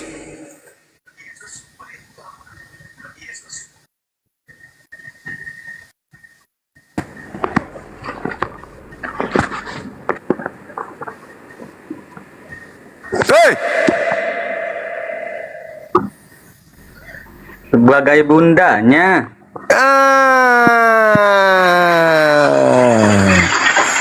sebagai bundanya. Buka kamera dulu kalau begitu. Sip. Berarti saudara-saudara kita Kristen sampai hari ini menyembah anak Bunda Maria kan? Anak manusia? Iya. Hei. Masalah generasi. Kalau Maria sendiri menyembah enggak kepada anaknya? Bunda Maria kan itu cuma hanya lewat saja Bang Juma. Ya, pertanyaan saya, apakah Bunda Maria menyembah juga anaknya hari ini? Buka ininya, buka kameranya. Supaya kita tidak kena pelanggaran. Apakah ibu kandung menyembah anak kandung? Iya. Apakah boleh dikatakan anak durhaka jika ibunya pun menyembah dia? Enggak anak durhaka lah. Lah, dia anaknya Maria kok ibunya nyembah dia? Durhaka dong. Durhakanya dari mana? Dia kan anak kandungnya Maria. Iya. Terus ibu kandung menyembah kepada anak kandung. Apa itu bukan kedurhakaan? Iya kan menyembahnya itu kan bukan sampai cium-cium kaki Bang Juma. Ya bukan lagi mencium kaki tapi beribadah, mengibadahi, mentuhankan, mengilahkan. Masalah generasi. Di mana dong ada seorang ibu kandung mengilahkan anaknya, menyembah anaknya? Yesus kan bukan lahir sebagai manusia biasa seperti umumnya Bang Juma. Ya, justru karena itu maka Maria juga bukanlah seorang ibu yang pada umumnya. Harusnya dia memiliki kredit plus dari ibu-ibu yang lain karena yang dilahirkan ini adalah Tuhan. Masa disuruh juga menyembah?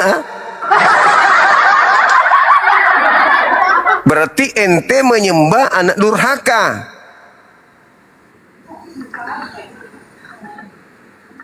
Enggak lah. Kok enggak? Kok enggak?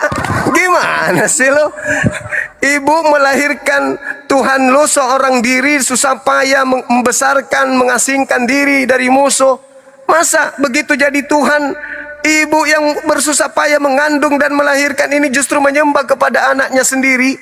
Durhaka dong anaknya. Semua manusia yang pengikut Yesus itu kan dijamin masuk surga Bang Juma, termasuk bundanya. Jadi benar Yesus itu disembah sama ibu kandungnya.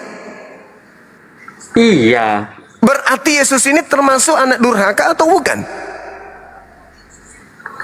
Bingung ngejelasin anak durhaka. Iya. Kamulah anak, kamu punya anak, kamu hamil, ya toh? Tiba-tiba anakmu ada, kau besarkan dengan susah payah. Begitu anakmu punya jabatan, kau sembah anakmu. Durhaka enggak anakmu itu? Iya, durhaka.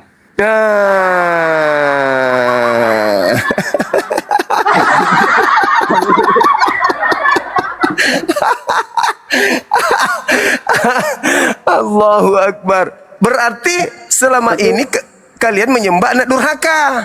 Betul?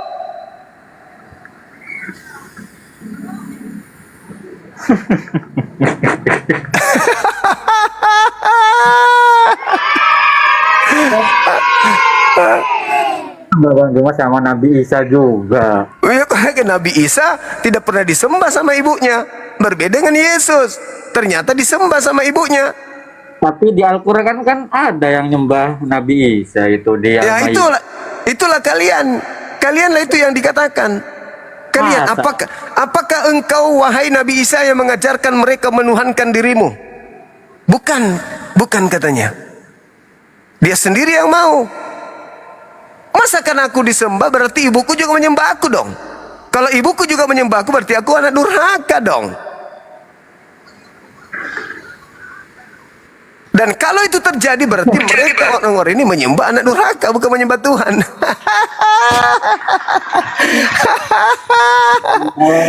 Kalau anak durhaka itu anaknya membangkang.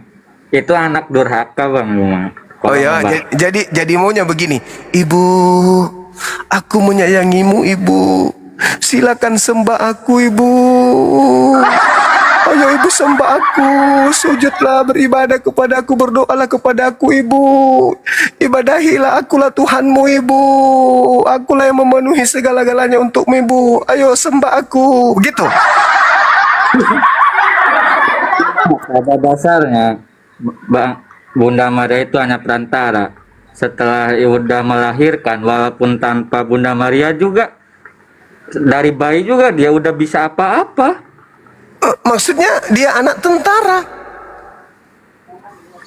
Mas, iya sebenarnya bisa aja dia itu berkembang sendiri gitu tanpa. Gimana ceritanya seorang bayong cebo aja nggak bisa cebo sendiri?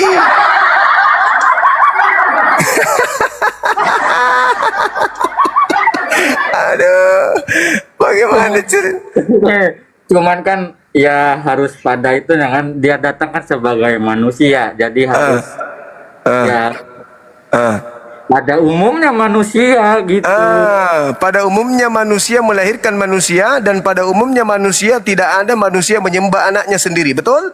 Sebenarnya mau cebok sendiri juga bisa Bang Yuma. Maksudnya? Kalau cebok sendiri juga sebenarnya bisa. Bayi Yesus cebok sendiri? Bisa, cuman namanya dia kodratnya sebagai manusia, datangnya ya harus sebagai manusia. Berarti siapa yang menjadi ibunya di situ? Hah? Siapa yang menjadi ibunya? Ya Bunda Maria lah. Yang ceboin? Ya bundanya. Habis itu besar ibundanya yang ceboin, dia nyembah ke anaknya gitu.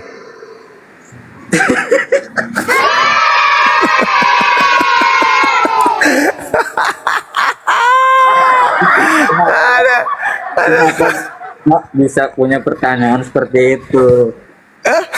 Harus dong. Kan kami umat Islam ini jadi sasaran pemurtadan.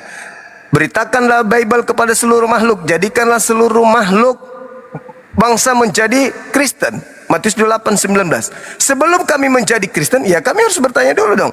Masa kami harus menyembah anak durhaka? Kuat mau nggak bakal mau Bang Juma. Kenapa? Kalau misalnya umat Islam imannya kuat mah tuh dia nggak bakal mau. Ya makanya kami nggak mau, karena kami tahu masa kami menyembah anak durhaka. Iya, itu kan nggak ada terpaksaan. Oke, berarti kalian aja yang menyembah anak durhaka, betul? Iya, nggak apa-apa. Ya sudah. Katanya sama menyembah batu. Itu gimana Bang Juma? Jadi sudah Anda akui bahwa agama Anda menyembah anak durhaka? Sudah? Itu kan pemahaman Bang Juma. Jadi apa lagi kalau bukan pemahaman? Kan harus pemahaman. Pemahaman berasal dari kata paham. Paham ini adalah intisari dari kerja otak manusia. Yesus tetap jadi anak Bunda Maria. Cuma setelah dia udah di atas sebagai tahtanya kembali, Maria menyembahnya. Berarti ibu menyembah anak. Benar. Ya sudah. Kalau ibu menyembah anak, anaknya ini durhaka atau tidak? Apa? Kalau anak menyembah ibu menyembah anak, durhaka atau tidak? Apa dasarnya bisa jadi durhaka tuh? Emangnya maling kundang? Lebih parah dari maling kundang. Enggak ada yang mengutuk. Loh, ibu yang mengandung, ibu yang membesarkan, kok malah menjadi hamba?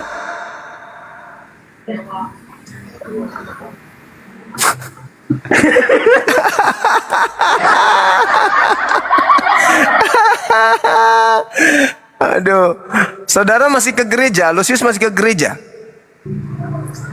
Masih. Berarti ke sana menyembah anak apa? Saya mau menyembah sang sumbernya, Bang Juma. Iya, anak apa yang kau sembah di sana? Salah, saya menyembahnya langsung, Bang Juma. Anak apa yang kamu sembah di sana? Hah? Anak apa yang kamu sembah di sana? Menyembah Allah melalui Yesus, Bang Juma. Melalui anaknya yang ke ibunya, titik-titik ke ibunya. Durhaka Iya. ke ibunya. Betul? Kan sama Yesus juga bisa, Bang Juma. Iya itu, berarti kalian menyembah Bapa melalui anak durhaka, bukan begitu? Kata Allah itu, Yesus itu anak yang dikasihi. Iya, betul. Terus kenapa Anda katakan ajarkan anak durhaka kalau begitu? Bang Juma yang mengatakan itu. Iya, karena Anda menuhankannya. Dengan Anda menuhankannya berarti status dia naik menjadi Tuhan. Maria bagaimana? Bagaimana Ya, dengan gitu. saudara kandungnya? Iya, ya, kalau gitu berarti Yesus meninggalkan ibundanya ya? Iya. Ibunda dibiarkan seorang diri, bahkan disuruh menyembah dia lagi. Apa itu? Harusnya mah dibawa, diajak. Itu baru anak yang top berbakti. Dia sudah punya kerajaan, ibu diangkat menjadi ratu di sana, betul? Iya, harusnya mah gitu. Dengan begitu bahwa Kristen punya ibu Tuhan. Ibu Tuhan. Iya dong. Iya. Dengan begitu Yesus punya adik-adik kandung, ada sepupu-sepupunya, berarti mereka adalah sepupu-sepupu Tuhan, betul?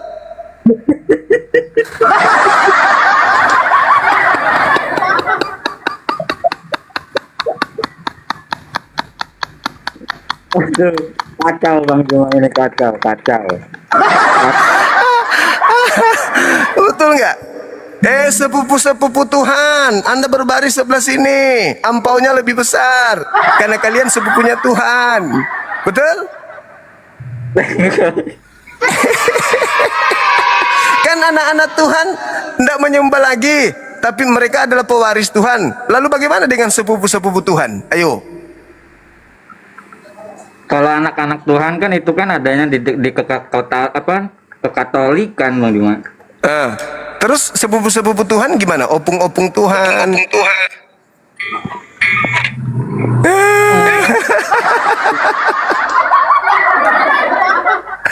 Seram kali, Pak. Seram memang ini ajaran dari sebelah ini. Ajaran dari barat memang serem. Tapi Iya Bang kan? Juma mantap, hebatnya. Isa itu diberkahi di mana saja berada. Itu di Al-Quran. Diberkahi, tidak pernah dikutuk, ditampar, diludahin, diseret, ditonjok, digantung, ditombak, dikutuk. Kepada ibu. Dan ibunya, bagusnya lagi di Al-Quran, ibunya tidak menjadikannya celaka. Coba itu. Iya. Al-Quran surah Maryam ayat 32. Wabarran biwalidati walam yaj'alni jabbaran syaqiyya. Ibuku tidak membuatku celaka. Aku diberkati dimanapun aku berada. Keren. Roh kebenaran. Gimana? Berarti kan tidak ini ya, tidak terkutuk. Enggak dong. Kata Yesus, Yohanes 16, nomor 12, 13, apabila roh kebenaran itu datang, maka dia akan menuntun ke dalam setiap kebenaran. Dia akan memuliakan aku. Berarti roh kebenaran itu ada di Islam.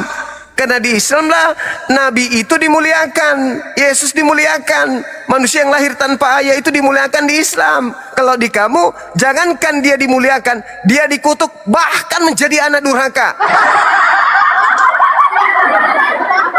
Ayo. Bang Juma, kan di Islam kan tidak mengakui Yesus mati, tidak mengakui mati disalib gitu, nggak mengakui bangkit, berarti itu kan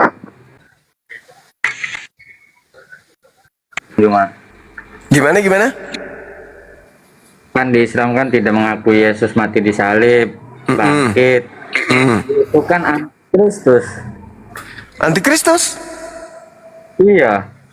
Antikristus itu di dalam kitab 2 Yohanes 1 nomor 7. Antikristus itu adalah mereka yang pergi ke seluruh dunia yang tidak percaya bahwa Yesus Kristus itu datang sebagai manusia. Itulah antikristus. Itulah antikristusnya, itulah penyesatnya. Nah, orang Kristen apakah menyembah manusia? Kutanya dulu. Enggak. Itulah antikristusnya. Karena Anda tidak percaya Yesus manusia. Dengan alasan apa? Anda tidak mempercayainya dia manusia karena Anda Tuhan kan. Masa kalian menuhankan manusia? Betul? Kan dia kan datang sebagai manusia, Bang. Di mulut Anda ya. Tapi prakteknya di gereja kalian menuhankan dia kan? Berarti dengan kata lain kalian menolak kalau dia itu manusia. Antikristus. Benar nggak? Iya sih. Jadi antikristusnya itu kalian. Kenapa? Kalau kalian mengatakan dia itu adalah manusia, maka tidak mungkin kalian menuhankan. Tapi supaya mensiasati orang, oh kami bukan antikristus loh, kami mengakui dia datang sebagai manusia loh. Pret! Coba kami intip kalian di gereja. Tuhan kami, ya Tuhan kami, ya dimuliakan namamu sepanjang hari. Iya kan? Betul kan? Benar nggak?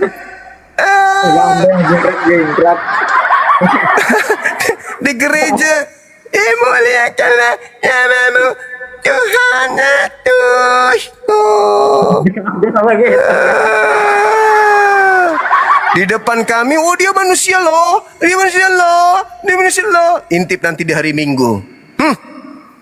Begitu besar namamu Tuhan S.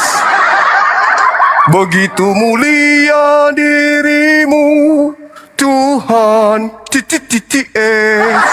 Namamu bergema di seluruh dunia.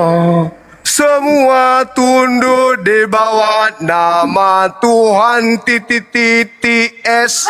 Betul? Iya kan? Itu. Guna, terus. Kalau saya salah menyembah Yesus, terus mau Yesus itu gimana? Yesus itu rasul. Yohanes 3:16. Begitu besar kasih karunia Tuhan akan dunia ini, sehingga ia menganugerahkan hambanya yang suci, hambanya yang tunggal, agar siapa yang percaya kepada hambanya ini, anaknya ini, tidak binasa, melainkan memperoleh hidup yang kekal. Nah, percaya nggak ketika Yesus mengatakan, aku datang untuk Bani Israel saja? Percaya nggak? Percaya. Terus Anda Bani apa? Indonesia saya. Berarti Yesus diutus untuk Anda nggak? Apa? Yesus diutus untuk Anda nggak? Bukan. Tapi kenapa ke gereja? Kalau Anda percaya hidup kekal ini, dengar Yohanes 17 nomor 3. Masuk surga itu, memperoleh hidup kekal itu adalah mereka mengenal Elohim, satu-satunya Tuhan yang benar, dan mengenal Yesus yang engkau utus. Umat Islam imannya, Tuhannya Bani Israel adalah satu-satunya Tuhan yang benar, dan Yesus adalah utusan Tuhan untuk Bani Israel. Menurut Yesus, Yohanes 17:3, apakah umat Islam masuk surga? Umat Kristen juga masuk surga, Bang. Tunggu, Islam dulu. Yesus. Yohanes 17 nomor 3. La ilaha illallah. Yesus Rasulullah. Menurut Yesus, hidup kekal itu adalah mereka mengenal satu-satunya Tuhan yang benar adalah Eloah Abraham, Eloah Ismail, Eloah Ishak, Eloah Yakub. Dan mengenal aku Yesus yang diutus. Menurut saudara, apakah Islam masuk surga? Masuk.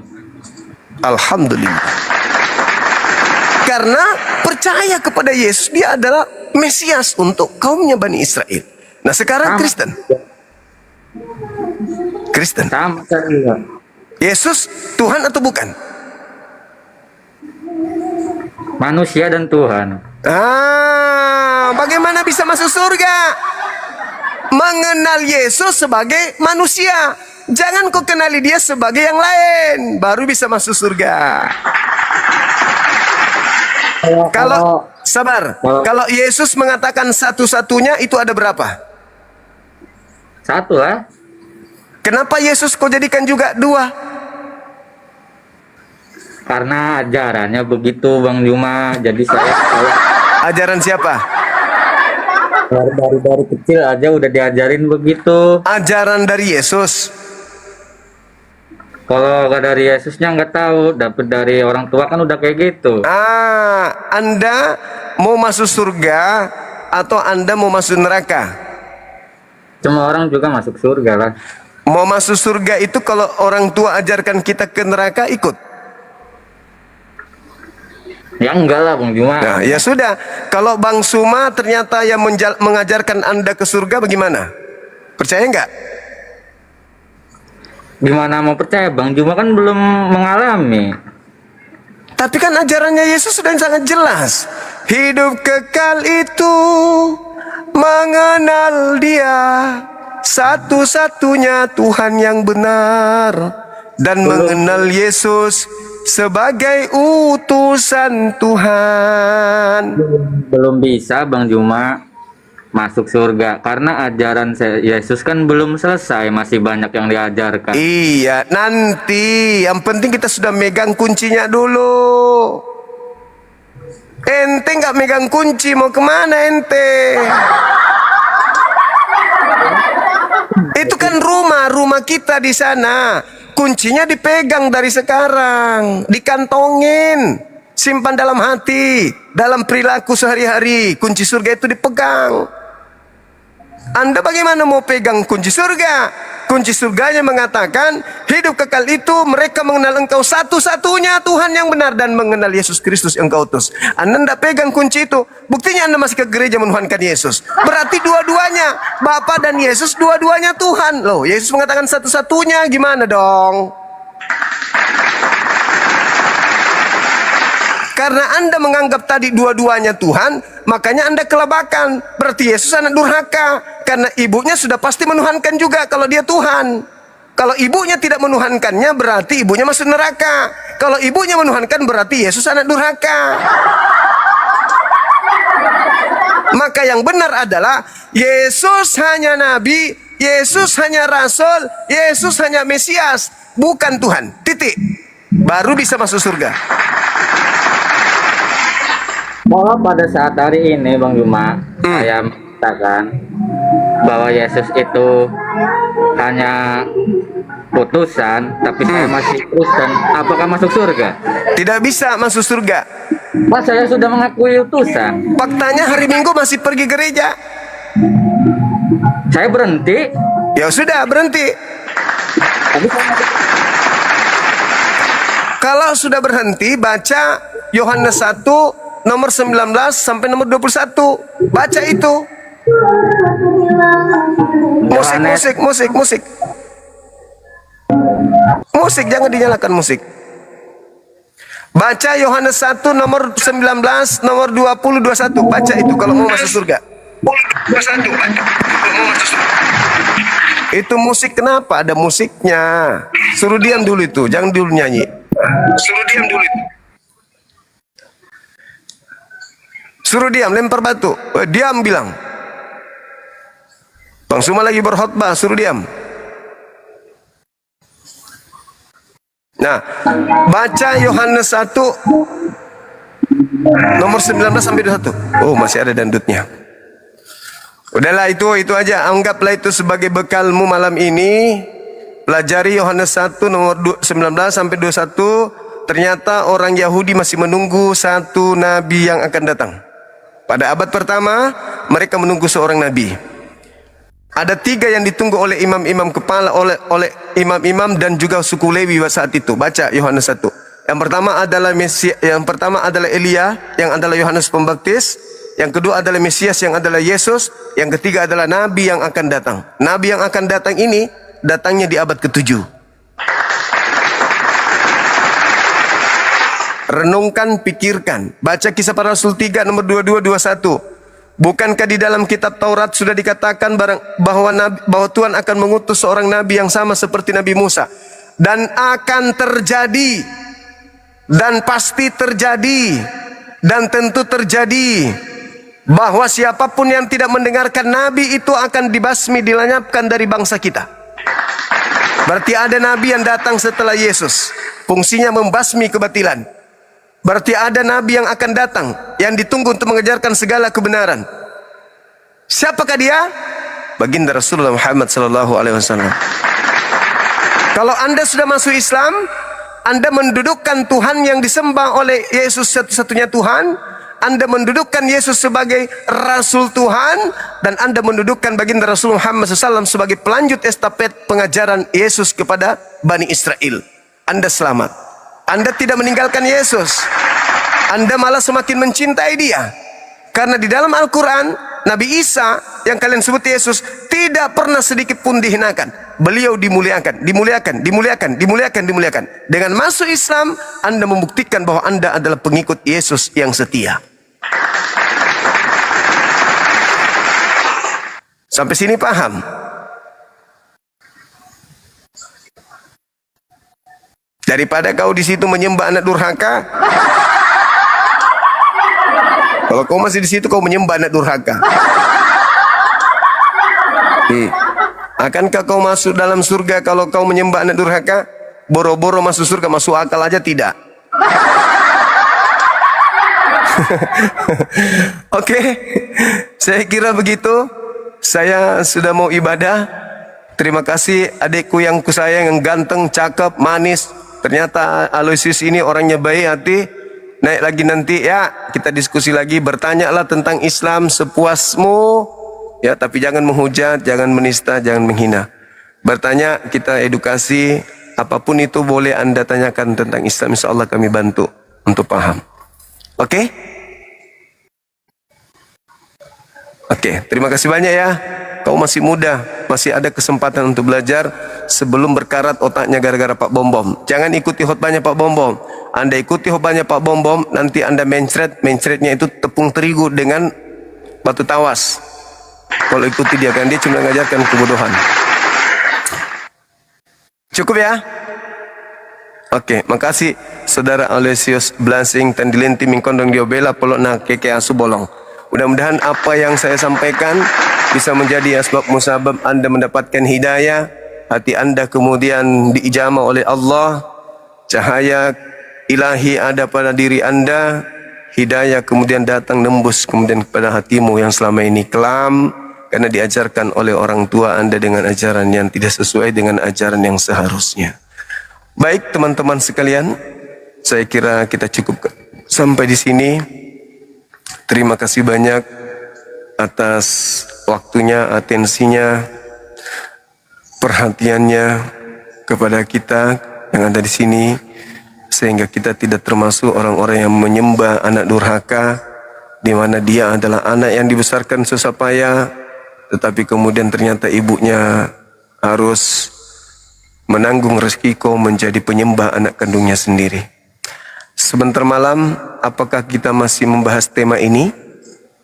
Atau kita ganti temanya?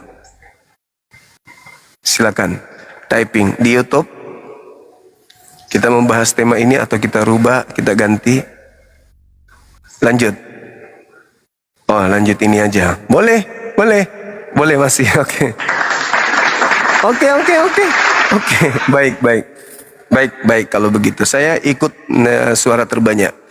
Rupa-rupanya teman-teman di sini 1,9 mengatakan lanjut, temanya ini bagus. Di YouTube juga mengatakan temanya ini aja. Nah, ya. Oke, baik.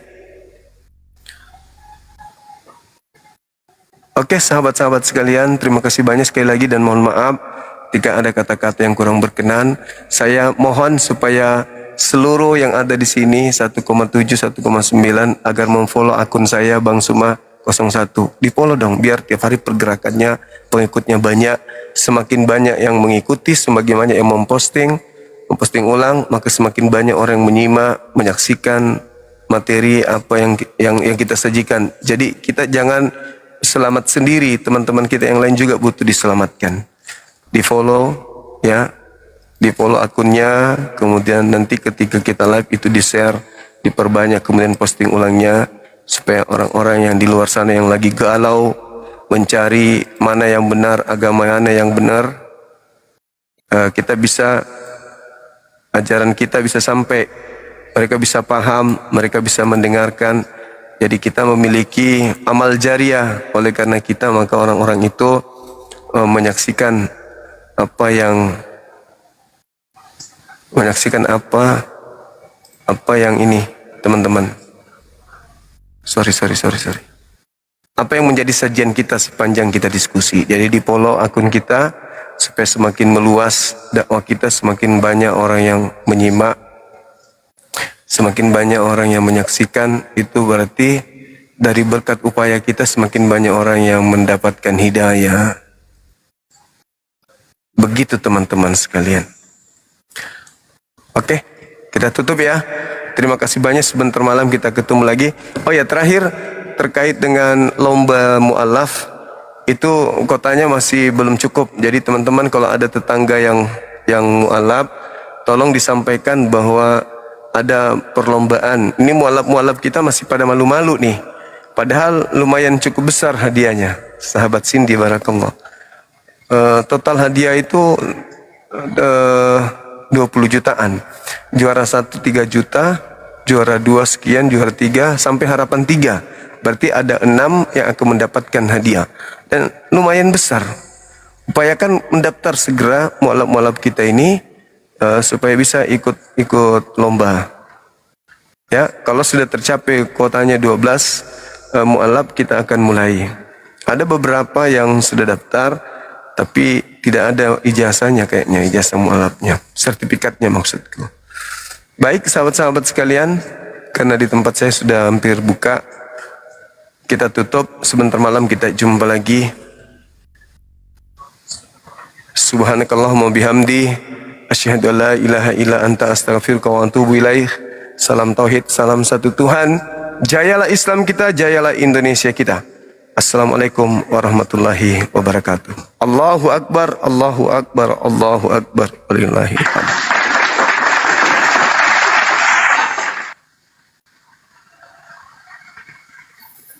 Teman-teman yang minta permintaan sebentar malam baru hadir lagi ya. Kita diskusi lagi tema ini.